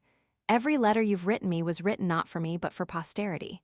You're a stylist and not a friend, and friendship is only a splendid word. In reality, a mutual exchange of sloppiness. Good heavens, how many sayings not your own? Lessons learned by heart. They've already put their uniform on you too. You, too, are rejoicing. You, too, are basking in the sunshine. Cheer, cheer, for what a mess of pottage you have sold them your freedom. I'm not a parrot to repeat other people's phrases, cried Varvara Petrovna, boiling over. You may be sure I have stored up many sayings of my own. What have you been doing for me all these 20 years? You refused me even the books I ordered for you, though, except for the binder, they would have remained uncut. What did you give me to read when I asked you during those first years to be my guide? Always capfig, and nothing but capfig. You were jealous of my culture even, and took measures. And all the while everyone's laughing at you. I must confess I always considered you only as a critic. You are a literary critic and nothing more. When on the way to Petersburg I told you that I meant to found a journal and to devote my whole life to it, you looked at me ironically at once, and suddenly became horribly supercilious. That was not that. We were afraid then of persecution. It was just that, and you couldn't have been afraid of persecution in Petersburg at that time. Do you remember that in February, too, when the news of the emancipation came, you ran to me in a panic, and demanded that I should at once give you a written statement that the proposed magazine had nothing to do with you, that the young people had been coming to see me and not you, that you were only a tutor who lived in the house, only because he had not yet received his salary. Isn't that so? Do remember that. You have distinguished yourself all your life, Stepan Trofimovitch. That was only a moment of weakness, a moment when we were alone, he exclaimed mournfully. But is it possible, to break off everything for the sake of such petty impressions? Can it be that nothing more has been left between us after those long years? You are horribly calculating. You keep trying to leave me in your debt. When you came back from abroad, you looked down upon me and wouldn't let me utter a word. But when I came back myself and talked to you afterwards of my impressions of the Madonna, you wouldn't hear me. You began smiling condescendingly into your cravat, as though I were incapable of the same feelings as you. It was not so, it was probably not so, J.I. Aubly. No, it was so, she answered, and, what's more, you've nothing to pride yourself on. That's all nonsense and one of your fancies. Now, there's no one, absolutely no one, in ecstasies over the Madonna. No one wastes time over it except old men who are hopelessly out of date. That's established. Established, is it? It's of no use whatever. This jug's of use because one can pour water into it. This pencil's of use because you can write anything with it. But that woman's face is inferior to any face in nature. Try drawing an apple and put a real apple beside it. Which would you take? You wouldn't make a mistake, I'm sure. This is what all our theories amount to, now that the first light of free investigation has dawned upon them. Indeed, indeed. You laugh ironically. And what used you to say to me about charity? Yet the enjoyment derived from charity is a haughty and immoral enjoyment. The rich man's enjoyment in his wealth, his power, and in the comparison of his importance with the poor. Charity corrupts giver and taker alike, and, what's more, does not attain its object, as it only increases poverty. Fathers who don't want to work crowd round the charitable like gamblers round the gambling table, hoping for gain, while the pitiful farthings that are flung them are 100 times too little. Have you given away much in your life? Less than a ruble, if you try and think. Try to remember when last you gave away anything. It'll be 2 years ago, maybe 4. You make an outcry and only hinder things. Charity ought to be forbidden by law, even in the present state of society. In the new regime, there will be no poor at all. Oh, what an eruption of borrowed phrases. So it's come to the new regime already? Unhappy woman, God help you. Yes, it has, Stepan Trofimovitch. You carefully concealed all these new ideas from me, though everyone's familiar with them nowadays. And you did it simply out of jealousy, so as to have power over me, so that now even that Yulia is 100 miles ahead of me, but now my eyes have been opened. I have defended you, Stepan Trofimovitch, all I could, but there is no one who does not blame you. Enough, said he, getting up from his seat. Enough, and what can I wish you now unless it's repentance? Sit still a minute, Stepan Trofimovitch. I have another question to ask you. You've been told of the invitation to read at the literary matinee. It was arranged through me. Tell me what you're going to read. Why, about that very Queen of Queens, that ideal of humanity, the Sistine Madonna, who to your thinking is inferior to a glass or a pencil. So you're not taking something historical? Said Varvara Petrovna in mournful surprise. But they won't listen to you. You've got that Madonna on your brain. You seem bent on putting everyone to sleep. Let me assure you, Stepan Trofimovitch, I am speaking entirely in your own interest. It would be a different matter if you would take some short but interesting story of medieval court life from Spanish history, or, better still, some anecdote, and pad it out with other anecdotes and witty phrases of your own. There were magnificent courts then, ladies, you know, poisonings.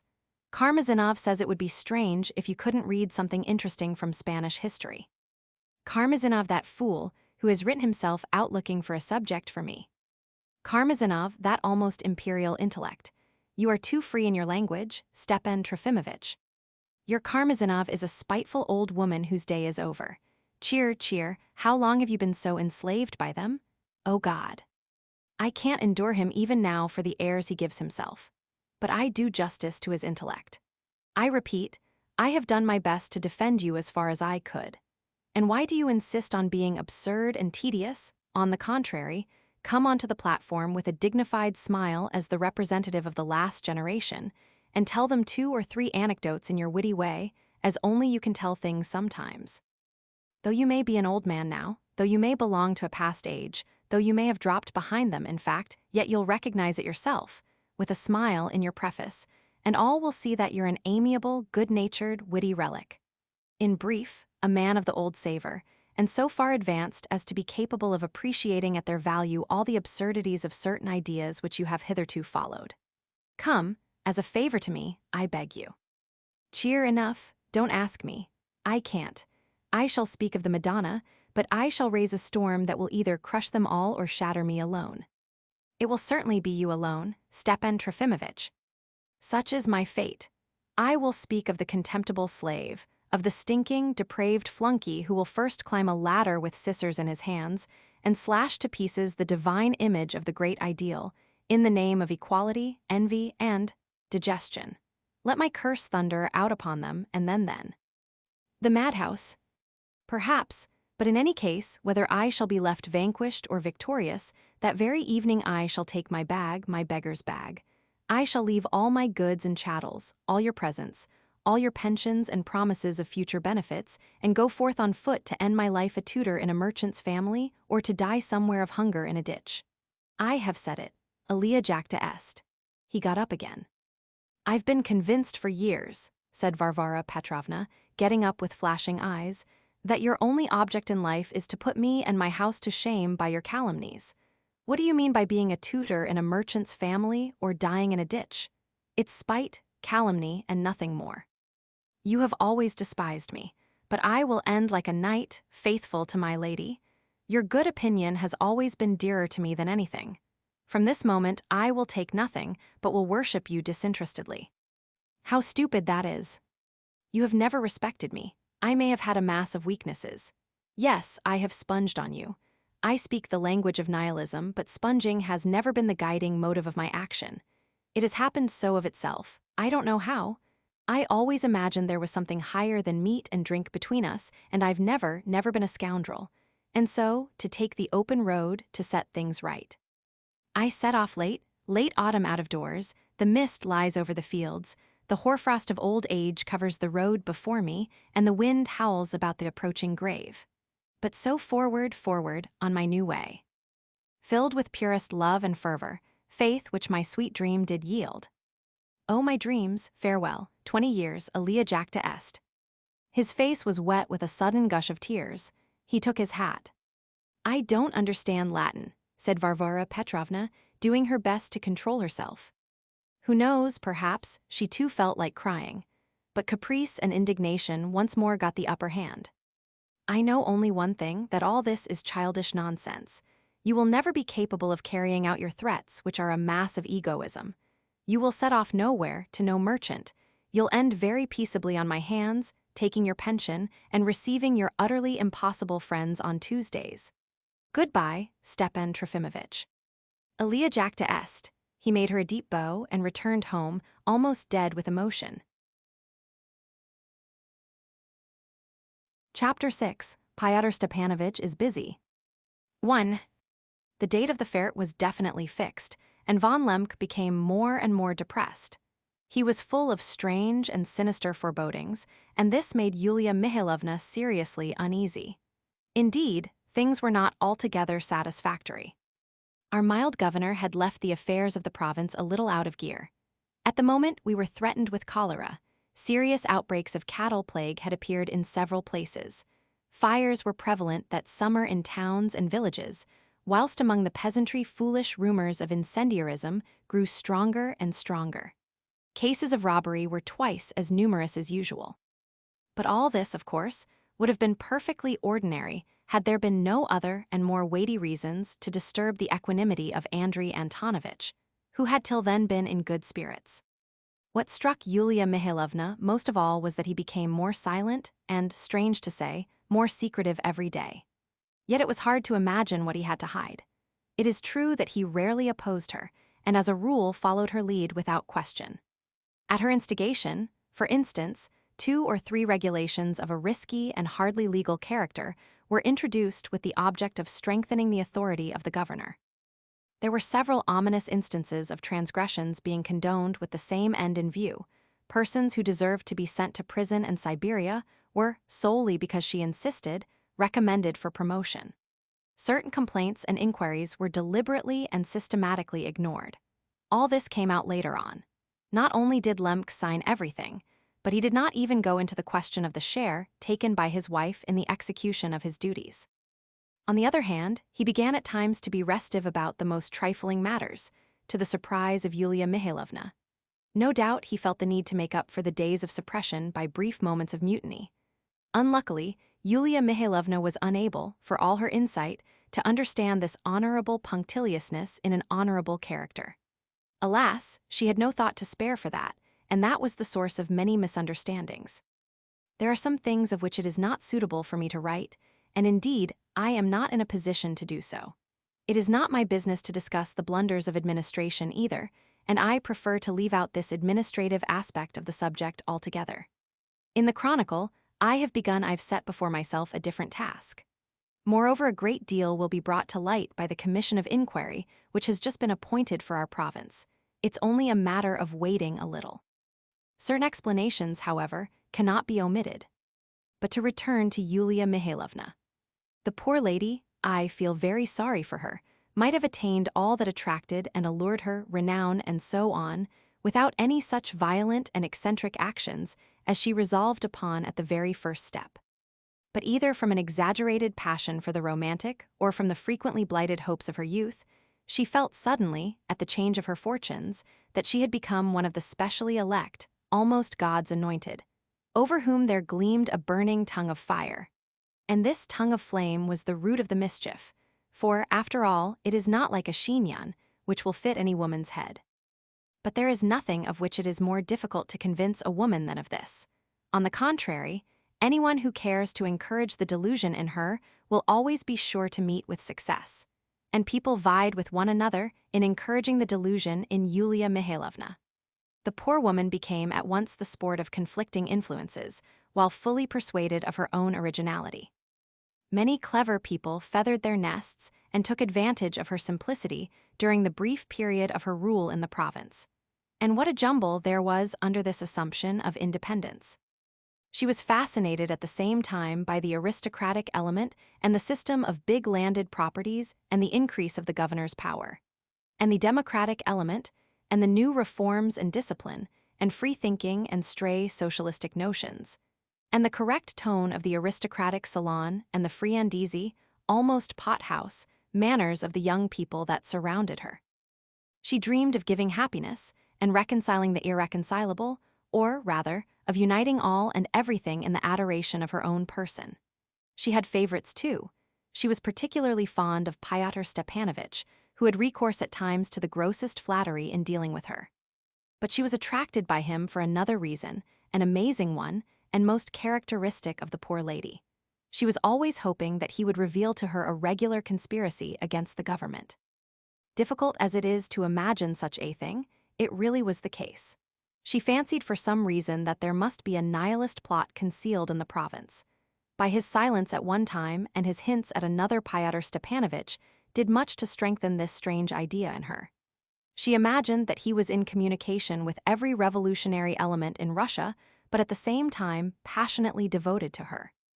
To discover the plot, to receive the gratitude of the government, to enter on a brilliant career, to influence the young by kindness, and to restrain them from extremes, all these dreams existed side by side in her fantastic brain. She had saved Fyodor Stepanovitch, she had conquered him, of this she was for some reason firmly convinced. She would save others. None of them should perish, she should save them all, she would pick them out, she would send in the right report of them, she would act in the interests of the loftiest justice, and perhaps posterity and Russian liberalism would bless her name. Yet the conspiracy would be discovered. Every advantage at once. Still, it was essential that Andrei Antonovitch should be in rather better spirits before the festival. He must be cheered up and reassured. For this purpose, she sent Fyodor Stepanovitch to him in the hope that he would relieve his depression by some means of consolation best known to himself, perhaps by giving him some information, so to speak, first-hand. She put implicit faith in his dexterity. It was some time since Fyodor Stepanovitch had been in Mr. von Lemke's study. He popped in on him just when the sufferer was in a most stubborn mood. 2. A combination of circumstances had arisen which Mr. von Lemke was quite unable to deal with. In the very district where Fyodor Stepanovitch had been having a festive time, a sub-lieutenant had been called up to be censured by his immediate superior, and the reproof was given in the presence of the whole company. The sub-lieutenant was a young man fresh from Petersburg, always silent and morose, of dignified appearance though small, stout, and rosy-cheeked. He resented the reprimand, and suddenly, with a startling shriek that astonished the whole company, he charged at his superior officer with his head bent down like a wild beast's, struck him, and bit him on the shoulder with all his might. They had difficulty in getting him off. There was no doubt that he had gone out of his mind. Anyway, it became known that of late he had been observed performing incredibly strange actions. He had, for instance, flung 2 icons belonging to his landlady out of his lodgings and smashed up one of them with an axe. In his own room he had, on 3 stands resembling lecterns, laid out the works of Vogt, Molescott, and Buchner, and before each lectern he used to burn a church wax candle. From the number of books found in his rooms, it could be gathered that he was a well-read man. If he had had 50,000 francs, he would perhaps have sailed to the island of marquises like the cadet, to whom Herzen alludes with such sprightly humor in one of his writings. When he was seized, whole bundles of the most desperate manifestos were found in his pockets and his lodgings. Manifestos are a trivial matter too, and to my thinking not worth troubling about. We have seen plenty of them. Besides, they were not new manifestos. They were, it was said later, just the same as had been circulated in the X-province, and Liputin, who had traveled in that district, and the neighboring province 6 weeks previously, declared that he had seen exactly the same leaflets there then. But what struck Andrei Antonovitch most was that the overseer of S.H. Pigulin's factory had brought the police just at the same time 2 or 3 packets of exactly the same leaflets as had been found on the lieutenant. The bundles, which had been dropped in the factory in the night, had not been opened, and none of the factory hands had had time to read one of them.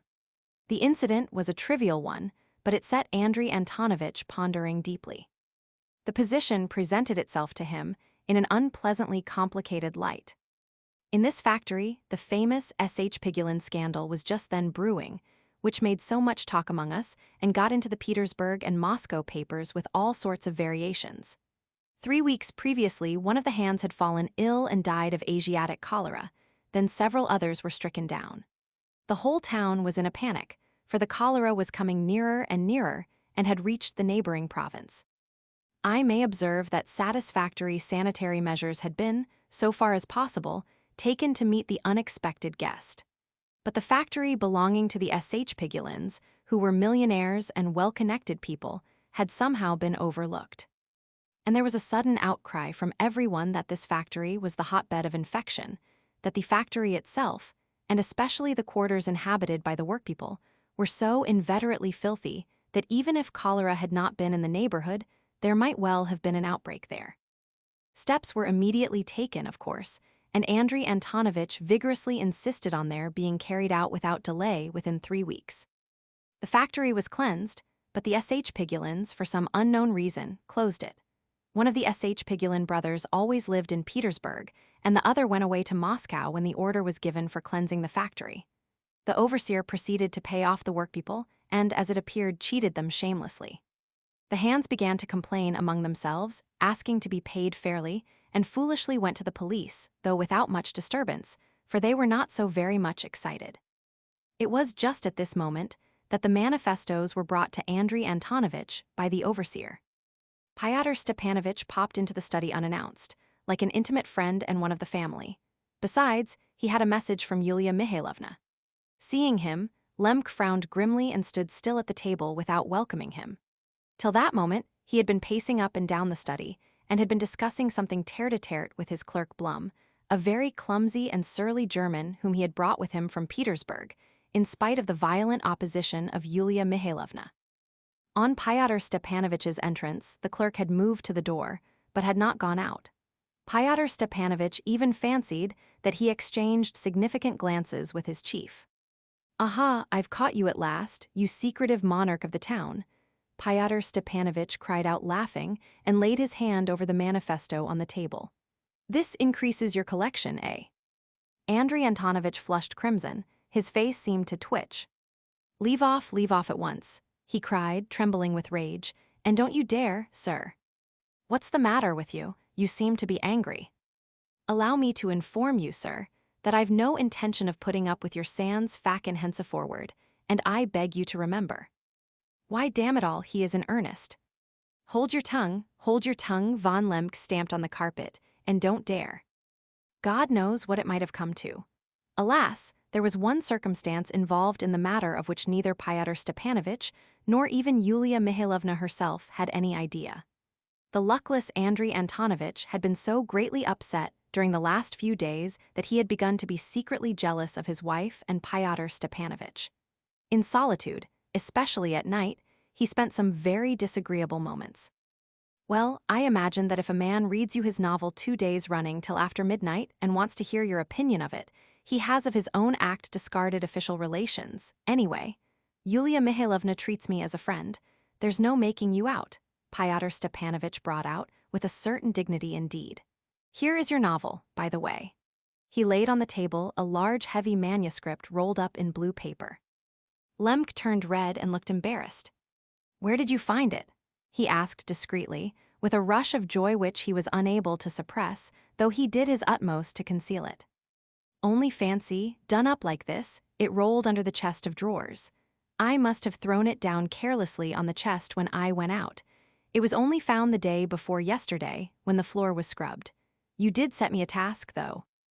Lemke dropped his eyes sternly. "I haven't slept for the last 2 nights, thanks to you. It was found the day before yesterday, but I kept it and have been reading it ever since. I've no time in the day, so I've read it at night. Well, I don't like it, it's not my way of looking at things.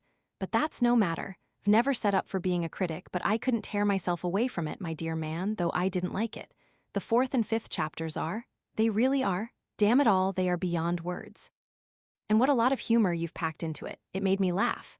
How you can make fun of things sans quecella Paris. As for the 9th and 10th chapters, it's all about love. That's not my line, but it's effective, though. I was nearly blubbering over Egrenev's letter, though you've shown him up so cleverly. You know, it's touching, though at the same time you want to show the false side of him, as it were, don't you? Have I guessed right? But I could simply beat you for the ending, for what are you setting up? Why, the same old idol of domestic happiness, begetting children and making money.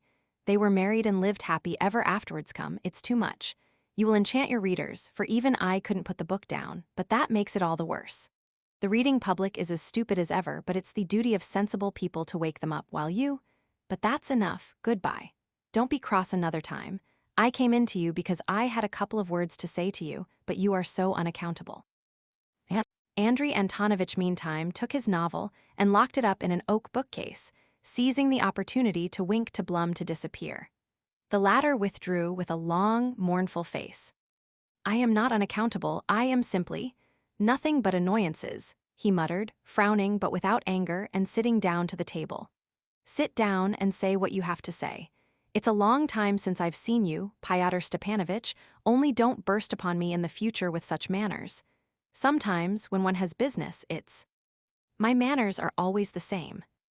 I know, and I believe that you mean nothing by it, but sometimes one is worried. Sit down.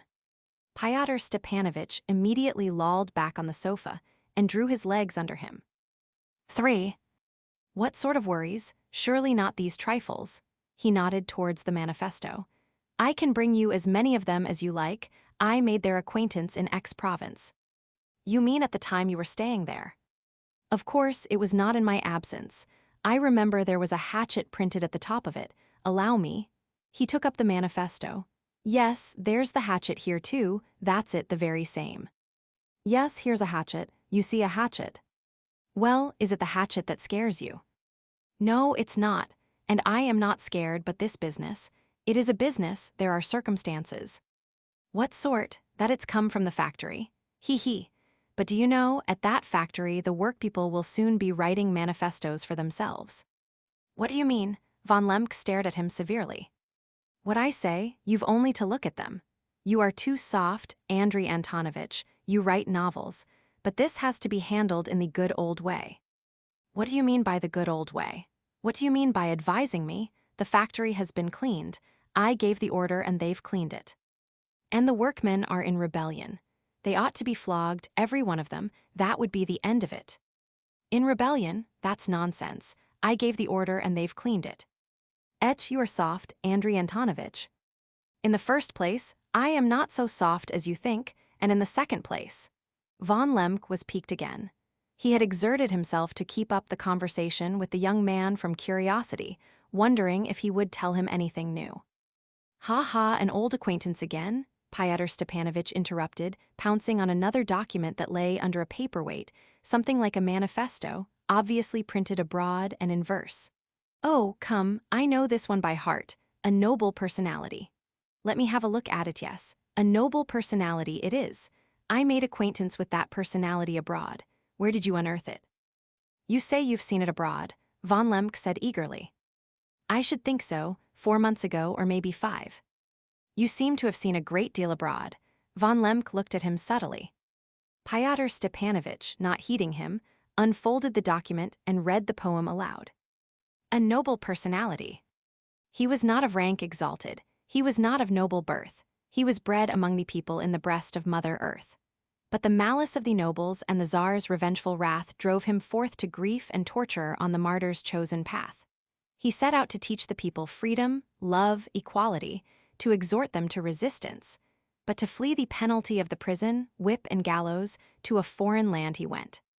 While the people waited hoping from Smolensk to far Tashkent, waited eager for his coming to rebel against their fate, to arise and crush the tsardom and the nobles' vicious hate, to share all the wealth in common, and the antiquated thrall of the church, the home and marriage to abolish once for all. You got it from that officer, I suppose, eh? Asked Fyodor Stepanovitch. Why do you know that officer then, too? I should think so. I had a gay time with him there for 2 days. He was bound to go out of his mind. Perhaps he did not go out of his mind. You think he didn't because he began to bite. But excuse me, if you saw those verses abroad and then, it appears at that officer's. What puzzling is it? You are putting me through an examination, Andrei Antonovitch, I see. You see, he began suddenly with extraordinary dignity.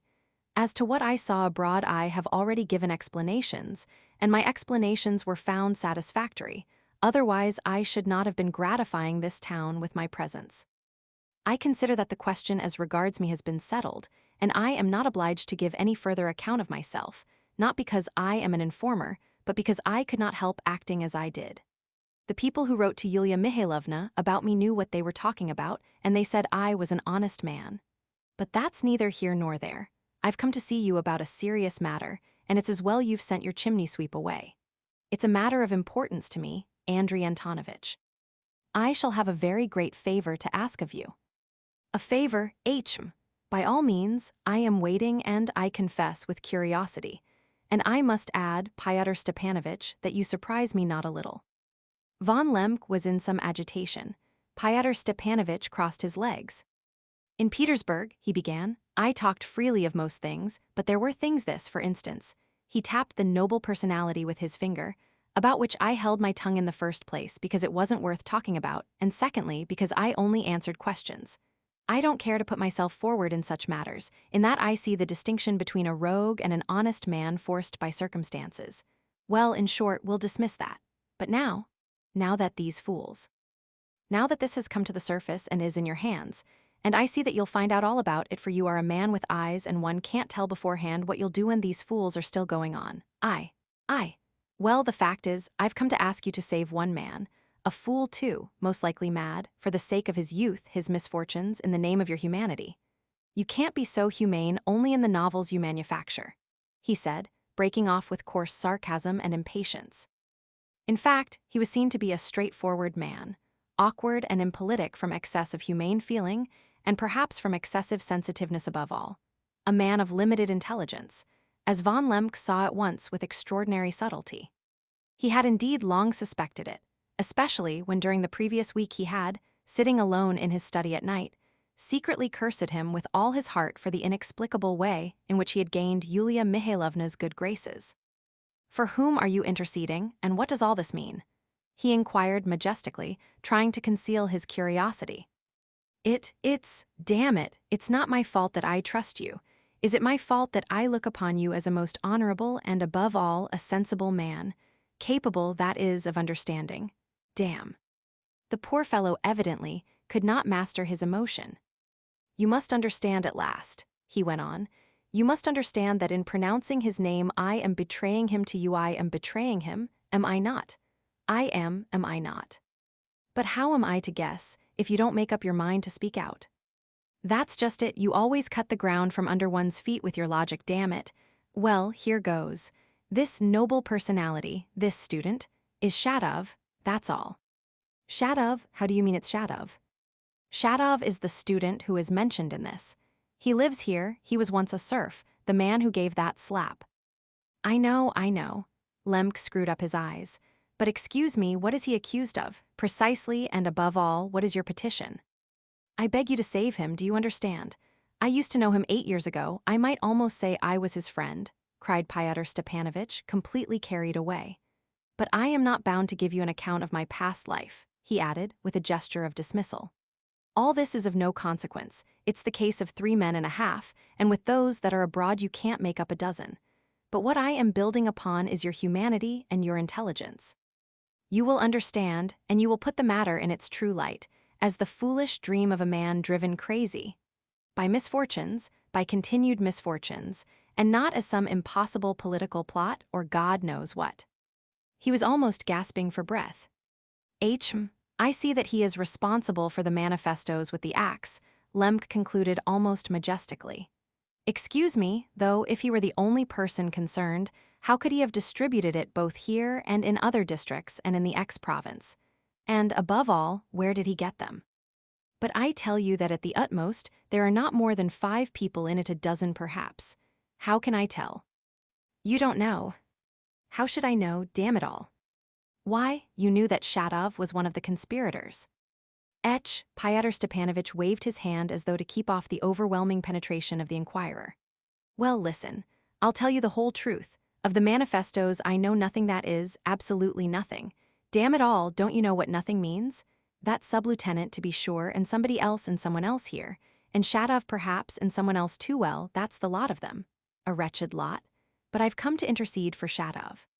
He must be saved, for this poem is his own composition, and it was through him it was published abroad. That I know for a fact, but of the manifestos I really know nothing. If the poem is his work, no doubt the manifestos are too. but what data have you for suspecting Mr. Shatov? Fyodor Stepanovitch, with the air of a man driven out of all patience, pulled a pocketbook out of his pocket and took a note out of it. "Here are the facts," he cried, flinging it on the table.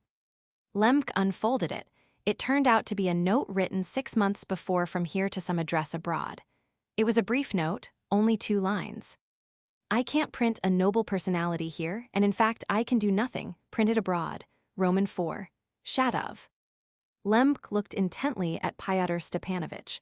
Varvara Petrovna had been right in saying that he had at times the expression of a sheep. "You see, it's like this," Fyodor Stepanovitch burst out. "He wrote this poem here 6 months ago, but he couldn't get it printed here in a secret printing press, and so he asks to have it printed abroad. That seems clear." "Yes, that's clear, but to whom did he write?" "That's not clear yet," Lemk observed with the most subtle irony. "Why, Kirillov, of course. The letter was written to Kirillov abroad. Surely you knew that?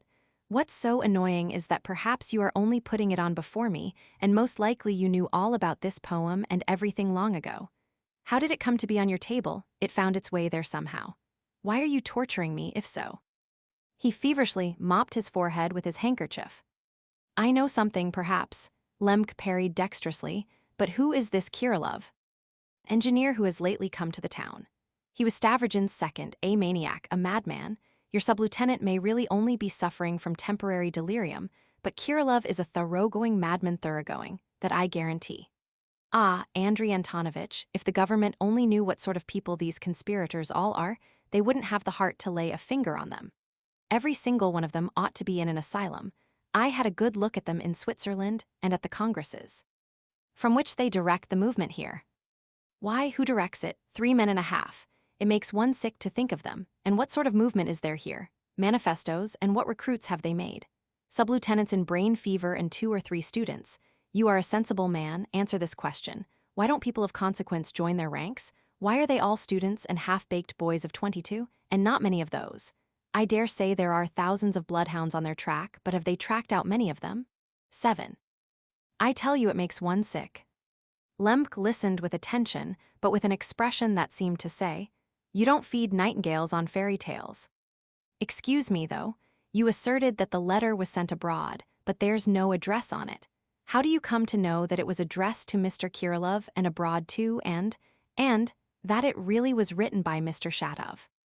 "Why, fetch some specimen of Shatov's writing and compare it. You must have some signature of his in your office. As for its being addressed to Kirillov, it was Kirillov himself showed it me at the time." "Then you were yourself." "Of course I was myself. They showed me lots of things out there. And as for this poem, they say it was written by Herzen to Shatov when he was still wandering abroad, in memory of their meeting, so they say, by way of praise and recommendation, damn it all. And Shatov circulates it among the young people as much as to say, this was Herzen's opinion of me." "Ha ha," cried Lemk, feeling he had got to the bottom of it at last. "That's just what I was wondering. One can understand the manifesto, but what's the object of the poem?" "Of course you'd see it. Goodness knows why I've been babbling to you. Listen. Spare Shatov for me, and the rest may go to the devil-even Kirillov, who is in hiding now, shut up in Filipov's house, where Shatov lodges too. They don't like me because I've turned round. But promise me Shatov and I'll dish them all up for you. I shall be of use, Andrei Antonovitch. I reckon 9 or 10 men make up the whole wretched lot. I am keeping an eye on them myself, on my own account. We know of 3 already, Shatov, Kirillov, and that sub-lieutenant. The others I am only watching carefully, though I am pretty sharp-sighted too. It's the same over again as it was in the X province. 2 students, a schoolboy, 2 noblemen of 20, a teacher, and a half-pay major of 60, crazy with drink, have been caught with manifestos. That was all, you can take my word for it, that was all. It was quite a surprise that that was all. But I must have 6 days. I have reckoned it out 6 days, not less. If you want to arrive at any result, don't disturb them for 6 days, and I can kill all the birds with 1 stone for you. But if you flutter them before, the birds will fly away. But spare me Shatov. I speak for Shatov. The best plan would be to fetch him here secretly, in a friendly way, to your study and question him without disguising the facts. I have no doubt he'll throw himself at your feet and burst into tears. He is a highly strung and unfortunate fellow. His wife is carrying on with Stavrogin. Be kind to him and he will tell you everything, but I must have 6 days. And, above all, not a word to Yulia Mihailovna. It's a secret. May it be a secret." "What?" cried Lemk, opening wide his eyes. "Do you mean to say you said nothing of this to Yulia Mihailovna?" "To her, heaven forbid. Andrei Antonovitch, you see, I value her friendship and I have the highest respect for her, and all the rest of it. But I couldn't make such a blunder. I don't contradict her, for as you know yourself, it's dangerous to contradict her. I may have dropped a word to her, for I know she likes that, but to suppose that I mention names to her as I have to you or anything of that sort, my good sir, why am I appealing to you? Because you are a man, anyway, a serious person with old-fashioned firmness and experience in the service. You've seen life. You must know by heart every detail of such affairs, I expect, from what you've seen in Petersburg. But if I were to mention those 2 names, for instance, to her, she'd stir up such a hubbub.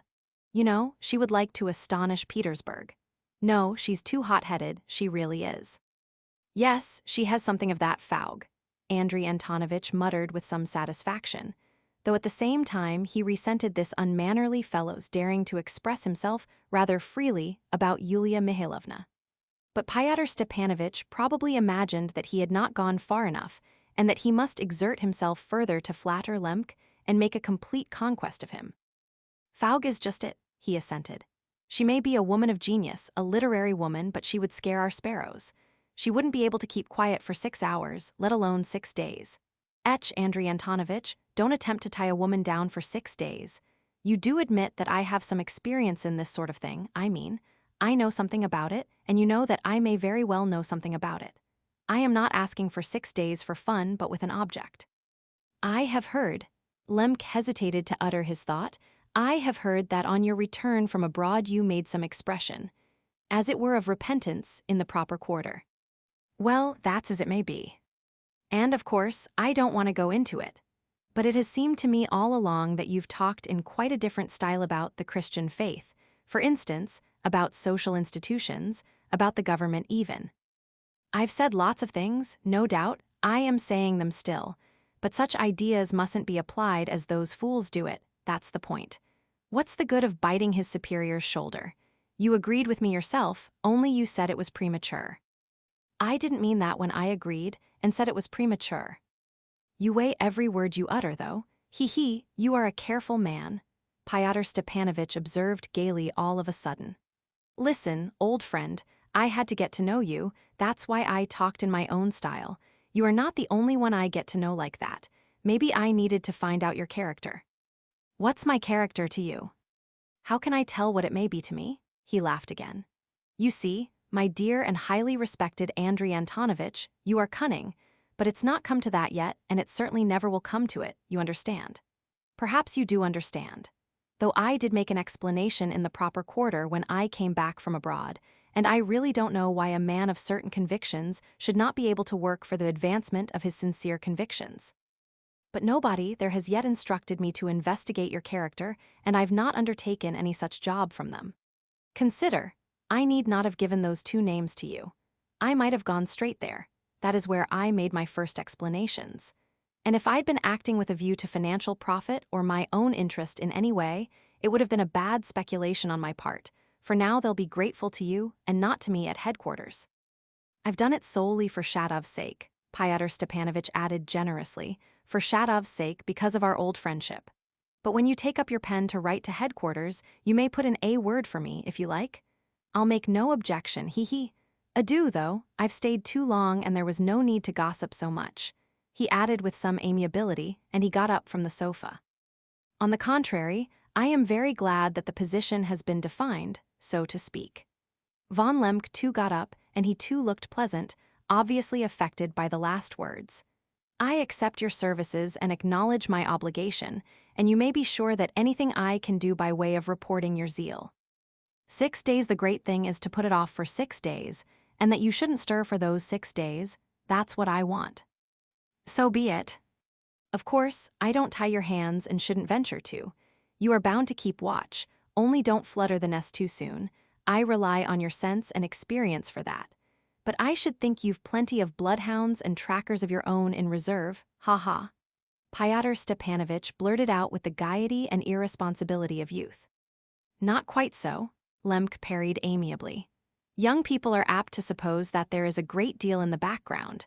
But, by the way, allow me one little word. If this Kirillov was Stavrogin's second, then Mr. Stavrogin too. What about Stavrogin? I mean, if they are such friends. Oh no, there you are quite out of it, though you are cunning, you really surprise me. I thought that you had some information about it. Stavrogin, it's quite the opposite, quite. Avis au lecteur. Do you mean it? And can it be so? Lemk articulated mistrustfully. Yulia Mihailovna told me that from what she heard from Petersburg, he is a man acting on some sort of instructions, so to speak. I know nothing about it. I know nothing, absolutely nothing. Adieu, avis au lecteur. Abruptly and obviously Pyotr Stepanovitch declined to discuss it. He hurried to the door. Stay, Pyotr Stepanovitch, stay, cried Lemk. One other tiny matter and I won't detain you. He drew an envelope out of a table drawer. Here is a little specimen of the same kind of thing, and I let you see it to show how completely I trust you. Here, and tell me your opinion. In the envelope was a letter, a strange anonymous letter addressed to Lemk and only received by him the day before. With intense vexation, Pyotr Stepanovitch read as follows. Your Excellency, for such you are by rank. Herewith I make known that there is an attempt to be made on the life of personages of general's rank and on the fatherland. For it's working up straight for that. I myself have been disseminating unceasingly for a number of years. There's infidelity, too. There's a rebellion being got up, and there are some thousands of manifestos, and for every one of them there will be 100 running with their tongues out, unless they've been taken away beforehand by the police. For they've been promised a mighty lot of benefits, and the simple people are foolish, and there's vodka too. The people will attack one after another, taking them to be guilty, and fearing both sides, I repent of what I had no share in, my circumstances being what they are. If you want information to save the fatherland, and also the church and the Ikons, I am the only one that can do it. But only on condition that I get a pardon from the secret police by telegram at once, me alone, but the rest may answer for it. Put a candle every evening at 7 o'clock in the porter's window for a signal. Seeing it, I shall believe and come to kiss the merciful hand from Petersburg. But on condition there's a pension for me, for else how am I to live? You won't regret it, for it will mean a star for you. You must go secretly, or they'll wring your neck. Your Excellency's desperate servant falls at your feet. Repentant freethinker incognito. Von Lemk explained that the letter had made its appearance in the porter's room when it was left empty the day before. So what do you think? Pyotr Stepanovitch asked almost rudely. I think it's an anonymous skit by way of a hoax. Most likely it is, there's no taking you in. What makes me think that is that it's so stupid. Have you received such documents here before? Once or twice, anonymous letters. Oh, of course they wouldn't be signed. In a different style, in different handwritings. Yes. And were they buffoonery like this one? Yes, and you know, very disgusting. Well, if you had them before, it must be the same thing now. Especially because it's so stupid. Because these people are educated and wouldn't write so stupidly. Of course. But what if this is someone who really wants to turn informer? It's not very likely, Pyotr Stepanovitch rapped out dryly. What does he mean by a telegram from the secret police and a pension? It's obviously a hoax. Yes, Lemk admitted, abashed. I tell you what, you leave this with me. I can certainly find out for you before I track out the others. Take it, Lemk assented, though with some hesitation. Have you shown it to anyone? Is it likely? No. Not to Yulia Mihailovna. Oh, heaven forbid, and for God's sake don't you show it her, Lemk cried in alarm. She'll be so upset, and will be dreadfully angry with me. Yes, you'll be the first to catch it. She'd say you brought it on yourself if people write like that to you. I know what women's logic is. Well, goodbye. I dare say I shall bring you the writer in a couple of days or so. Above all, our compact. 4. Though Pyotr Stepanovitch was perhaps far from being a stupid man, Fedka the convict had said of him truly that he would make up a man himself and go on living with him too. He came away from Lemk fully persuaded that for the next 6 days, anyway, he had put his mind at rest, and this interval was absolutely necessary for his own purposes. But it was a false idea, and founded entirely on the fact that he had made up for himself once for all in Andrei Antonovitch, who was a perfect simpleton. Like every morbidly suspicious man, Andrei Antonovitch was always exceedingly and joyfully trustful the moment he got onto sure ground. The new turn of affairs struck him at first in a rather favorable light in spite of some fresh and troublesome complications. Anyway, his former doubts fell to the ground. Besides, he had been so tired for the last few days, so exhausted and helpless, that his soul involuntarily yearned for rest. But alas, he was again uneasy. The long time he had spent in Petersburg had left ineradicable traces in his heart. The official and even the secret history of the younger generation was fairly familiar to him. He was a curious man and used to collect manifestos, but he could never understand a word of it. Now he felt like a man lost in a forest. Every instinct told him that there was something in Fyodor Stepanovitch's words utterly incongruous, anomalous, and grotesque, though there's no telling what may not happen with this younger generation. And the devil only knows what's going on among them, he mused, lost in perplexity. And at this moment, to make matters worse, Blum poked his head in. He had been waiting not far off through the whole of Fyodor Stepanovitch's visit. This Blum was actually a distant relation of Andrei Antonovitch, though the relationship had always been carefully and timorously concealed. I must apologize to the reader for devoting a few words here to this insignificant person. Blum was one of that strange class of unfortunate Germans who are unfortunate not through lack of ability, but through some inexplicable ill luck. Unfortunate Germans are not a myth, but really do exist even in Russia, and are of a special type. Andrei Antonovitch had always had a quite touching sympathy for him, and wherever he could, as he rose himself in the service, had promoted him to subordinate positions under him, but Blum had never been successful. Either the post was abolished after he had been appointed to it, or a new chief took charge of the department. Once he was almost arrested by mistake with other people. He was precise, but he was gloomy to excess and to his own detriment. He was tall and had red hair. He stooped and was depressed and even sentimental, and in spite of his being humbled by his life, he was obstinate and persistent as an ox, though always at the wrong moment. For Andrei Antonovitch, he, as well as his wife and numerous family, had cherished for many years a reverent devotion. Except Andrei Antonovitch, no one had ever liked him. Yulia Mihailovna would have discarded him from the first, but could not overcome her husband's obstinacy. It was the cause of their first conjugal quarrel. It had happened soon after their marriage, in the early days of their honeymoon, when she was confronted with Blum, who, together with the humiliating secret of his relationship, had been until then carefully concealed from her. Andrei Antonovitch besought her with clasped hands, told her pathetically all the story of Blum and their friendship from childhood, but Yulia Mihailovna considered herself disgraced forever, and even had recourse to fainting. Von Lemke would not budge an inch, and declared that he would not give up Blum or part from him for anything in the world, so that she was surprised at last, and was obliged to put up with Blum. It was settled, however, that the relationship should be concealed even more carefully than before if possible, and that even Blum's Christian name and patronymic should be changed, because he too was for some reason called Andrei Antonovitch. Blum knew no one in the town except the German chemist, had not called on anyone, and led, as he always did, a lonely and niggardly existence. He had long been aware of Andrei Antonovitch's literary peccadillos. He was generally summoned to listen to secret tete-a-tete readings of his novel. He would sit like a post for 6 hours at a stretch, perspiring and straining his utmost to keep awake and smile. On reaching home, he would groan with his long-legged and lanky wife over their benefactor's unhappy weakness for Russian literature. Andrei Antonovitch looked with anguish at Blum.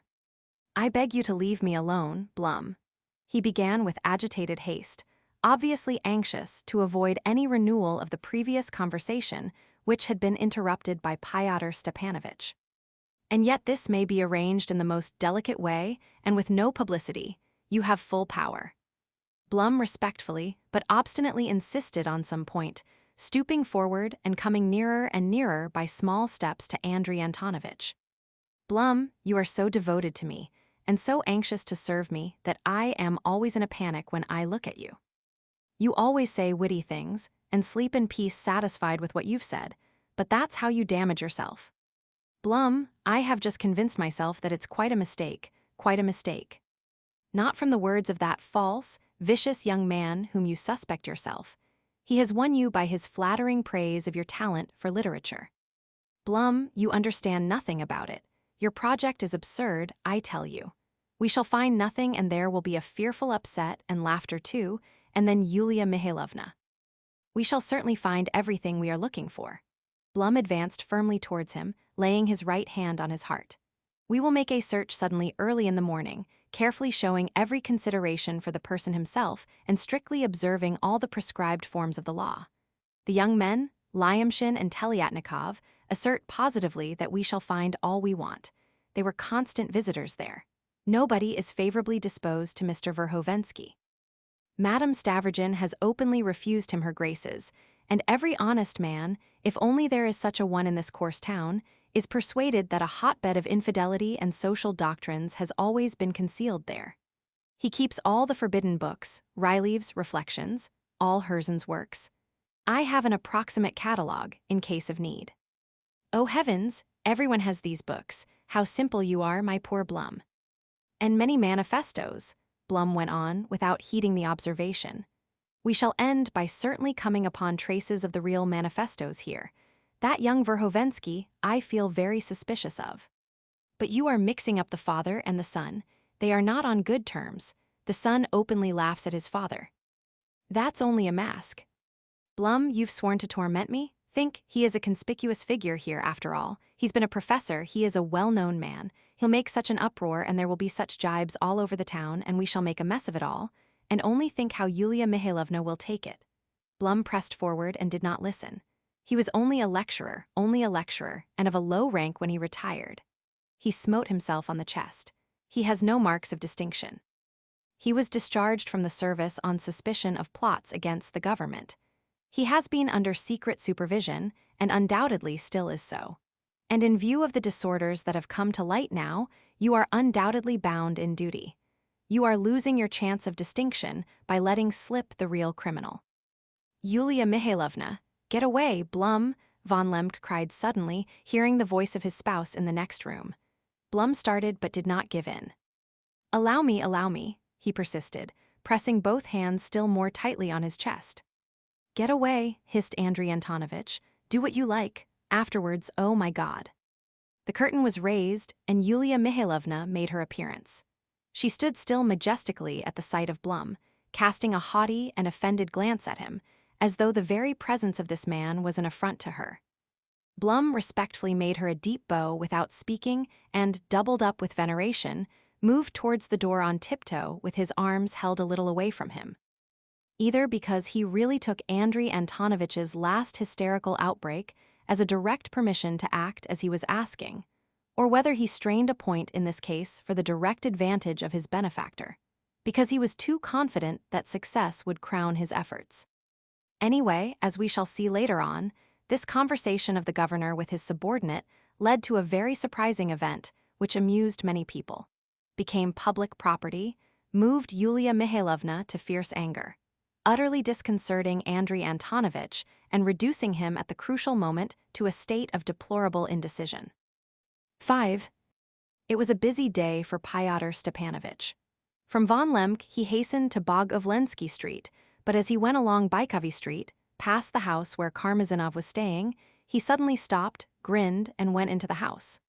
The servant told him that he was expected, which interested him, as he had said nothing beforehand of his coming.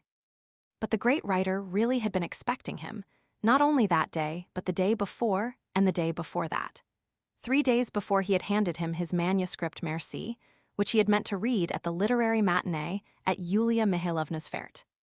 He had done this out of amiability, fully convinced that he was agreeably flattering the young man's vanity by letting him read the great work beforehand.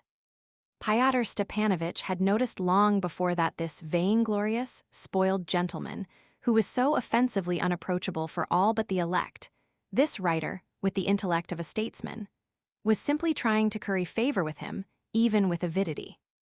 I believe the young man guessed at last that Karmazinov considered him, if not the leader of the whole secret revolutionary movement in Russia, at least one of those most deeply initiated into the secrets of the Russian Revolution who had an incontestable influence on the younger generation. The state of mind of the cleverest man in Russia interested Fyodor Stepanovitch, but hitherto he had, for certain reasons, avoided explaining himself. The great writer was staying in the house belonging to his sister, who was the wife of a kammerherr and had an estate in the neighborhood. Both she and her husband had the deepest reverence for their illustrious relation, but to their profound regret both of them happened to be in Moscow at the time of his visit, so that the honor of receiving him fell to the lot of an old lady, a poor relation of the kammerherr's, who had for years lived in the family and looked after the housekeeping. All the household had moved about on tiptoe since Karmazinov's arrival. The old lady sent news to Moscow almost every day, how he had slept, what he had deigned to eat, and had once sent a telegram to announce that after a dinner party at the mayor's, he was obliged to take a spoonful of a well-known medicine. She rarely plucked up courage to enter his room, though he behaved courteously to her, but dryly, and only talked to her of what was necessary. When Fyodor Stepanovitch came in, he was eating his morning cutlet with half a glass of red wine. Fyodor Stepanovitch had been to see him before and always found him eating this cutlet, which he finished in his presence without ever offering him anything. After the cutlet, a little cup of coffee was served. The footman who brought in the dishes wore a swallowtail coat, noiseless boots, and gloves. "Ha ha!" Karmazinov got up from the sofa, wiping his mouth with a table napkin, and came forward to kiss him with an air of unmixed delight after the characteristic fashion of Russians if they are very illustrious.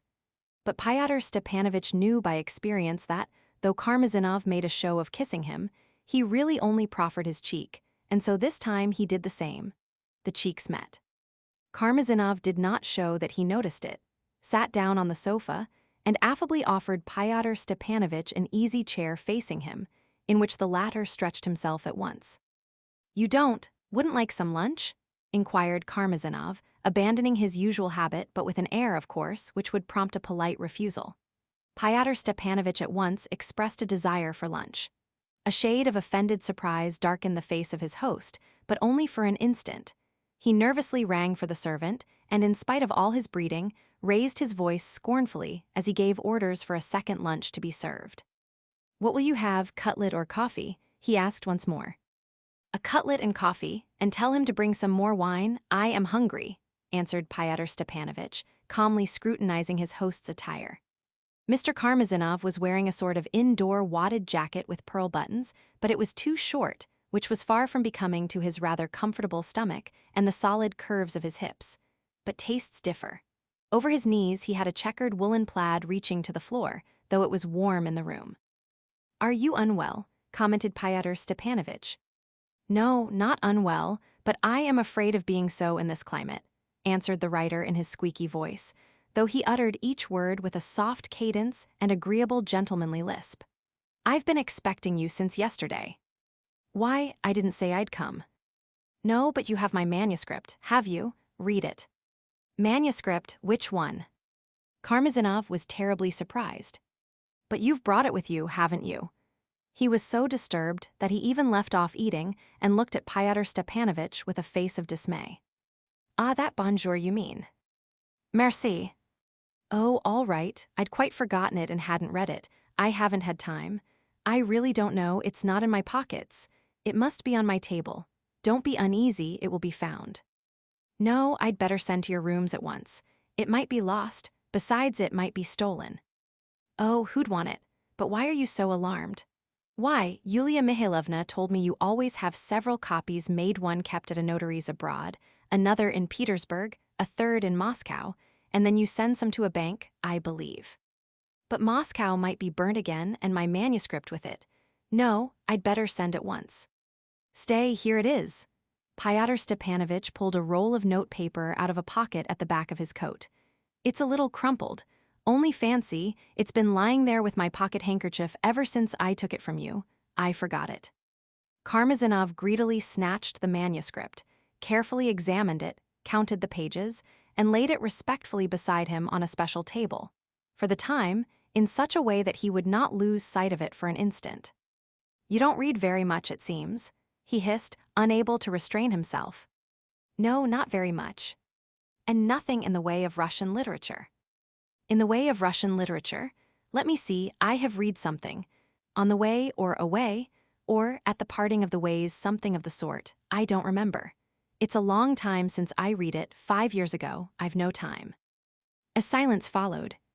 When I came, I assured everyone that you were a very intelligent man, and now I believe everyone here is wild over you. Thank you, Fyodor Stepanovitch answered calmly. Lunch was brought in. Fyodor Stepanovitch pounced on the cutlet with extraordinary appetite, had eaten it in a trice, tossed off the wine, and swallowed his coffee. This boor, thought Karmazinov, looking at him askance as he munched the last morsel and drained the last drops, this boor probably understood the biting taunt in my words. And no doubt he has read the manuscript with eagerness. He is simply lying with some object. But possibly he is not lying and is only genuinely stupid. I like a genius to be rather stupid. Mayn't he be a sort of genius among them? Devil take the fellow. He got up from the sofa and began pacing from one end of the room to the other for the sake of exercise, as he always did after lunch. Leaving here soon? Asked Fyodor Stepanovitch from his easy chair, lighting a cigarette. I really came to sell an estate, and I am in the hands of my bailiff. You left, I believe, because they expected an epidemic out there after the war. And no, not entirely for that reason, Mr. Karmazinov went on, uttering his phrases with an affable intonation, and each time he turned round in pacing the corner, there was a faint but jaunty quiver of his right leg. I certainly intend to live as long as I can. He laughed, not without venom.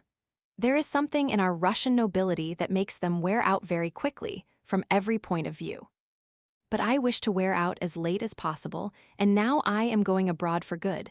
There the climate is better, the houses are of stone, and everything stronger. Europe will last my time, I think. What do you think? How can I tell? If the Babylon out there really does fall, and great will be the fall thereof, about which I quite agree with you, yet I think it will last my time, there's nothing to fall here in Russia, comparatively speaking. There won't be stones to fall, everything will crumble into dirt. Holy Russia has less power of resistance than anything in the world. The Russian peasantry is still held together somehow by the Russian God. But according to the latest accounts, the Russian God is not to be relied upon and scarcely survived the emancipation. It certainly gave him a severe shock. And now, what with railways, what with you? I've no faith in the Russian God. And how about the European one? I don't believe in any. I've been slandered to the youth of Russia. I've always sympathized with every movement among them. I was shown the manifestos here.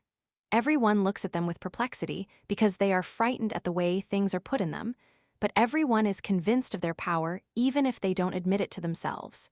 Everybody has been rolling downhill, and everyone has known for ages that they have nothing to clutch at. I am persuaded of the success of this mysterious propaganda, if only because Russia is now preeminently the place in all the world where anything you like may happen without any opposition. I understand only too well why wealthy Russians all flock abroad and more so every year. It's simply instinct. If the ship is sinking, the rats are the first to leave it. Holy Russia is a country of wood, of poverty. And of danger, the country of ambitious beggars in its upper classes, while the immense majority live in poky little huts. She will be glad of any way of escape. You have only to present it to her. It's only the government that still means to resist, but it brandishes its cudgel in the dark and hits its own men. Everything here is doomed and awaiting the end. Russia, as she is, has no future. I have become a German, and I am proud of it. But you began about the manifestos. Tell me everything. How do you look at them? Everyone is afraid of them, so they must be influential. They openly unmask what is false and prove that there is nothing to lay hold of among us and nothing to lean upon. They speak aloud while all is silent. What is most effective about them, in spite of their style, is the incredible boldness with which they look the truth straight in the face. To look facts straight in the face is only possible to Russians of this generation. No, in Europe they are not yet so bold.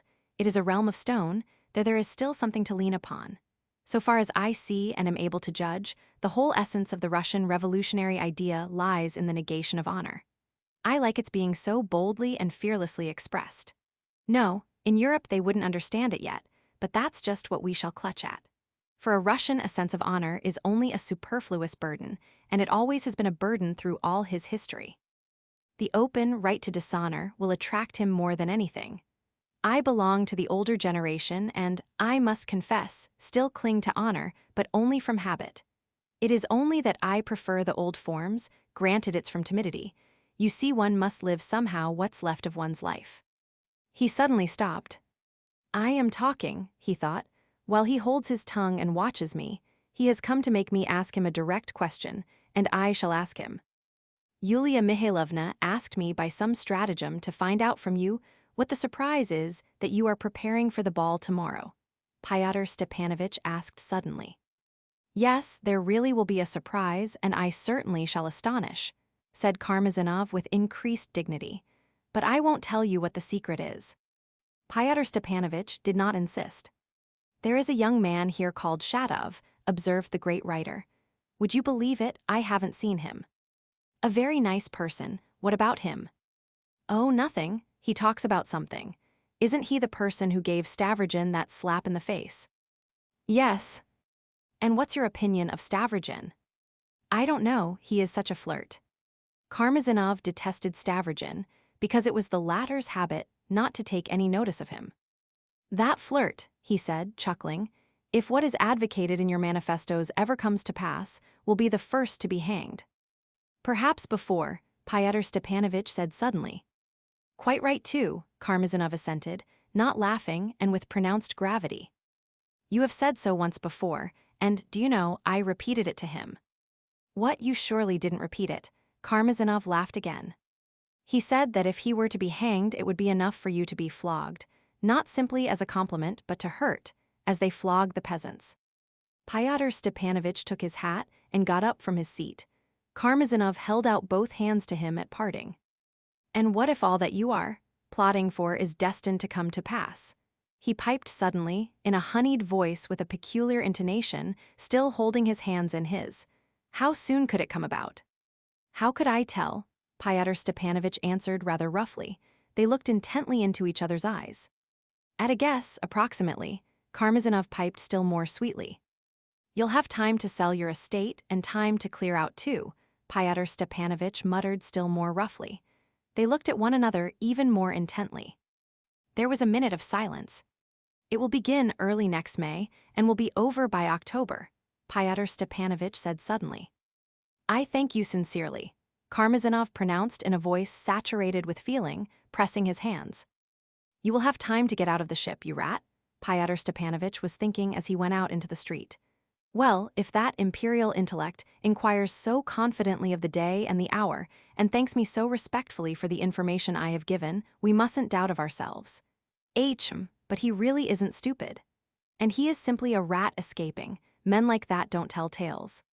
He ran to Filipov's house in Bogovlensky Street. 6.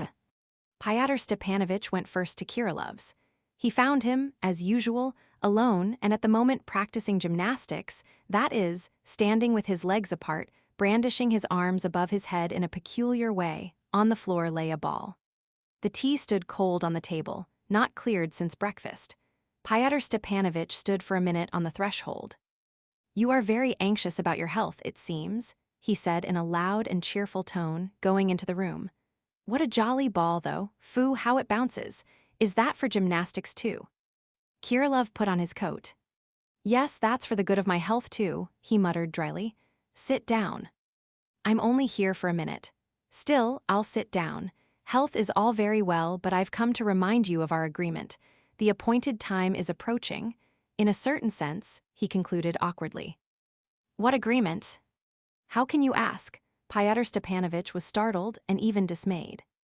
It's not an agreement and not an obligation. I have not bound myself in any way. It's a mistake on your part. I say, what's this you're doing? Fyodor Stepanovitch jumped up.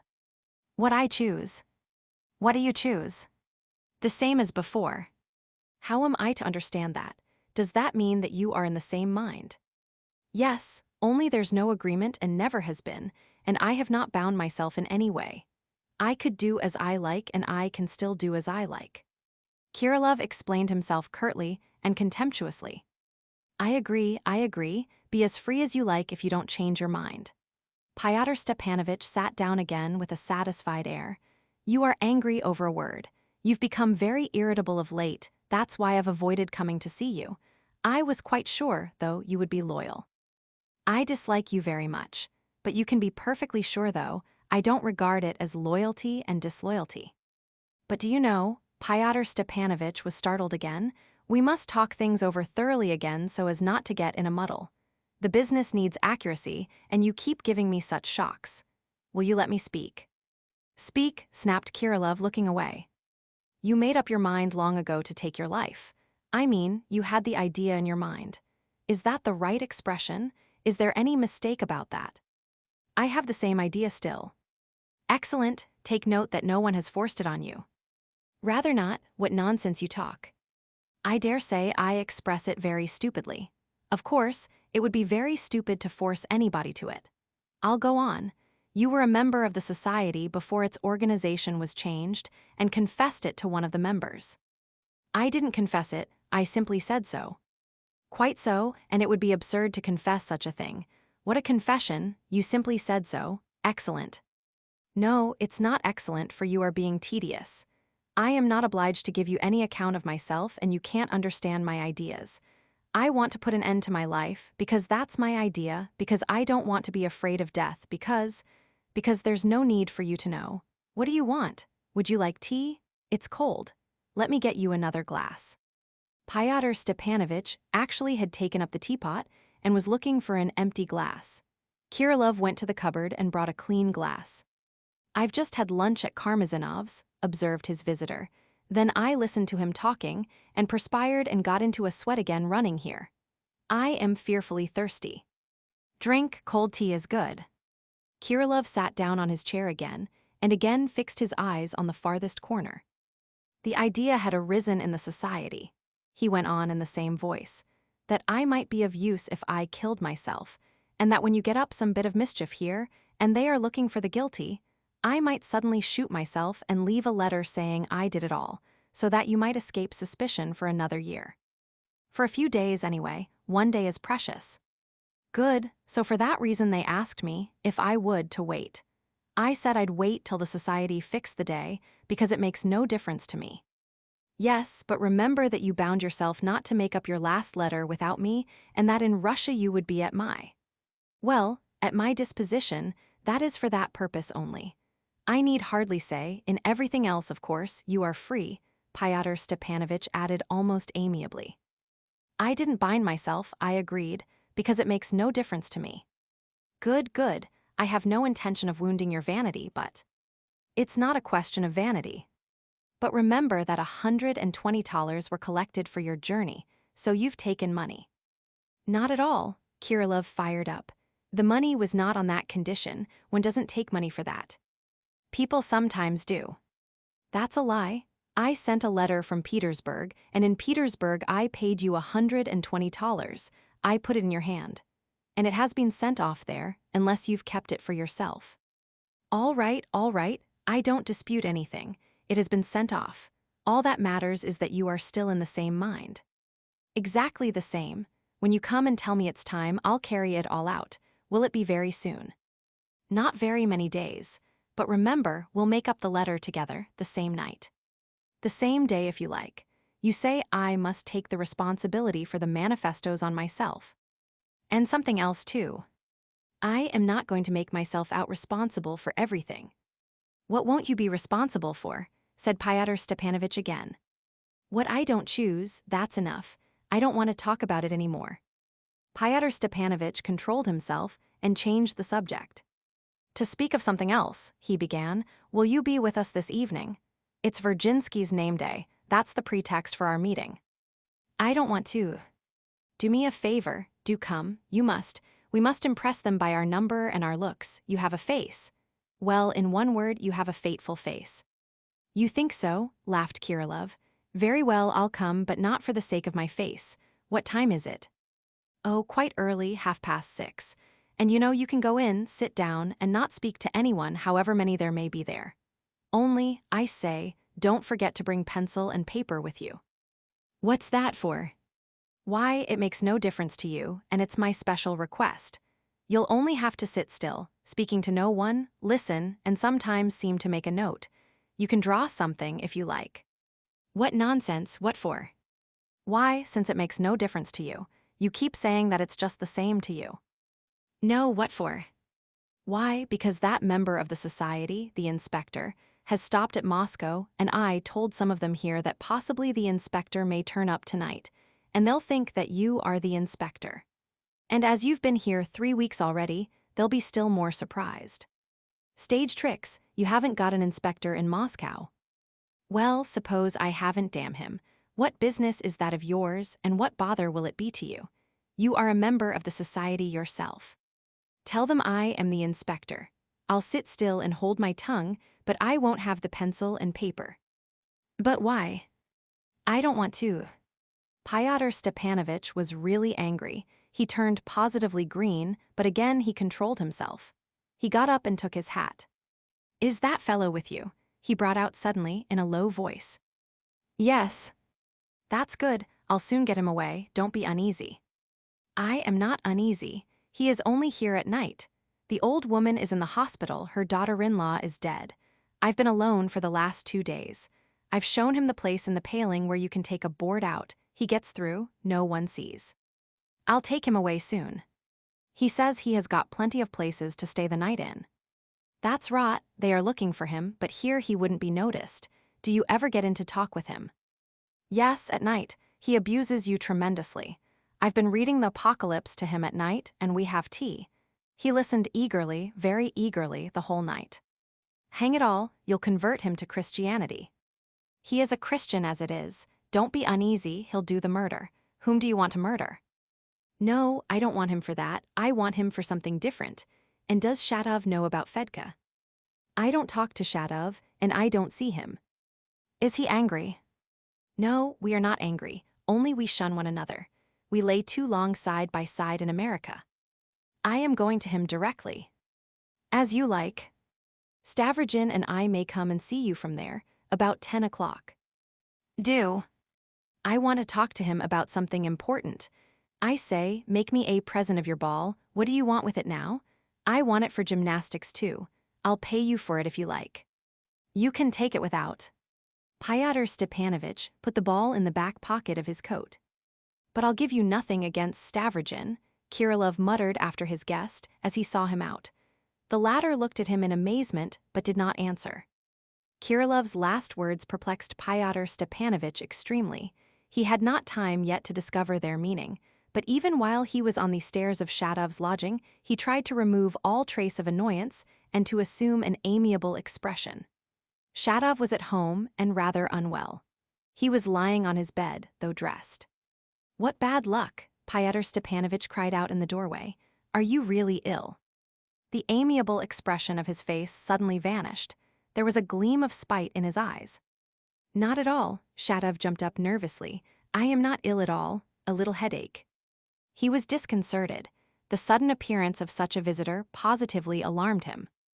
You mustn't be ill for the job I've come about, Fyodor Stepanovitch began quickly and, as it were, peremptorily. Allow me to sit down. He sat down. And you sit down again on your bedstead, that's right. There will be a party of our fellows at Virginsky's tonight on the pretext of his birthday. It will have no political character, however we've seen to that. I am coming with Nikolay Stavrogin. I would not, of course, have dragged you there, knowing your way of thinking at present. Simply to save your being worried, not because we think you would betray us. But as things have turned out, you will have to go. You'll meet there the very people with whom we shall finally settle how you are to leave the society and to whom you are to hand over what is in your keeping. We'll do it without being noticed. I'll take you aside into a corner. There'll be a lot of people, and there's no need for everyone to know. I must confess I've had to keep my tongue wagging on your behalf, but now I believe they've agreed, on condition you hand over the printing press and all the papers, of course. Then you can go where you please. Shatov listened, frowning and resentful. The nervous alarm of a moment before had entirely left him. I don't acknowledge any sort of obligation to give an account to the devil knows whom, he declared definitely. No one has the authority to set me free. Not quite so. A great deal has been entrusted to you. You hadn't the right to break off simply. Besides, you made no clear statement about it, so that you put them in an ambiguous position. I stated my position clearly by letter as soon as I arrived here. No, it wasn't clear, Fyodor Stepanovitch retorted calmly. I sent you a noble personality to be printed here, and meaning the copies to be kept here till they were wanted, and the 2 manifestos as well. You returned them with an ambiguous letter which explained nothing. I refused definitely to print them. Well, not definitely. You wrote that you couldn't, but you didn't explain for what reason. I can't doesn't mean I don't want to. It might be supposed that you were simply unable through circumstances. That was how they took it, and considered that you still meant to keep up your connection with the society, so that they might have entrusted something to you again and so have compromised themselves. They say here that you simply meant to deceive them, so that you might betray them when you got hold of something important. I have defended you to the best of my powers, and have shown your brief note as evidence in your favor. But I had to admit on rereading those 2 lines that they were misleading and not conclusive. You kept that note so carefully then. My keeping it means nothing, I've got it still. Well, I don't care, damn it, Shatov cried furiously.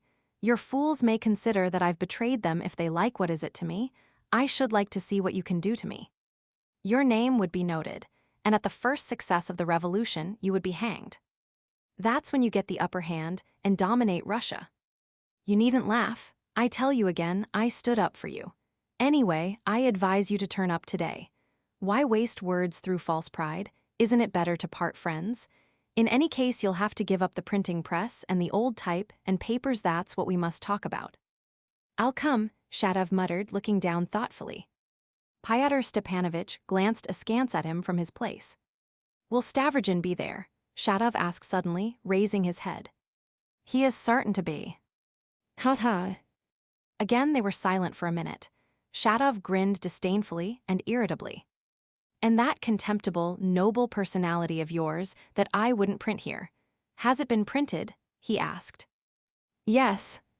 To make the schoolboys believe that Herzen himself had written it in your album. Yes, Herzen himself. Again they were silent for 3 minutes. At last, Shatov got up from the bed. Go out of my room, I don't care to sit with you.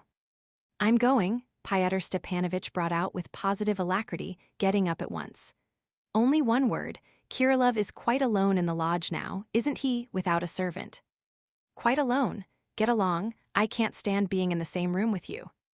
Well, you are a pleasant customer now, Fyodor Stepanovitch reflected gaily as he went out into the street. And you will be pleasant this evening too, and that just suits me. Nothing better could be wished, nothing better could be wished. The Russian God himself seems helping me. 7. He had probably been very busy that day on all sorts of errands, and probably with success, which was reflected in the self-satisfied expression of his face when at 6 o'clock that evening he turned up at Stavrogin's. But he was not at once admitted. Stavrogin had just locked himself in the study with Varvara Nikolaevich. This news instantly made Fyodor Stepanovitch anxious. He seated himself close to the study door to wait for the visitor to go away. He could hear conversation but could not catch the words. The visit did not last long. Soon he heard a noise, the sound of an extremely loud and abrupt voice. Then the door opened, and Varvara Nikolaevich came out with a very pale face. He did not notice Fyodor Stepanovitch and quickly passed by. Fyodor Stepanovitch instantly ran into the study. I cannot omit a detailed account of the very brief interview that had taken place between the 2 rivals, an interview which might well have seemed impossible under the circumstances, but which had yet taken place. This is how it had come about. Nikolay Vsevolodovitch had been enjoying an after-dinner nap on the couch in his study when Alexei Yegoritch had announced the unexpected visitor. Hearing the name, he had positively leapt up, unwilling to believe it. But soon a smile gleamed on his lips, a smile of haughty triumph and at the same time of a blank, incredulous wonder. The visitor, Varvara Nikolaevich, seemed struck by the expression of that smile as he came in. Anyway, he stood still in the middle of the room as though uncertain whether to come further in or to turn back. Stavrogin succeeded at once in transforming the expression of his face, and with an air of grave surprise, took a step towards him.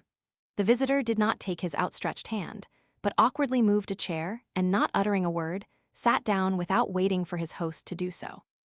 Nikolay Vsevolodovitch sat down on the sofa facing him obliquely and, looking at Mavriky Nikolaevich, waited in silence.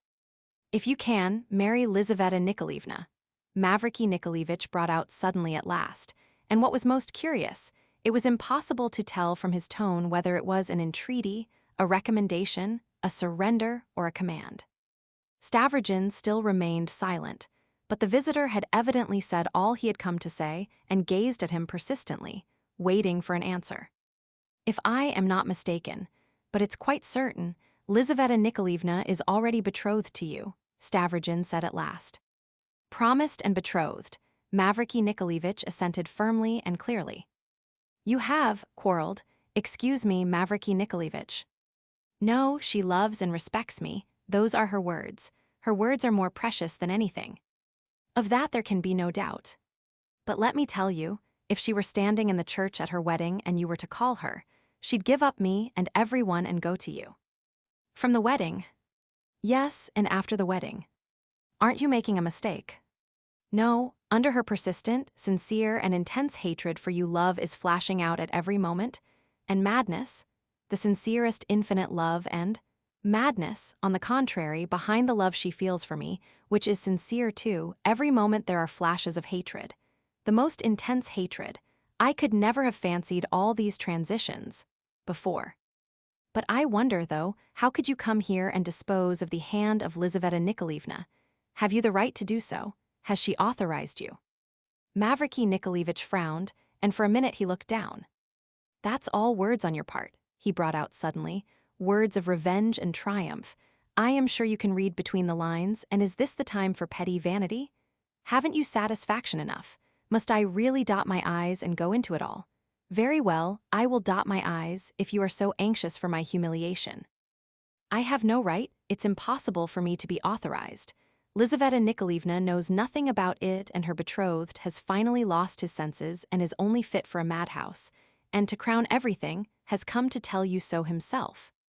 You are the only man in the world who can make her happy, and I am the one to make her unhappy. You are trying to get her, you are pursuing her, but I don't know why you won't marry her. If it's because of a lover's quarrel abroad and I must be sacrificed to end it, sacrifice me. She is too unhappy and I can't endure it. My words are not a sanction, not a prescription, and so it's no slur on your pride. If you care to take my place at the altar, you can do it without any sanction from me, and there is no ground for me to come to you with a mad proposal, especially as our marriage is utterly impossible after the step I am taking now. I cannot lead her to the altar feeling myself an abject wretch. What I am doing here and my handing her over to you, perhaps her bitterest foe, is to my mind something so abject that I shall never get over it. Will you shoot yourself on our wedding day? No, much later. Why stain her bridal dress with my blood? Perhaps I shall not shoot myself at all, either now or later. I suppose you want to comfort me by saying that. What would the blood of one more mean to you? He turned pale and his eyes gleamed. A minute of silence followed. Excuse me for the questions I've asked you, Stavrogin began again. Some of them I had no business to ask you, but one of them I think I have every right to put to you. Tell me, what facts have led you to form a conclusion as to my feelings for Lizaveta Nikolaevna? I mean to a conviction of a degree of feeling on my part as would justify your coming here, and risking such a proposal. What? Mavriky Nikolaevich positively started. Haven't you been trying to win her? Aren't you trying to win her, and don't you want to win her? Generally speaking, I can't speak of my feeling for this woman or that to a third person or to anyone except the woman herself. You must excuse it, it's a constitutional peculiarity. But to make up for it, I'll tell you the truth about everything else. I am married, and it's impossible for me either to marry or to try to win anyone. Mavriky Nikolaevich was so astounded that he started back in his chair, and for some time stared fixedly into Stavrogin's face. Only fancy, I never thought of that, he muttered. You said then, that morning, that you were not married, and so I believed you were not married. He turned terribly pale. Suddenly he brought his fist down on the table with all his might.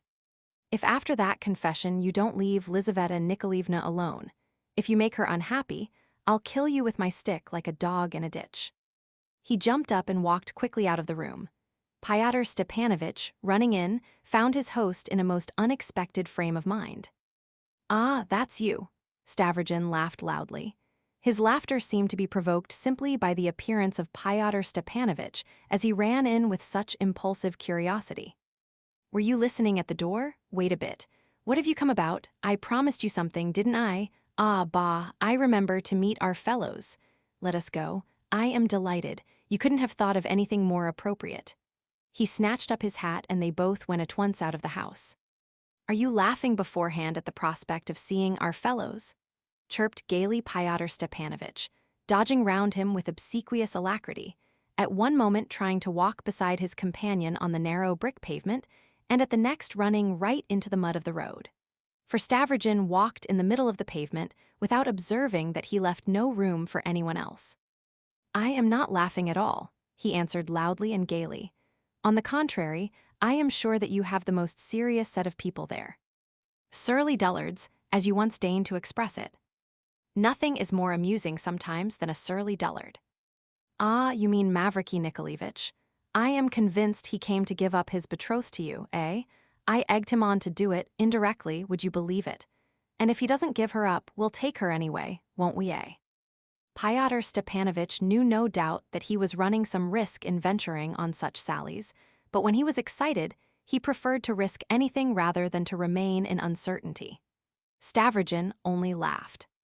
"You still reckon you'll help me?" he asked. "If you call me, but you know there's one way, and the best one." "Do I know your way?" "Oh no, that's a secret for the time. Only remember, a secret has its price." "I know what it costs," Stavrogin muttered to himself, but he restrained himself and was silent. "What it costs? What did you say?" Fyodor Stepanovitch was startled. "I said, damn you and your secret. You'd better be telling me who will be there. I know that we are going to a name-day party, but who will be there?" "Oh, all sorts, even Kirillov." "All members of circles." "Hang it all, you are in a hurry. There's not one circle formed yet." "How did you manage to distribute so many manifestos then?" "Where we are going, only 4 are members of the circle. The others on probation are spying on one another with jealous eagerness and bring reports to me. They are a trustworthy set. It's all material which we must organize, and then we must clear out. But you wrote the rules yourself, there's no need to explain." "Are things going badly then? Is there a hitch?" "Going couldn't be better. It will amuse you. The first thing which has a tremendous effect is giving them titles. Nothing has more influence than a title. I invent ranks and duties on purpose. I have secretaries, secret spies, treasurers, presidents, registrars, their assistants. They like it awfully, it's taken capitally. Then, the next force is sentimentalism, of course. You know, amongst us socialism spreads principally through sentimentalism. But the trouble is these lieutenants who bite. Sometimes you put your foot in it. Then come the out-and-out rogues. Well, they are a good sort, if you like, and sometimes very useful. But they waste a lot of one's time. They want incessant looking after.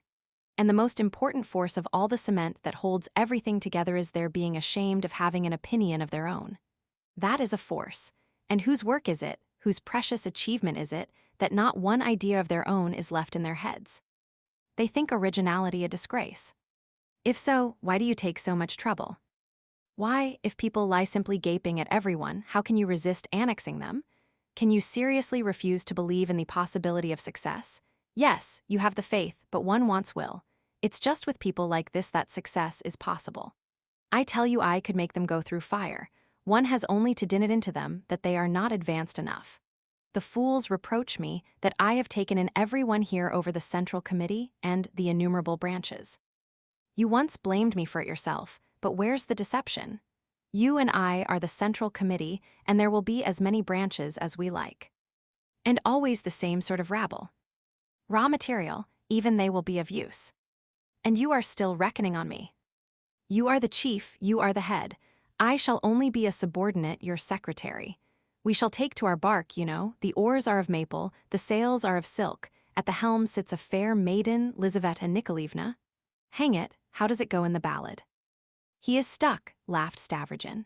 No, I'd better give you my version. There you reckon on your fingers the forces that make up the circles. All that business of titles and sentimentalism is a very good cement. But there is something better. persuade 4 members of the circle to do for a 5th on the pretense that he is a traitor, and you'll tie them all together with the blood they've shed as though it were a knot. They'll be your slaves, they won't dare to rebel or call you to account. Ha ha ha. But you shall pay for those words, Fyodor Stepanovitch thought to himself, and this very evening, in fact. You go too far. This or something like this must have been Fyodor Stepanovitch's reflection. They were approaching Verhovensky's house. You've represented me, no doubt, as a member from abroad, an inspector in connection with the Internationale? Stavrogin asked suddenly. No, not an inspector. You won't be an inspector, but you are one of the original members from abroad who knows the most important secrets. That's your role. You are going to speak, of course. What's put that idea into your head? Now you are bound to speak. Stavrogin positively stood still in the middle of the street in surprise, not far from a street lamp. Fyodor Stepanovitch faced his scrutiny calmly and defiantly. Stavrogin cursed and went on. And are you going to speak? He suddenly asked Fyodor Stepanovitch. No, I am going to listen to you. Damn you, you really are giving me an idea. What idea? Fyodor Stepanovitch asked quickly. Perhaps I will speak there, but afterwards I will give you a hiding and a sound one too, you know. By the way, I told Karmazinov this morning that you said he ought to be thrashed, and not simply as a form but to hurt, as they flog peasants. But I never said such a thing, ha ha. No matter, si non è vero. Well, thanks, I am truly obliged. And another thing. Do you know, Karmazinov says that the essence of our creed is the negation of honor, and that by the open advocacy of a right to be dishonorable a Russian can be won over more easily than by anything. An excellent saying, golden words, cried Stavrogin. He's hit the mark there, the right to dishonor. Why, they'd all flock to us for that, not one would stay behind. And listen, Verhovensky, you are not one of the higher police, are you? Anyone who has a question like that in his mind doesn't utter it. I understand, but we are by ourselves. No, so far I am not one of the higher police. Enough, here we are. Compose your features, Stavrogin. I always do mine when I go in. A gloomy expression, that's all, nothing more is wanted. It's a very simple business. Chapter 7. A Meeting. 1. Verhovensky lived in his own house, or rather his wife's, in Muravian Street. It was a wooden house of 1 story, and there were no lodgers in it. On the pretext of Verhovensky's name-day party, about 15 guests were assembled, but the entertainment was not in the least like an ordinary provincial name-day party. From the very beginning of their married life, the husband and wife had agreed once for all that it was utterly stupid to invite friends to celebrate name days, and that there is nothing to rejoice about in fact. In a few years, they had succeeded in completely cutting themselves off from all society. Though he was a man of some ability, and by no means very poor, he somehow seemed to everyone an eccentric fellow who was fond of solitude, and what's more, stuck up in conversation. Madame Verhovensky was a midwife by profession and, by that very fact, was on the lowest rung of the social ladder, lower even than the priest's wife in spite of her husband's rank as an officer. But she was conspicuously lacking in the humility befitting her position. And after her very stupid and unpardonably open liaison on principle with Captain Lebyadkin, a notorious rogue, even the most indulgent of our ladies turned away from her with marked contempt. But Madame Verhovensky accepted all this as though it were what she wanted. It is remarkable that those very ladies applied to Irina Prohorovna, that is, Madame Verhovensky, when they were in an interesting condition, rather than to any one of the other 3 accoucheuses of the town. She was sent for even by country families living in the neighborhood, so great was the belief in her knowledge, luck, and skill in critical cases. It ended in her practicing only among the wealthiest ladies. She was greedy of money. Feeling her power to the full, she ended by not putting herself out for anyone. Possibly on purpose, indeed, in her practice in the best houses, she used to scare nervous patients by the most incredible and nihilistic disregard of good manners, or by jeering at everything holy, at the very time when everything holy might have come in most useful. Our town doctor, Razanov, he too, was an accoucheur, asserted most positively that on one occasion when a patient in labor was crying out and calling on the name of the Almighty, a free-thinking sally from Irina Prohorovna, fired off like a pistol shot, had so terrifying an effect on the patient that it greatly accelerated her delivery. But though she was a nihilist, Madame Verhovensky did not, when occasion arose, disdain social or even old-fashioned superstitions and customs if they could be of any advantage to herself. She would never, for instance, have stayed away from a baby's christening, and always put on a green silk dress with a train and adorned her chignon with curls and ringlets for such events, though at other times she positively reveled in slovenliness. And though during the ceremony she always maintained the most insolent air, so that she put the clergy to confusion, yet when it was over she invariably handed champagne to the guests. It was for that she came and dressed up, and it was no use trying to take the glass without a contribution to her porridge bowl. The guests who assembled that evening at Verhovensky's, mostly men, had a casual and exceptional air. There was no supper nor cards. In the middle of the large drawing room, which was papered with extremely old blue paper, 2 tables had been put together and covered with a large though not quite clean tablecloth, and on them 2 samovars were boiling. The end of the table was taken up by a huge tray with 25 glasses on it, and a basket with ordinary French bread cut into a number of slices, as one sees it in genteel boarding schools for boys or girls. The tea was poured out by a maiden lady of 30, Irina Prohorovna's sister, a silent and malevolent creature, with flaxen hair and no eyebrows, who shared her sister's progressive ideas and was an object of terror to Verhovensky himself in domestic life.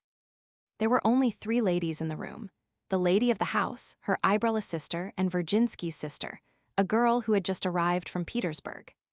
Irina Prohorovna, a good-looking and buxom woman of 27, rather disheveled, in an everyday greenish woolen dress, was sitting scanning the guests with her bold eyes, and her look seemed in haste to say, "You see, I am not in the least afraid of anything."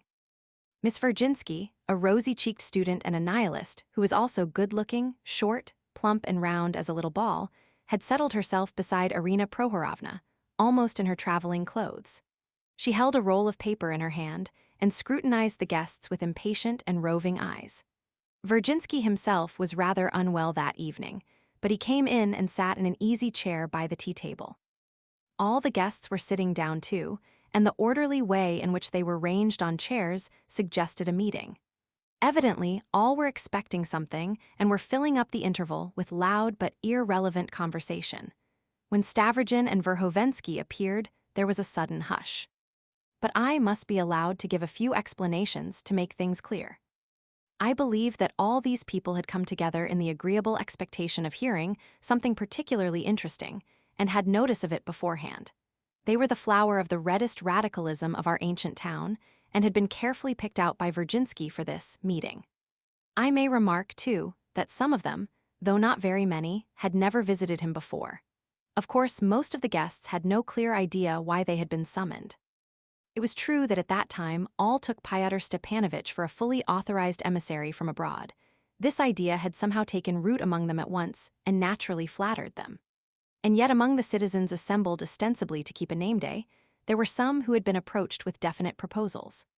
Fyodor Verhovensky had succeeded in getting together a quintet amongst us like the one he had already formed in Moscow, and as appeared later, in our province among the officers.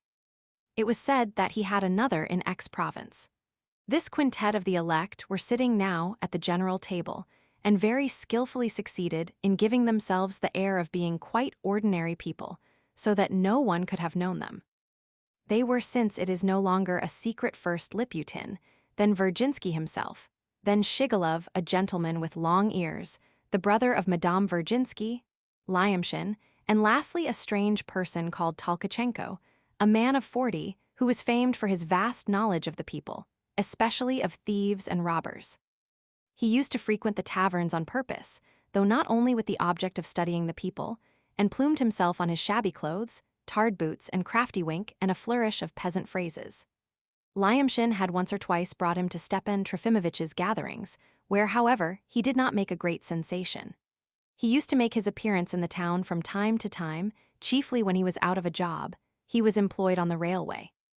Every one of these fine champions had formed this first group in the fervent conviction that their quintet was only one of hundreds and thousands of similar groups scattered all over Russia, and that they all depended on some immense central but secret power, which in its turn was intimately connected with the revolutionary movement all over Europe. But I regret to say that even at that time, there was beginning to be dissension among them. Though they had ever since the spring been expecting Fyodor Verhovensky, whose coming had been heralded first by Tolkachenko and then by the arrival of Shigalov, though they had expected extraordinary miracles from him, and though they had responded to his first summons without the slightest criticism, yet they had no sooner formed the quintet than they all somehow seemed to feel insulted. And I really believe it was owing to the promptitude with which they consented to join. They had joined, of course, from a not ignoble feeling of shame, for fear people might say afterwards that they had not dared to join.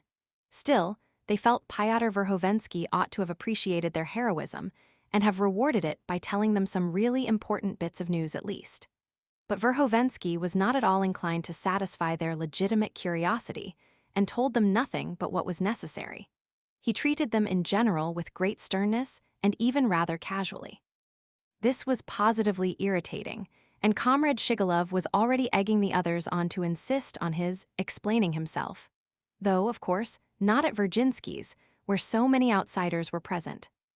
I have an idea that the above-mentioned members of the first quintet were disposed to suspect that among the guests of Virginsky's that evening some were members of other groups, unknown to them, belonging to the same secret organization and founded in the town by the same Verhovensky, so that in fact all present were suspecting one another, and posed in various ways to one another, which gave the whole party a very perplexing and even romantic air. Yet there were persons present who were beyond all suspicion. For instance, a major in the service, a near relation of Virginsky, a perfectly innocent person who had not been invited but had come of himself for the name-day celebration, so that it was impossible not to receive him. But Virginsky was quite unperturbed, as the major was incapable of betraying them. For in spite of his stupidity, he had all his life been fond of dropping in wherever extreme radicals met. He did not sympathize with their ideas himself, but was very fond of listening to them. What's more, he had even been compromised indeed. It had happened in his youth that whole bundles of manifestos and of numbers of the bell had passed through his hands. And although he had been afraid even to open them, yet he would have considered it absolutely contemptible to refuse to distribute them, and there are such people in Russia even to this day. The rest of the guests were either types of honorable amour propre crushed and embittered, or types of the generous impulsiveness of ardent youth. There were 2 or 3 teachers, of whom one, a lame man of 45, a master in the high school, was a very malicious and strikingly vain person, and 2 or 3 officers. Of the latter, one very young artillery officer who had only just come from a military training school, a silent lad who had not yet made friends with anyone, turned up now at Virginsky's with a pencil in his hand, and, scarcely taking any part in the conversation, continually made notes in his notebook. Everybody saw this, but everyone pretended not to. There was, too, an idle divinity student who had helped Lyamshin to put indecent photographs into the gospel woman's pack. He was a solid youth with a free and easy though mistrustful manner, with an unchangeably satirical smile, together with a calm air of triumphant faith in his own perfection. There was also present, I don't know why, the mayor's son, that unpleasant and prematurely exhausted youth to whom I have referred already in telling the story of the lieutenant's little wife. He was silent the whole evening. Finally, there was a very enthusiastic and tousle-headed schoolboy of 18, who sat with the gloomy air of a young man whose dignity has been wounded, evidently distressed by his 18 years. This infant was already the head of an independent group of conspirators, which had been formed in the highest class of the gymnasium, as it came out afterwards to the surprise of everyone. I haven't mentioned Shatov. He was there at the farthest corner of the table, his chair pushed back a little out of the row. He gazed at the ground, was gloomily silent, refused tea and bread, and did not for one instant let his cap go out of his hand, as though to show that he was not a visitor, but had come on business, and when he liked would get up and go away. Kirillov was not far from him. He, too, was very silent, but he did not look at the ground. On the contrary, he scrutinized intently every speaker with his fixed, lusterless eyes, and listened to everything without the slightest emotion or surprise. Some of the visitors who had never seen him before stole thoughtful glances at him. I can't say whether Madame Virginsky knew anything about the existence of the quintet. I imagine she knew everything and from her husband. The girl student, of course, took no part in anything, but she had an anxiety of her own. She intended to stay only a day or two and then to go on farther and farther from one university town to another to show active sympathy with the sufferings of poor students and to rouse them to protest. She was taking with her some hundreds of copies of a lithographed appeal, I believe of her own composition. It is remarkable that the schoolboy conceived an almost murderous hatred for her from the first moment, though he saw her for the first time in his life, and she felt the same for him. The major was her uncle, and met her today for the first time after 10 years. When Stavrogin and Verhovensky came in, her cheeks were as red as cranberries. She had just quarreled with her uncle over his views on the woman question. 2.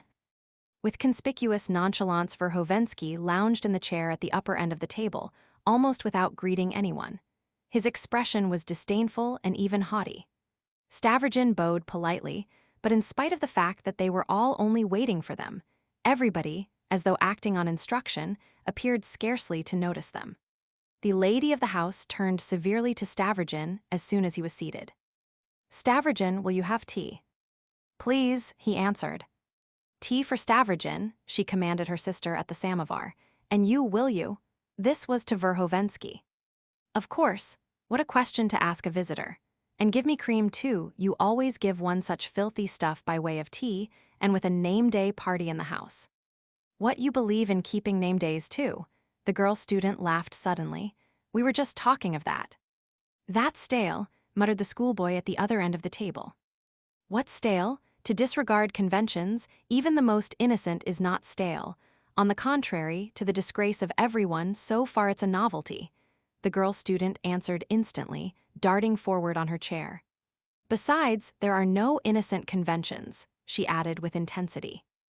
"I only meant," cried the schoolboy with tremendous excitement, "to say that though conventions of course are stale and must be eradicated, yet about name days everybody knows that they are stupid and very stale to waste precious time upon, which has been wasted already all over the world, so that it would be as well to sharpen one's wits on something more useful." "You drag it out so, one can't understand what you mean," shouted the girl. "I think that everyone has a right to express an opinion as well as everyone else, and if I want to express my opinion like anybody else—" "No one is attacking your right to give an opinion," the lady of the house herself cut in sharply. "You were only asked not to ramble because no one can make out what you mean.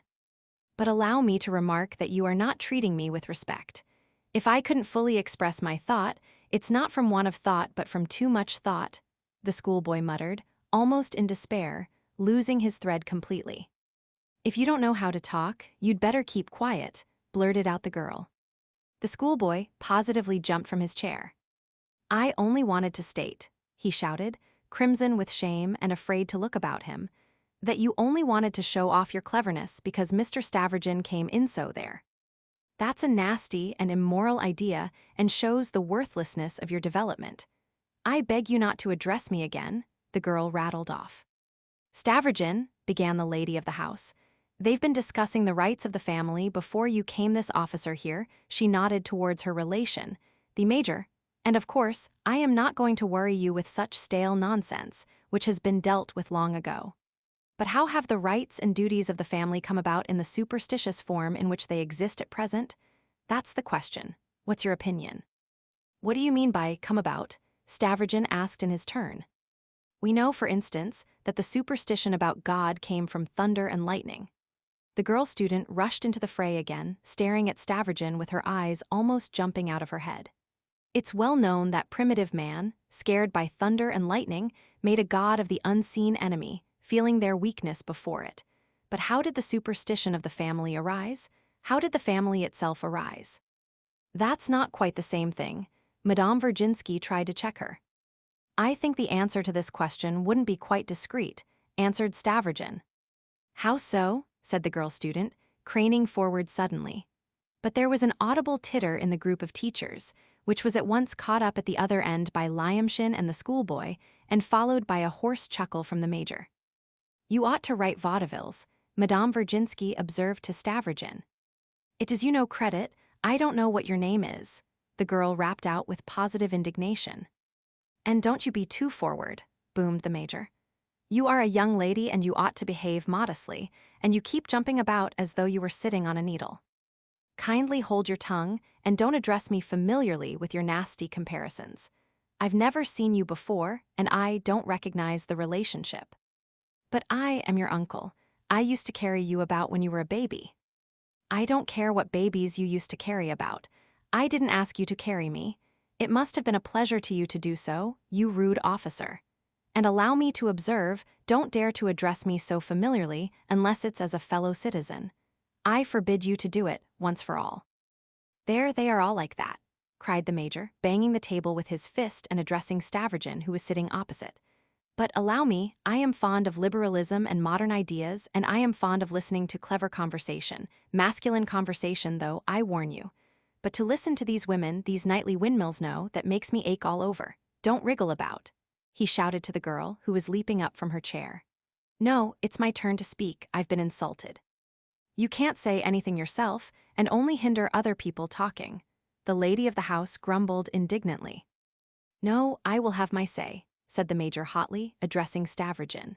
I reckon on you, Mr. Stavrogin, as a fresh person who has only just come on the scene, though I haven't the honor of knowing you. Without men they'll perish like flies, that's what I think. All their woman question is only lack of originality. I assure you that all this woman question has been invented for them by men in foolishness and to their own hurt. I only thank God I am not married.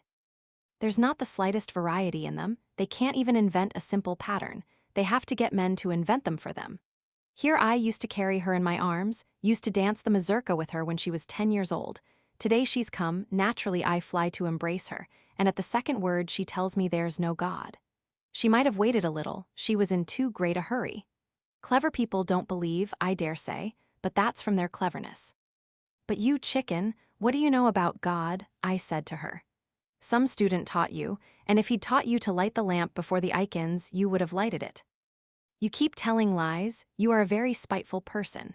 I proved to you just now the untenability of your position, the girl answered contemptuously, as though disdaining further explanations with such a man. I told you just now that we've all been taught in the catechism, if you honor your father and your parents you will live long and have wealth. That's in the 10 Commandments. If God thought it necessary to offer rewards for love, your God must be immoral. That's how I proved it to you.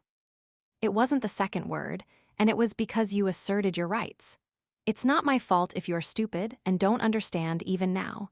You are offended and you are spiteful, and that's what explains all your generation. You're a goose, said the major. And you are a fool. You can call me names. Excuse me, Kapitan Maximich, you told me yourself you don't believe in God. Liputin piped from the other end of the table. What if I did say so? That's a different matter. I believe, perhaps, only not altogether. Even if I don't believe altogether, still, I don't say God ought to be shot. I used to think about God before I left the Hussars. From all the poems you would think that Hussars do nothing but carouse and drink. Yes, I did drink maybe, but would you believe it? I used to jump out of bed at night and stood crossing myself before the images with nothing but my socks on, praying to God to give me faith, for even then I couldn't be at peace as to whether there was a God or not. It used to fret me so. In the morning, of course, one would amuse oneself and one's faith would seem to be lost again, and in fact I've noticed that faith always seems to be less in the daytime. Haven't you any cards? Asked Verhovensky, with a mighty yawn addressing Madame Virginsky. I sympathize with your question, I sympathize entirely. The girl student broke in hotly, flushed with indignation at the major's words. We are wasting precious time listening to silly talk, snapped out the lady of the house, and she looked reprovingly at her husband. The girl pulled herself together. I wanted to make a statement to the meeting concerning the sufferings of the students and their protest, but as time is being wasted in immoral conversation. There's no such thing as moral or immoral, the schoolboy brought out, unable to restrain himself as soon as the girl began. I knew that, Mr. Schoolboy, long before you were taught it. And I maintain, he answered savagely, that you are a child come from Petersburg to enlighten us all, though we know for ourselves the commandment, honor thy father and thy mother, which you could not repeat correctly. And the fact that it's immoral everyone in Russia knows from Byelinsky. Are we ever to have an end of this? Madame Virginsky said resolutely to her husband. As the hostess, she blushed for the ineptitude of the conversation, especially as she noticed smiles and even astonishment among the guests who had been invited for the first time. "Gentlemen," said Virginsky, suddenly lifting up his voice, "if anyone wishes to say anything more nearly connected with our business, or has any statement to make, I call upon him to do so without wasting time." "I'll venture to ask one question," said the lame teacher suavely. He had been sitting particularly decorously and had not spoken till then. "I should like to know, are we some sort of meeting, or are we simply a gathering of ordinary mortals paying a visit? I ask simply for the sake of order, and so as not to remain in ignorance." This sly question made an impression. People looked at each other, everyone expecting someone else to answer, and suddenly all, as though at a word of command, turned their eyes to Verhovensky and Stavrogin. "I suggest our voting on the answer to the question whether we are a meeting or not," said Madame Virginsky. "I entirely agree with the suggestion," Liputin chimed in, "though the question is rather vague." "I agree too." "And so do I," cried voices. "I too think it would make our proceedings more in order," confirmed Virginsky. "To the vote then," said his wife. "Lyamshin, please sit down to the piano. You can give your vote from there when the voting begins." "Again," cried Lyamshin, "I've strummed enough for you." "I beg you most particularly, sit down and play. Don't you care to do anything for the cause?" "But I assure you, Irina Prohorovna, nobody is eavesdropping. It's only your fancy. Besides, the windows are high, and people would not understand if they did hear." "We don't understand ourselves," someone muttered. "But I tell you one must always be on one's guard. I mean in case there should be spies," she explained to Verhovensky. "Let them hear from the street that we have music and a name-day party." "Hang it all," Lyamshin swore, and sitting down to the piano, began strumming a valse, banging on the keys almost with his fists at random. "I propose that those who want it to be a meeting should put up their right hands," Madame Virginsky proposed. Some put them up, others did not. Some held them up and then put them down again and then held them up again. "Phoo, I don't understand it at all," one officer shouted. "I don't either," cried the other. "Oh, I understand," cried a third. "If it's yes, you hold your hand up." "But what does yes mean?" "Means a meeting." "No, it means not a meeting." "I voted for a meeting," cried the schoolboy to Madame Virginsky. "Then why didn't you hold up your hand?" "I was looking at you. You didn't hold up yours, so I didn't hold up mine." "How stupid. I didn't hold up my hand because I proposed it. Gentlemen, now I propose the contrary. Those who want a meeting, sit still and do nothing. Those who don't, hold up their right hands." "Those who don't want it?" inquired the schoolboy. "Are you doing it on purpose?" cried Madame Virginsky wrathfully. "No, excuse me, those who want it or those who don't want it. For one must know that definitely," cried 2 or 3 voices. "Those who don't want it, those who don't want it." "Yes, but what is one to do, hold up one's hand or not hold it up if one doesn't want it?" cried an officer. "We are not accustomed to constitutional methods yet," remarked the major. "Mr. Lyamshin, excuse me, but you are thumping so that no one can hear anything," observed the lame teacher. "But upon my word, Irina Prohorovna, nobody is listening, really," cried Lyamshin, jumping up. "I won't play. I've come to you as a visitor, not as a drummer." "Gentlemen," Virginsky went on, "answer verbally, are we a meeting or not?" We are," was heard on all sides. "If so, there's no need to vote, that's enough. Are you satisfied, gentlemen? Is there any need to put it to the vote?" No need, we understand." "Perhaps someone doesn't want it to be a meeting." No, we all want it." "But what does meeting mean?" cried a voice. No one answered. "We must choose a chairman," people cried from different parts of the room. "Our host, of course, our host." "Gentlemen, if so," Virginsky, the chosen chairman, began, "I propose my original motion. If anyone wants to say anything more relevant to the subject, or has some statement to make, let him bring it forward without loss of time." There was a general silence. The eyes of all were turned again on Verhovensky and Stavrogin. "Verhovensky, have you no statement to make?" Madame Virginsky asked him directly. Nothing whatever, he answered, yawning and stretching on his chair. But I should like a glass of brandy. Stavrogin, don't you want to? Thank you, I don't drink. I mean, don't you want to speak, not don't you want brandy? To speak, what about? No, I don't want to. They'll bring you some brandy, she answered Verhovensky. The girl student got up. She had darted up several times already. I have come to make a statement about the sufferings of poor students and the means of rousing them to protest. But she broke off. At the other end of the table, a rival had risen, and all eyes turned to him. Shigalov, the man with the long ears, slowly rose from his seat with a gloomy and sullen air and mournfully laid on the table a thick notebook filled with extremely small handwriting. He remained standing in silence. Many people looked at the notebook in consternation, but Liputin, Virginsky, and the lame teacher seemed pleased. I ask leave to address the meeting, Shigalov pronounced sullenly but resolutely. You have leave, Virginsky gave his sanction. The orator sat down, was silent for half a minute, and pronounced in a solemn voice. Gentlemen, here's the brandy. The sister who had been pouring out tea and had gone to fetch brandy rapped out, contemptuously and disdainfully putting the bottle before Verhovensky, together with the wineglass which she brought in her fingers without a tray or a plate. The interrupted orator made a dignified pause. Never mind, go on, I am not listening, cried Verhovensky, pouring himself out a glass. Gentlemen, asking your attention and, as you will see later, soliciting your aid in a matter of the first importance. Shigalov began again, I must make some prefatory remarks. Arina Prohorovna, haven't you some scissors? Fyodor Stepanovitch asked suddenly. What do you want scissors for? She asked with wide-open eyes. I've forgotten to cut my nails. I've been meaning to for the last 3 days, he observed, scrutinizing his long and dirty nails with unruffled composure. Arina Prohorovna crimsoned, but Miss Virginsky seemed pleased. I believe I saw them just now on the window. She got up from the table, went and found the scissors, and at once brought them. Fyodor Stepanovitch did not even look at her, took the scissors, and set to work with them.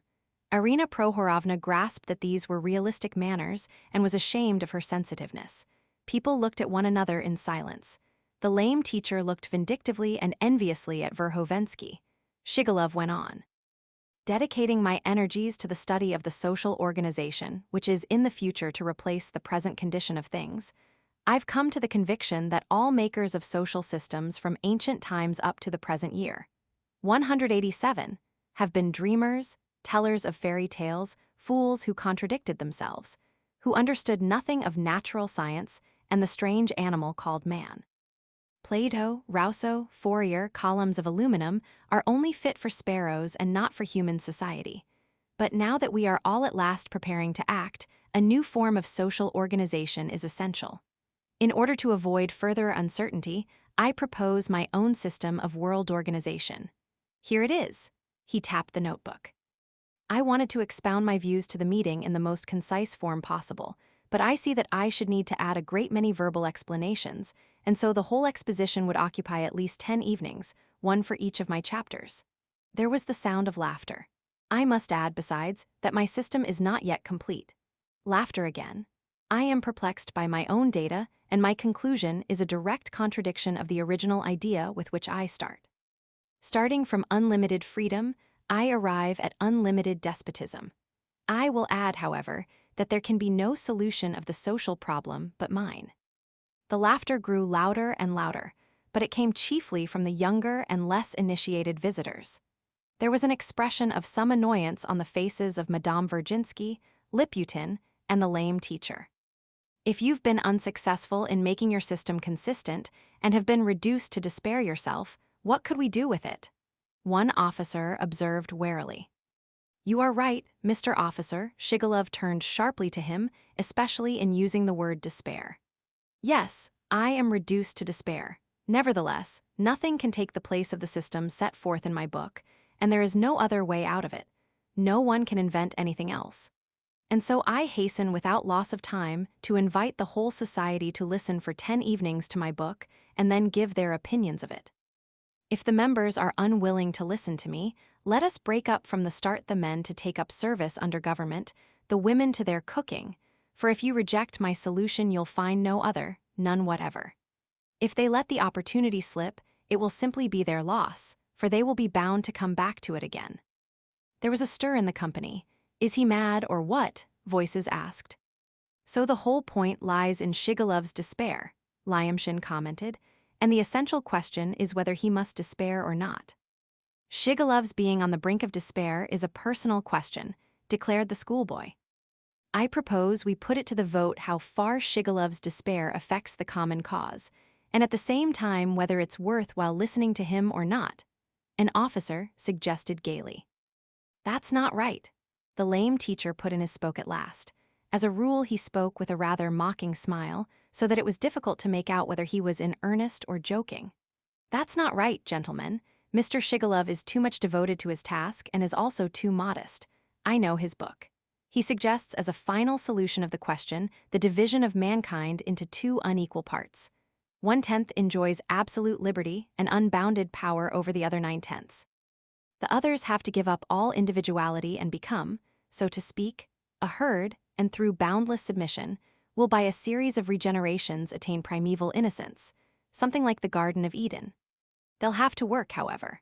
The measures proposed by the author for depriving 9/10 of mankind of their freedom and transforming them into a herd through the education of whole generations are very remarkable, founded on the facts of nature and highly logical. One may not agree with some of the deductions, but it would be difficult to doubt the intelligence and knowledge of the author. It's a pity that the time required 10 evenings is impossible to arrange for, or we might hear a great deal that's interesting. Can you be in earnest?" Madame Virginsky addressed the lame gentleman with a shade of positive uneasiness in her voice. "When that man doesn't know what to do with people, and so turns 9/10 of them into slaves? I've suspected him for a long time." "You say that of your own brother?" asked the lame man. "Relationship, are you laughing at me? And besides, to work for aristocrats and to obey them as though they were gods is contemptible," observed the girl student fiercely. "What I propose is not contemptible. It's paradise, an earthly paradise, and there can be no other on earth," Shigalov pronounced authoritatively. "For my part," said Lyamshin, "if I didn't know what to do with 9/10 of mankind, I'd take them and blow them up into the air instead of putting them in paradise. I'd only leave a handful of educated people who would live happily ever afterwards on scientific principles." "No one but a buffoon can talk like that," cried the girl, flaring up. "He is a buffoon, but he is of use," Madame Virginsky whispered to her. "And possibly that would be the best solution of the problem," said Shigalov, turning hotly to Lyamshin. "You certainly don't know what a profound thing you've succeeded in saying, my merry friend. But as it's hardly possible to carry out your idea, we must confine ourselves to an earthly paradise, since that's what they call it." "This is pretty thorough rot," broke, as though involuntarily, from Verhovensky. Without even raising his eyes, however, he went on cutting his nails with perfect nonchalance. "Why is it rot?" The lame man took it up instantly, as though he had been lying in wait for his first words to catch at them. "Why is it rot? Mr. Shigalov is somewhat fanatical in his love for humanity, but remember that Fourier, still more Cabot, and even Proudhon himself, advocated a number of the most despotic and even fantastic measures. Mr. Shigalov is perhaps far more sober in his suggestions than they are. I assure you that, when one reads his book, it's almost impossible not to agree with some things. He is perhaps less far from realism than anyone, and his earthly paradise is almost the real one if it ever existed, for the loss of which man is always sighing." "I knew I was in for something," Verhovensky muttered again. "Allow me," said the lame man, getting more and more excited. "Conversations and arguments about the future organization of society are almost an actual necessity for all thinking people nowadays. Herzen was occupied with nothing else all his life. Byelinsky, as I know on very good authority, used to spend whole evenings with his friends debating and settling beforehand even the minutest, so to speak, domestic details of the social organization of the future. Some people go crazy over it," the major observed suddenly. "We are more likely to arrive at something by talking anyway than by sitting silent and posing as dictators," Liputin hissed, as though at last venturing to begin the attack. "I didn't mean Shigalov when I said it was rot," Verhovensky mumbled. You see, gentlemen, he raised his eyes a trifle, to my mind all these books, Fourier, Cabot, all this talk about the right to work, and Shigalov's theories are all like novels of which one can write 100,000 en aesthetic entertainment. I can understand that in this little town you are bored, so you rush to ink and paper. Excuse me, said the lame man, wriggling on his chair. Though we are provincials and of course objects of commiseration on that ground, yet we know that so far nothing has happened in the world new enough to be worth our weeping at having missed it. It is suggested to us in various pamphlets made abroad and secretly distributed that we should unite and form groups with the sole object of bringing about universal destruction. It's urged that, however much you tinker with the world, you can't make a good job of it, but that by cutting off 100 million heads and so lightening one's burden, one can jump over the ditch more safely. A fine idea, no doubt, but quite as impracticable as Shigalov's theories, which you referred to just now so contemptuously. Well, but I haven't come here for discussion. Verhovensky let drop this significant phrase and, as though quite unaware of his blunder, drew the candle nearer to him that he might see better. It's a pity, a great pity, that you haven't come for discussion, and it's a great pity that you are so taken up just now with your toilet. What's my toilet to you? To remove 100 million heads is as difficult as to transform the world by propaganda. Possibly more difficult, especially in Russia, Liputin ventured again. It's Russia they rest their hopes on now, said an officer. We've heard they are resting their hopes on it, interposed the lame man. We know that a mysterious finger is pointing to our delightful country as the land most fitted to accomplish the great task. But there's this. By the gradual solution of the problem by propaganda, I shall gain something. Anyway, I shall have some pleasant talk, at least, and shall even get some recognition from government for my services to the cause of society. But in the second way, by the rapid method of cutting off 100 million heads, what benefit shall I get personally? If you began advocating that, your tongue might be cut out. Yours certainly would be, observed Verhovensky. You see, and as under the most favorable circumstances you would not get through such a massacre in less than 50, or at the best 30 years, for they are not sheep, you know, and perhaps they would not let themselves be slaughtered. Wouldn't it be better to pack one's bundle and migrate to some quiet island beyond calm seas, and there close one's eyes tranquilly? Believe me, he tapped the table significantly with his finger, you will only promote emigration by such propaganda and nothing else. He finished evidently triumphant. He was one of the intellects of the province. Liputin smiled slyly, Virginsky listened rather dejectedly, the others followed the discussion with great attention, especially the ladies and officers. They all realized that the advocate of the 100 million heads theory had been driven into a corner and waited to see what would come of it. That was a good saying of yours, though. Verhovensky mumbled more carelessly than ever, in fact with an air of positive boredom. Emigration is a good idea. But all the same, if in spite of all the obvious disadvantages you foresee, more and more come forward every day ready to fight for the common cause, it will be able to do without you. It's a new religion, my good friend, coming to take the place of the old one. That's why so many fighters come forward, and it's a big movement. You'd better emigrate. And you know, I should advise Dresden, not the Calm Islands. To begin with, it's a town that has never been visited by an epidemic, and as you are a man of culture, no doubt you are afraid of death. Another thing, it's near the Russian frontier, so you can more easily receive your income from your beloved fatherland. Thirdly, it contains what are called treasures of art, and you are a man of aesthetic tastes, formerly a teacher of literature, I believe. And finally, it has a miniature Switzerland of its own to provide you with poetic inspiration, for no doubt you write verse. In fact, it's a treasure in a nutshell.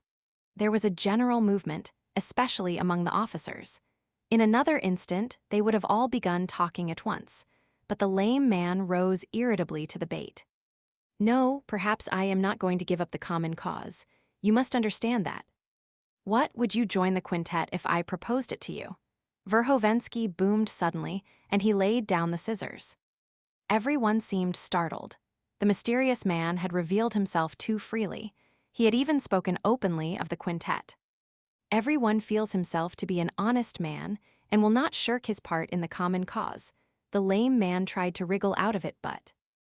No, this is not a question which allows of a but. Verhovensky interrupted harshly and peremptorily. I tell you, gentlemen, I must have a direct answer. I quite understand that, having come here and having called you together myself, I am bound to give you explanations. Again, an unexpected revelation. But I can give you none till I know what is your attitude to the subject. To cut the matter short for, we can't go on talking for another 30 years, as people have done for the last 30. I ask you which you prefer. The slow way, which consists in the composition of socialistic romances and the academic ordering of the destinies of humanity 1,000 years hence, while despotism will swallow the savory morsels which would almost fly into your mouths of themselves if you'd take a little trouble. Or do you, whatever it may imply, prefer a quicker way which will at last untie your hands, and will let humanity make its own social organization in freedom and in action, not on paper? They shout 100 million heads. That may be only a metaphor. But why be afraid of it if, with the slow daydream on paper, despotism in the course of some 100 years will devour not 100 but 500 million heads? Take note, too, that an incurable invalid will not be cured whatever prescriptions are written for him on paper. On the contrary, if there is delay, he will grow so corrupt that he will infect us too and contaminate all the fresh forces which one might still reckon upon now, so that we shall all at last come to grief together. I thoroughly agree that it's extremely agreeable to chatter liberally and eloquently, but action is a little trying. However, I am no hand at talking. I came here with communications, and so I beg all the honorable company not to vote, but simply and directly to state which you prefer: walking at a snail's pace in the marsh, or putting on full steam to get across it. I am certainly for crossing at full steam, cried the schoolboy in an ecstasy. So am I, Lyamshin chimed in. There can be no doubt about the choice, muttered an officer, followed by another, then by someone else. What struck them all most was that Verhovensky had come with communications and had himself just promised to speak. Gentlemen, I see that almost all decide for the policy of the manifestos, he said, looking round at the company. All, cried the majority of voices. I confess I am rather in favor of a more humane policy, said the major, but as all are on the other side, I go with all the rest. It appears, then, that even you are not opposed to it, said Verhovensky, addressing the lame man. I am not exactly, said the latter, turning rather red, but if I do agree with the rest now, it's simply not to break up. You are all like that, ready to argue for 6 months to practice your liberal eloquence, and in the end you vote the same as the rest. Gentlemen, consider, though, is it true that you are all ready? Ready for what? The question was vague but very alluring. All are, of course, voices were heard, but all were looking at one another. But afterwards perhaps you will resent having agreed so quickly. That's almost always the way with you. The company was excited in various ways, greatly excited. The lame man flew at him. Allow me to observe, however, that answers to such questions are conditional. Even if we have given our decision, you must note that questions put in such a strange way. In what strange way? In a way such questions are not asked. Teach me how, please, but do you know, I felt sure you'd be the first to take offense. You've extracted from us an answer as to our readiness for immediate action, but what right had you to do so? By what authority do you ask such questions? You should have thought of asking that question sooner. Why did you answer? You agree and then you go back on it. But to my mind, the irresponsibility of your principal question suggests to me that you have no authority, no right, and only asked from personal curiosity. What do you mean? What do you mean? Cried Verhovensky, apparently beginning to be much alarmed. Why, that the initiation of new members into anything you like is done, anyway, tête-à-tête, and not in the company of 20 people one doesn't know, blurted out the lame man. He had said all that was in his mind because he was too irritated to restrain himself. Verhovensky turned to the general company with a capitally simulated look of alarm. Gentlemen, I deem it my duty to declare that all this is folly, and that our conversation has gone too far. I have so far initiated no one, and no one has the right to say of me that I initiate members. We were simply discussing our opinions. That's so, isn't it? But whether that's so or not, you alarm me very much. He turned to the lame man again. I had no idea that it was unsafe here to speak of such practically innocent matters except tête-à-tête. Are you afraid of informers? Can there possibly be an informer among us here? The excitement became tremendous. All began talking. Gentlemen, if that is so, Verhovensky went on, I have compromised myself more than anyone, and so I will ask you to answer one question, if you care to, of course. You are all perfectly free. What question, what question? Everyone clamored. A question that will make it clear whether we are to remain together, or take up our hats and go our several ways without speaking. The question. If any one of us knew of a proposed political murder, would he, in view of all the consequences, go to give information, or would he stay at home and await events? Opinions may differ on this point. The answer to the question will tell us clearly whether we are to separate or to remain together, and for far longer than this one evening. Let me appeal to you first. He turned to the lame man. Why to me first? Because you began it all. Be so good as not to prevaricate. It won't help you to be cunning. But please yourself, it's for you to decide. Excuse me, but such a question is positively insulting. No, can't you be more exact than that? I've never been an agent of the secret police, replied the latter, wriggling more than ever. Be so good as to be more definite, don't keep us waiting. The lame man was so furious that he left off answering. Without a word, he glared wrathfully from under his spectacles at his tormentor. Yes or no, would you inform or not? Cried Verhovensky. Of course I wouldn't, the lame man shouted twice as loudly. And no one would, of course not, cried many voices. Allow me to appeal to you, Mr. Major, would you inform or not? Verhovensky went on. And note that I appeal to you on purpose. I won't inform. But if you knew that someone meant to rob and murder someone else, an ordinary mortal, then you would inform and give warning. Yes, of course, but that's a private affair, while the other would be a political treachery. I've never been an agent of the secret police. And no one here has, voices cried again. It's an unnecessary question. Everyone will make the same answer. There are no informers here. What is that gentleman getting up for? Cried the girl student. That's Shadov, what are you getting up for? Cried the lady of the house. Shadov did, in fact, stand up. He was holding his cap in his hand and looking at Verhovensky. Apparently he wanted to say something to him, but was hesitating. His face was pale and wrathful, but he controlled himself.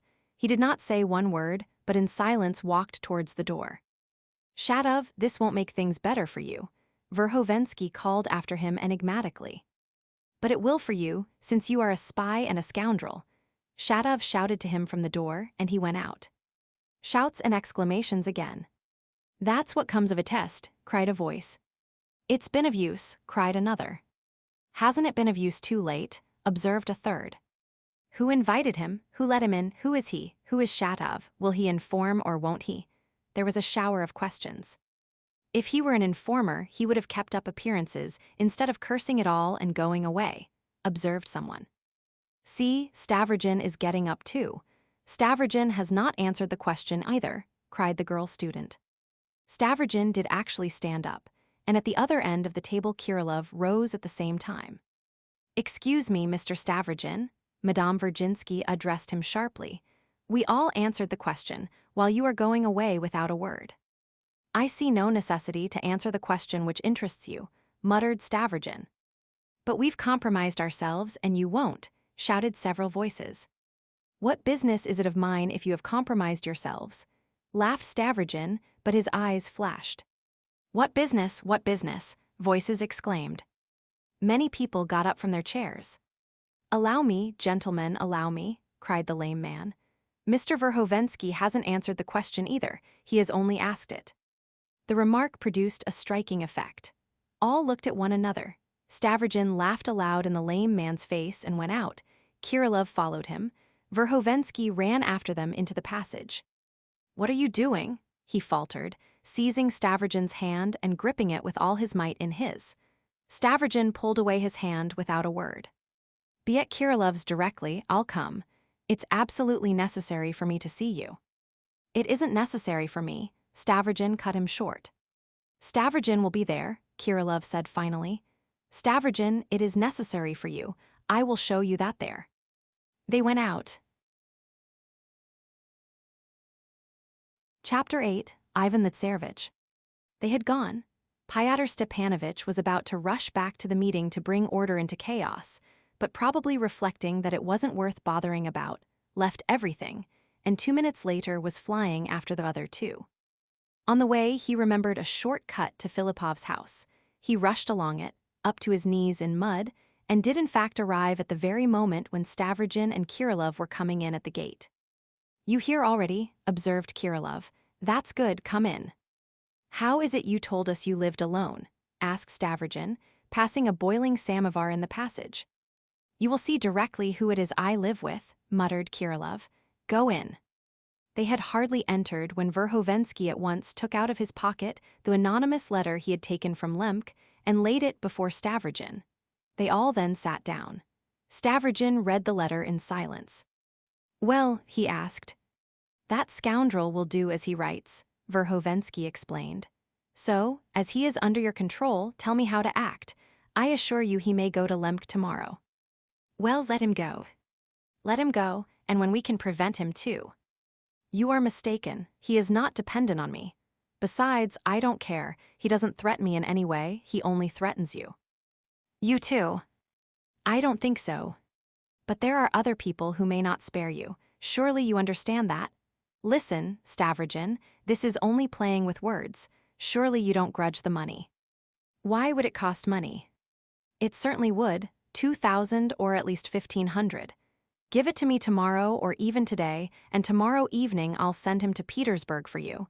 That's just what he wants. If you like, he can take Marya Timofeyevna. Note that." There was something distracted about him. He spoke, as it were, without caution, and he did not reflect on his words. Stavrogin watched him, wondering. "I've no reason to send Marya Timofeyevna away." "Perhaps you don't even want to." Pyotr Stepanovitch smiled ironically. "Perhaps I don't. In short, will there be the money or not?" he cried with angry impatience, and as it were peremptorily, to Stavrogin. The latter scrutinized him gravely. "There won't be the money." "Look here, Stavrogin, you know something or have done something already. You are going it." His face worked, the corners of his mouth twitched, and he suddenly laughed an unprovoked and irrelevant laugh. "But you've had money from your father for the estate," Stavrogin observed calmly. "Mammon sent you 6,000 or 8,000 for Stepan Trofimovitch, so you can pay the 1,500 out of your own money. I don't care to pay for other people. I've given a lot as it is. It annoys me." He smiled himself at his own words. "Ah, you're beginning to joke." Stavrogin got up from his chair. Verhovensky instantly jumped up too, and mechanically stood with his back to the door as though barring the way to him. Stavrogin had already made a motion to push him aside and go out, when he stopped short. "I won't give up Shatov to you," he said. Pyotr Stepanovitch started. They looked at one another. "I told you this evening why you needed Shatov's blood," said Stavrogin with flashing eyes. "It's the cement you want to bind your groups together with. You drove Shatov away cleverly just now. You knew very well that he wouldn't promise not to inform and he would have thought it mean to lie to you. But what do you want with me? What do you want with me? Ever since we met abroad you won't let me alone. The explanation you've given me so far was simply raving. Meanwhile, you are driving at my giving Lebyadkin 1,500 rubles, so as to give Fedka an opportunity to murder him. I know that you think I want my wife murdered too. You think to tie my hands by this crime and have me in your power. That's it, isn't it? What good will that be to you? What the devil do you want with me? Look at me.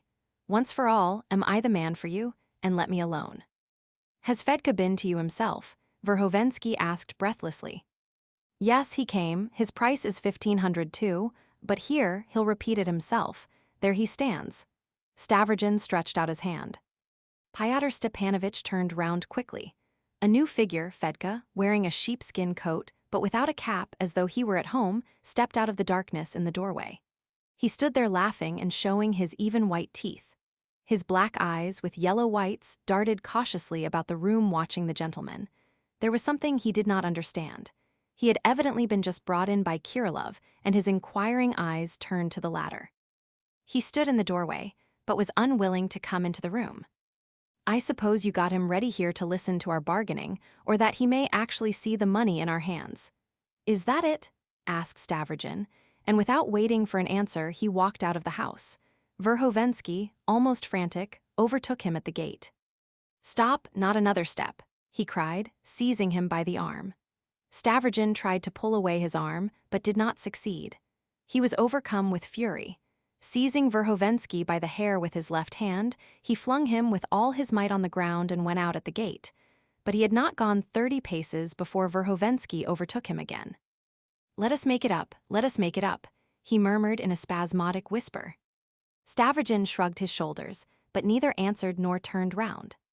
"Listen, I will bring you Lizaveta Nikolaevna tomorrow, shall I? No, why don't you answer? Tell me what you want, I'll do it. Listen, I'll let you have Shatov, shall I?" "Then it's true that you meant to kill him," cried Stavrogin. "What do you want with Shatov? What is he to you?" Fyodor Stepanovitch went on, gasping, speaking rapidly. He was in a frenzy and kept running forward and seizing Stavrogin by the elbow, probably unaware of what he was doing. "Listen, I'll let you have him, let's make it up. Your price is a very great one, but let's make it up." Stavrogin glanced at him at last and was amazed. The eyes, the voice were not the same as always, or as they had been in the room just now. What he saw was almost another face. The intonation of the voice was different. Verhovensky besought, implored. He was a man from whom what was most precious was being taken or had been taken, and who was still stunned by the shock. "But what's the matter with you?" cried Stavrogin. The other did not answer, but ran after him and gazed at him with the same imploring but yet inflexible expression. "Let's make it up," he whispered once more. "Listen, like Fedka, I have a knife in my boot, but I'll make it up with you." "But what do you want with me, damn you?" Stavrogin cried, with intense anger and amazement. "Is there some mystery about it? Am I a sort of talisman for you?" "Listen, we are going to make a revolution," the other muttered rapidly and almost in delirium. "You don't believe we shall make a revolution? We are going to make such an upheaval that everything will be uprooted from its foundation. Karmazinov is right that there is nothing to lay hold of. Karmazinov is very intelligent. Another 10 such groups in different parts of Russia and I am safe." Groups of fools like that broke reluctantly from Stavrogin. "Oh, don't be so clever, Stavrogin, don't be so clever yourself. And you know you are by no means so intelligent that you need wish others to be. You are afraid, you have no faith. You are frightened at our doing things on such a scale. And why are they fools? They are not such fools. No one has a mind of his own nowadays. There are terribly few original minds nowadays. Virginsky is a pure-hearted man, 10 times as pure as you or I, but never mind about him. Liputin is a rogue, but I know one point about him. Every rogue has some point in him. Lyamshin is the only one who hasn't, but he is in my hands. A few more groups, and I should have money and passports everywhere, so much at least. Suppose it were only that, and safe places so that they can search as they like. They might uproot one group, but they'd stick at the next. We'll set things in a ferment. Surely you don't think that we two are not enough. Take Shigalov and let me alone. Shigalov is a man of genius. Do you know he is a genius like Fourier, but bolder than Fourier, stronger. I'll look after him. He's discovered equality. He is in a fever. He is raving. Something very queer has happened to him, thought Stavrogin, looking at him once more. Both walked on without stopping. He's written a good thing in that manuscript, Verhovensky went on. He suggests a system of spying. Every member of the society spies on the others, and it's his duty to inform against them. Everyone belongs to all and all to everyone. All are slaves and equal in their slavery. In extreme cases, he advocates slander and murder, but the great thing about it is equality. To begin with, the level of education, science, and talents is lowered. A high level of education and science is only possible for great intellects, and they are not wanted. The great intellects have always seized the power and been despots. Great intellects cannot help being despots, and they've always done more harm than good. They will be banished or put to death.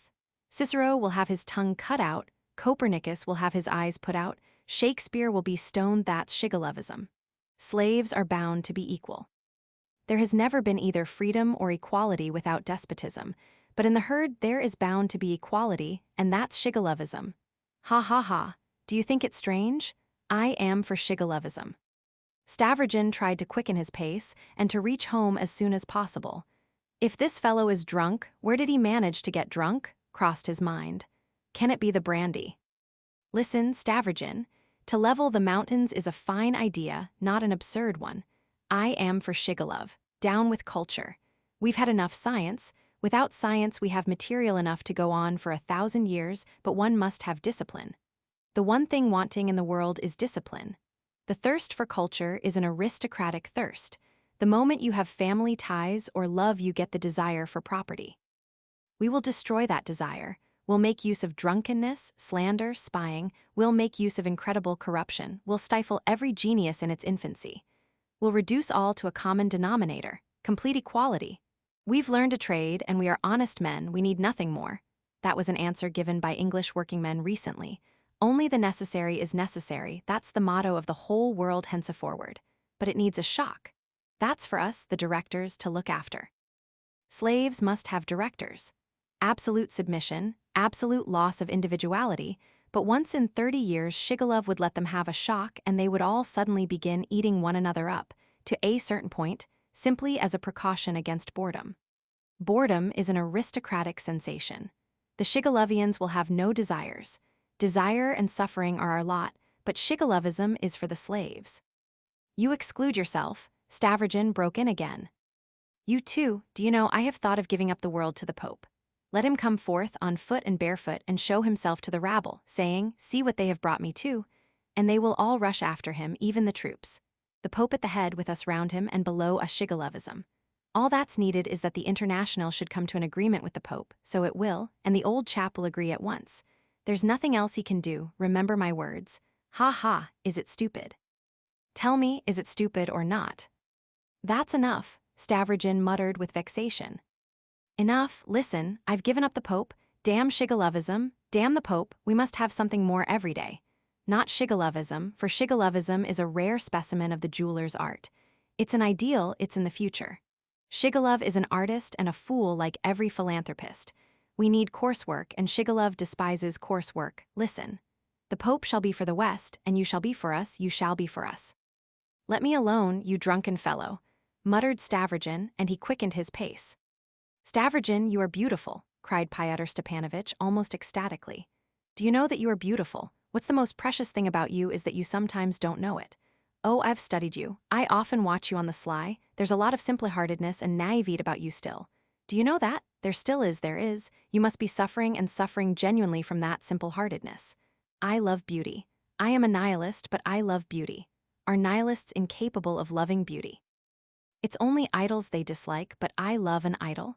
You are my idol, you injure no one and everyone hates you. You treat everyone as an equal and yet everyone is afraid of you, that's good. Nobody would slap you on the shoulder. You are an awful aristocrat. An aristocrat is irresistible when he goes in for democracy. To sacrifice life, your own or another's, is nothing to you. You are just the man that's needed. It's just such a man as you that I need. I know no one but you. You are the leader, you are the sun, and I am your worm. He suddenly kissed his hand. A shiver ran down Stavrogin's spine, and he pulled away his hand in dismay. They stood still. Madman, whispered Stavrogin. Perhaps I am raving, Fyodor Stepanovitch assented, speaking rapidly. But I've thought of the first step. Shigalov would never have thought of it. There are lots of Shigalovs, but only one man in Russia has hit on the first step and knows how to take it. And I am that man. Why do you look at me? I need you, without you I am nothing. Without you I am a fly, a bottled idea, Columbus without America. Stavrogin stood still and looked intently into his wild eyes. Listen, first of all we'll make an upheaval, Verhovensky went on in desperate haste, continually clutching at Stavrogin's left sleeve. I've already told you, we shall penetrate to the peasantry. Do you know that we are tremendously powerful already? Our party does not consist only of those who commit murder and arson, fire off pistols in the traditional fashion, or bite kernels. They are only a hindrance. I don't accept anything without discipline. I am a scoundrel, of course, and not a socialist. Ha ha, listen. I've reckoned them all up. A teacher who laughs with children at their God and at their cradle is on our side. The lawyer who defends an educated murderer because he is more cultured than his victims and could not help murdering them to get money is one of us. The schoolboys who murder a peasant for the sake of sensation are ours. The juries who acquit every criminal are ours. The prosecutor who trembles at a trial for fear he should not seem advanced enough is ours. Among officials and literary men we have lots, and they don't know it themselves. On the other hand, the docility of schoolboys and fools has reached an extreme pitch. The schoolmasters are bitter and bilious. On all sides we see vanity puffed up out of all proportion, brutal, monstrous appetites. Do you know how many we shall catch by little, ready-made ideas? When I left Russia, Litter's dictum that crime is insanity was all the rage. I come back and I find that crime is no longer insanity, but simply common sense, almost a duty, anyway a gallant protest. How can we expect a cultured man not to commit a murder if he is in need of money? But these are only the first fruits. The Russian god has already been vanquished by cheap vodka.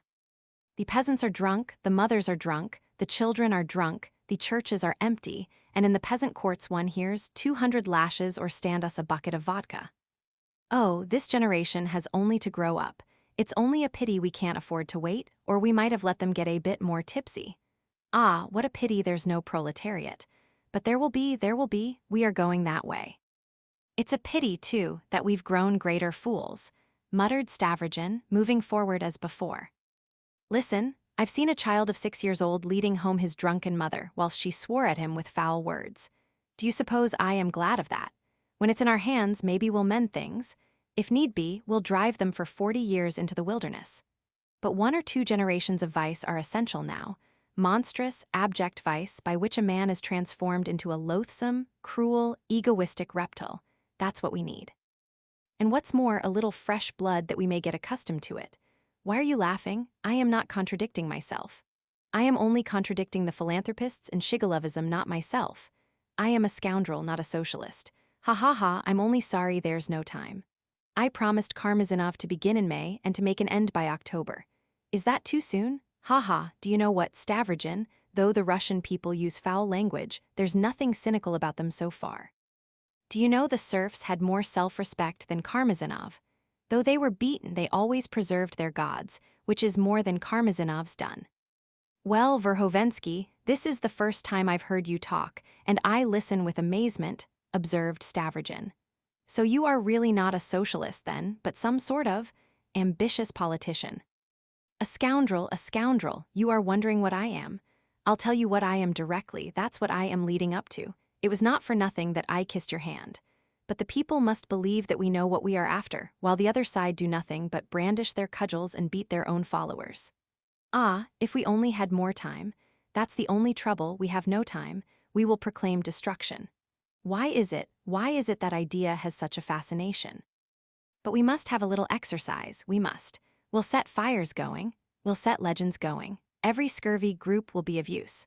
Out of those very groups I'll pick you out fellows so keen they'll not shrink from shooting and be grateful for the honor of a job, too. Well, and there will be an upheaval. There's going to be such an upset as the world has never seen before. Russia will be overwhelmed with darkness, the earth will weep for its old gods. Well, then we shall bring forward. Whom? Ivan the Tsarevich. Who am? Ivan the Tsarevich, you. Stavrogin thought a minute.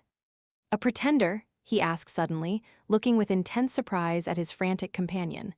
Ah, so that's your plan at last. We shall say that he is in hiding, Verhovensky said softly, in a sort of tender whisper as though he really were drunk indeed. Do you know the magic of that phrase, he is in hiding? But he will appear. We'll set a legend going better than the Skopsis. He exists, but no one has seen him. Oh, what a legend one can set going, and the great thing is it will be a new force at work. And we need that, that's what they are crying for. What can socialism do? It's destroyed the old forces but hasn't brought in any new. But in this we have a force, and what a force. Incredible. We only need one lever to lift up the earth. Everything will rise up. Then have you been seriously reckoning on me? Stavrogin said with a malicious smile. Why do you laugh and so spitefully? Don't frighten me. I am like a little child now. I can be frightened to death by one smile like that. Listen. I'll let no one see you, no one, so it must be. He exists, but no one has seen him. He is in hiding. And do you know, one might show you to 1 out of 100,000, for instance. And the rumor will spread over all the land. We've seen him. Ivan Filipovich, the god of Sabaoth, has been seen too, when he ascended into heaven in his chariot in the sight of men. They saw him with their own eyes, and you are not an Ivan Filipovich. You are beautiful and proud as a god. You are seeking nothing for yourself with the halo of a victim round you, in hiding. The great thing is the legend. You'll conquer them, you'll have only to look, and you will conquer them. He is in hiding, and will come forth bringing a new truth. And meanwhile, we'll pass 2 or 3 judgments as wise as Solomon's. The groups, the quintets, we've no need of newspapers. If out of 10,000 petitions only one is granted, all would come with petitions. In every parish, every peasant will know that there is somewhere a hollow tree where petitions are to be put. And the whole land will resound with the cry, a new just law is to come. And the sea will be troubled, and the whole gimcrack show will fall to the ground. And then we shall consider how to build up an edifice of stone. For the first time, we are going to build it, we and only we. The reference is to the legend current in the sect of flagellants. Translator's note. Madness, said Stavrogin. Why don't you want it? Are you afraid? That's why I caught at you, because you are afraid of nothing. Is it unreasonable? But you see, so far I am Columbus without America. Would Columbus without America seem reasonable? Stavrogin did not speak. Meanwhile, they had reached the house and stopped at the entrance. Listen, Verhovensky bent down to his ear. I'll do it for you without the money. I'll settle Marya Timofeyevna tomorrow, without the money, and tomorrow I'll bring you Lisa. Will you have Lisa tomorrow? Is he really mad? Stavrogin wondered, smiling. The front door was opened. Stavrogin is America ours, said Verhovensky, seizing his hand for the last time. What for? Said Nikolay Vsevolodovitch, gravely and sternly. You don't care, I knew that, cried Verhovensky in an access of furious anger. You are lying, you miserable, profligate, perverted little aristocrat. I don't believe you, you've the appetite of a wolf. Understand that you've cost me such a price, I can't give you up now, there's no one on earth but you. I invented you abroad. I invented it all, looking at you. If I hadn't watched you from my corner, nothing of all this would have entered my head. Stavrogin went up the steps without answering. Stavrogin, Verhovensky called after him, I give you a day.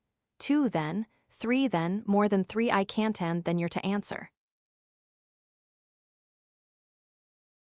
Chapter 9. A raid at Stepan Trofimovitch's.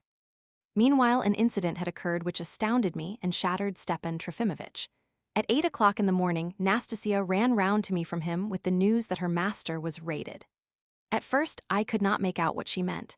I could only gather that the raid was carried out by officials, that they had come and taken his papers, and that a soldier had tied them up in a bundle and wheeled them away in a barrow.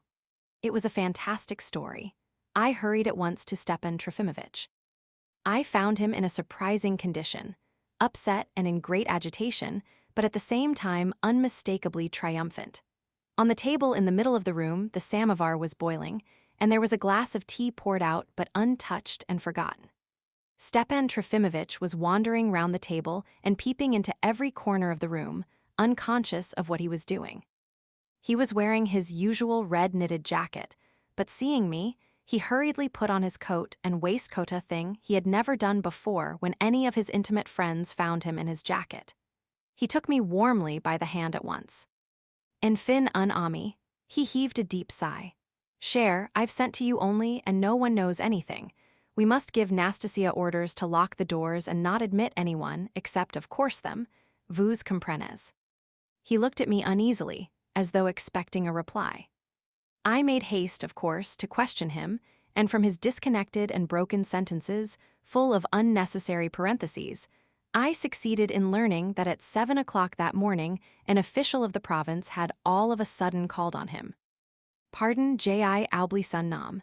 Il n'est pas du pays, but I think he came to the town with Lemke, quelque chose de Bert et de Lem and dans la physionomie.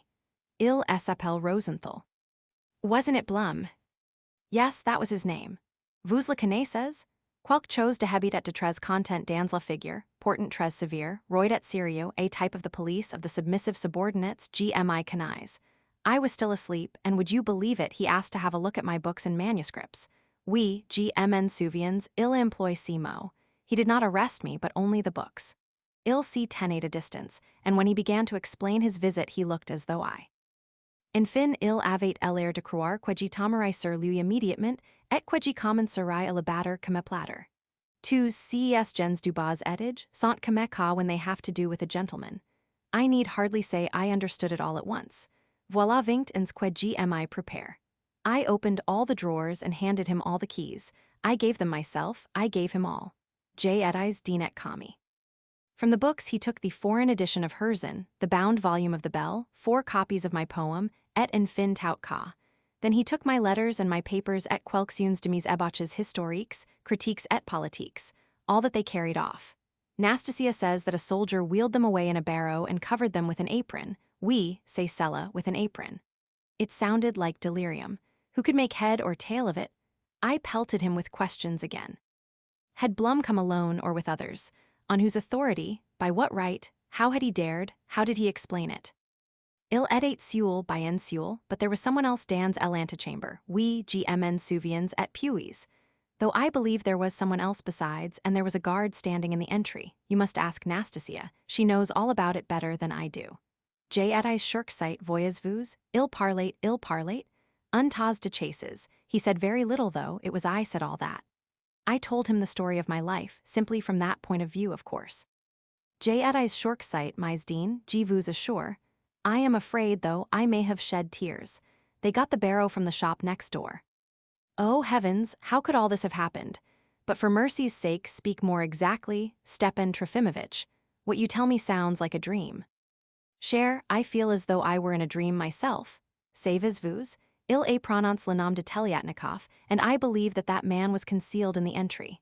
Yes, I remember, he suggested calling the prosecutor and Dmitri Dmitrich, I believe. Qui me doit encore quins roubles I won at cards, soit did en passant.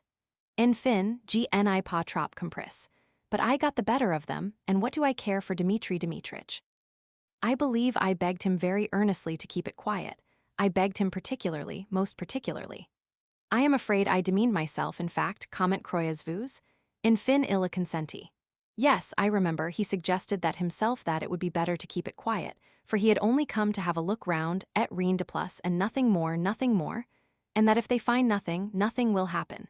So that we ended it all en amis, G sways tout a fate content. Why, then he suggested the usual course of proceedings, in such cases and regular guarantees, and you rejected them yourself. I cried with friendly indignation.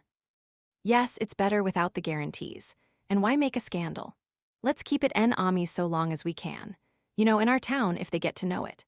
Mes ennemis, et puis, à quoi bon, le procureur, si cachan de notre procureur, qui du fois emma manque de politesse, et quan arras et plaisir à l'autre, aniché set charmante, et belle Natalia Pavlovna quand il si cacha dans son boudoir. Et puis, mon ami, don't make objections and don't depress me, I beg you, for nothing is more unbearable when a man is in trouble than for 100 friends to point out to him what a fool he has made of himself. Sit down, though, and have some tea. I must admit I am awfully tired. Hadn't I better lie down and put vinegar on my head? What do you think?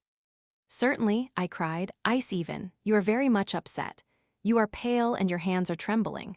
Lie down, rest, and put off telling me. I'll sit by you and wait. He hesitated, but I insisted on his lying down. Nastasia brought a cup of vinegar. I wetted a towel and laid it on his head. Then Nastasia stood on a chair and began lighting a lamp before the icon in the corner. I noticed this with surprise. There had never been a lamp there before, and now suddenly it had made its appearance. I arranged for that as soon as they had gone away, muttered Stepan Trofimovitch, looking at me slyly.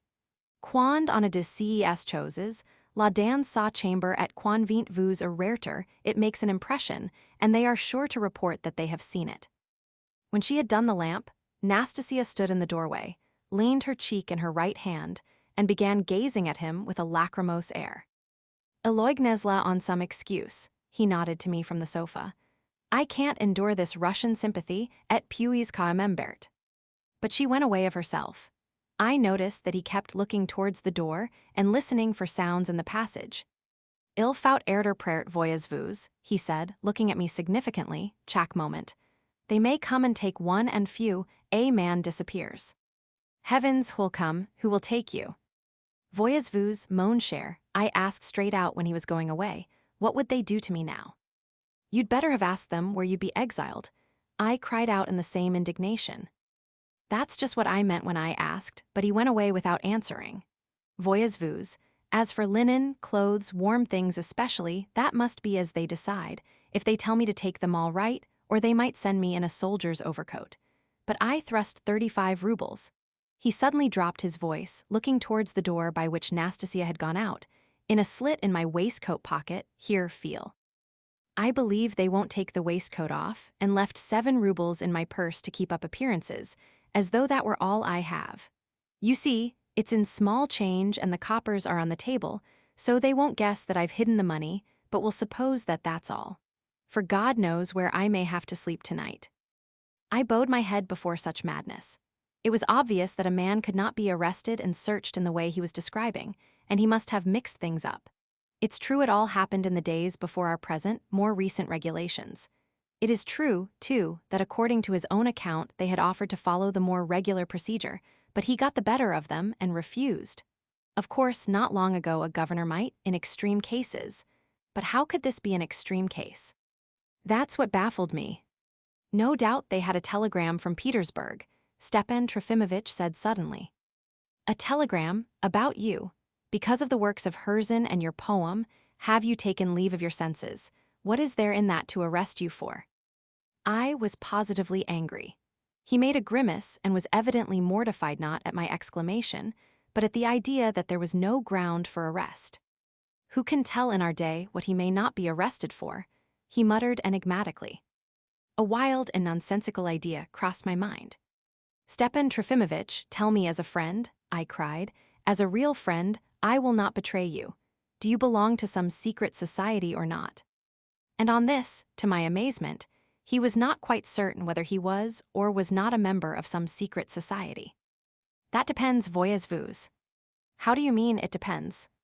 When with one's whole heart one is an adherent of progress and, who can answer it? You may suppose you don't belong, and suddenly it turns out that you do belong to something. Now is that possible? It's a case of yes or no. Sell a date to Petersburg when she and I were meaning to found a magazine there. That's what's at the root of it. She gave them the slip then, and they forgot us, but now they've remembered. Cher, don't you know me? He cried hysterically. And they'll take us, put us in a cart, and march us off to Siberia forever or forget us in prison. And he suddenly broke into bitter weeping. His tears positively streamed. He covered his face with his red silk handkerchief and sobbed convulsively for 5 minutes. It wrung my heart. This was the man who had been a prophet among us for 20 years, a leader, a patriarch, the kukelnik who had borne himself so loftily and majestically before all of us, before whom we bowed down with genuine reverence, feeling proud of doing so, and all of a sudden here he was sobbing like a naughty child waiting for the rod which the teacher is fetching for him. I felt fearfully sorry for him. He believed in the reality of that cart, as he believed that I was sitting by his side, and he expected it that morning, at once, that very minute, and all this on account of his Herzen and some poem.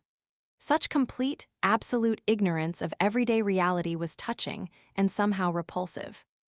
At last he left off crying, got up from the sofa and began walking about the room again, continuing to talk to me, though he looked out of the window every minute and listened to every sound in the passage. Our conversation was still disconnected. All my assurances and attempts to console him rebounded from him like peas from a wall. He scarcely listened, but yet what he needed was that I should console him and keep on talking with that object. I saw that he could not do without me now and would not let me go for anything. I remained, and we spent more than 2 hours together. In conversation, he recalled that Blum had taken with him 2 manifestos he had found. Manifestos? I said, foolishly frightened. Do you mean to say you? Oh, 10 were left here, he answered with vexation. He talked to me at one moment in a vexed and haughty tone, and at the next with dreadful plaintiveness and humiliation. But I had disposed of 8 already, and Blum only found 2. And he suddenly flushed with indignation. Vous me mettez avec ces gens-là. Do you suppose I could be working with those scoundrels, those anonymous libelers, with my son Fyodor Stepanovitch, avec ces esprits forts de lâcheté? Oh, heavens. Bah, haven't they mixed you up perhaps? But it's nonsense, it can't be so, I observed. Savez-vous, broke from him suddenly. I feel at moments que je ferai la basse quelque esclandre. Oh, don't go away, don't leave me alone. Ma carrière est finie aujourd'hui, je le sens, do you know? I might fall on somebody there and bite him, like that lieutenant. He looked at me with a strange expression, alarmed, and at the same time anxious to alarm me. He certainly was getting more and more exasperated with somebody and about something as time went on and the police cart did not appear. He was positively wrathful. Suddenly, Nastasia, who had come from the kitchen into the passage for some reason, upset a clothes horse there. Stepan Trofimovitch trembled and turned numb with terror as he sat, but when the noise was explained, he almost shrieked at Nastasia and, stamping, drove her back to the kitchen. A minute later, he said, looking at me in despair, "I am ruined. Cher," he sat down suddenly beside me and looked piteously into my face. "Cher, it's not Siberia I am afraid of, I swear. Oh, je vous jure." Tears positively stood in his eyes. "It's something else I fear." I saw from his expression that he wanted at last to tell me something of great importance, which he had, till now, refrained from telling. "I am afraid of disgrace," he whispered mysteriously. "What disgrace? On the contrary. Believe me, Stepan Trofimovitch, that all this will be explained today and will end to your advantage."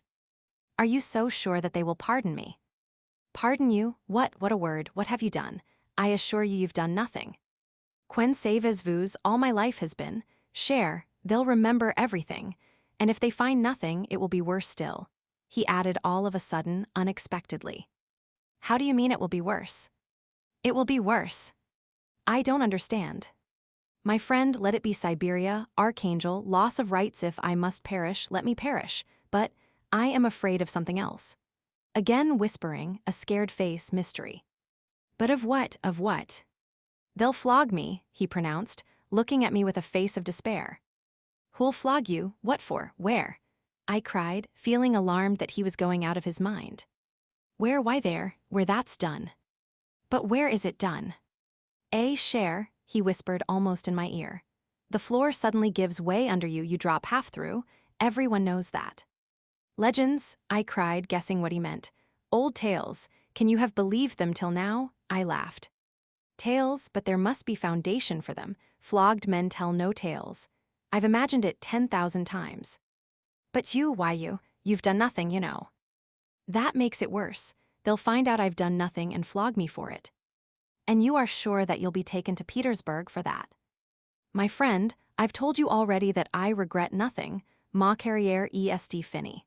From that hour when she said goodbye to me at Vorshniki, my life has had no value for me. But disgrace, que dira-t-elle if she finds out?" He looked at me in despair, and the poor fellow flushed all over. I dropped my eyes too. "She'll find out nothing, for nothing will happen to you. I feel as if I were speaking to you for the first time in my life. Stepan Trofimovitch, you've astonished me so this morning.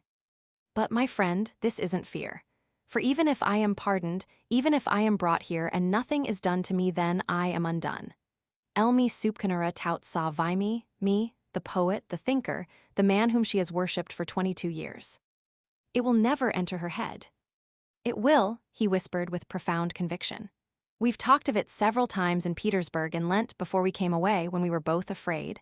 Elmi Supkanura tout sa vie, and how can I disabuse her? It won't sound likely.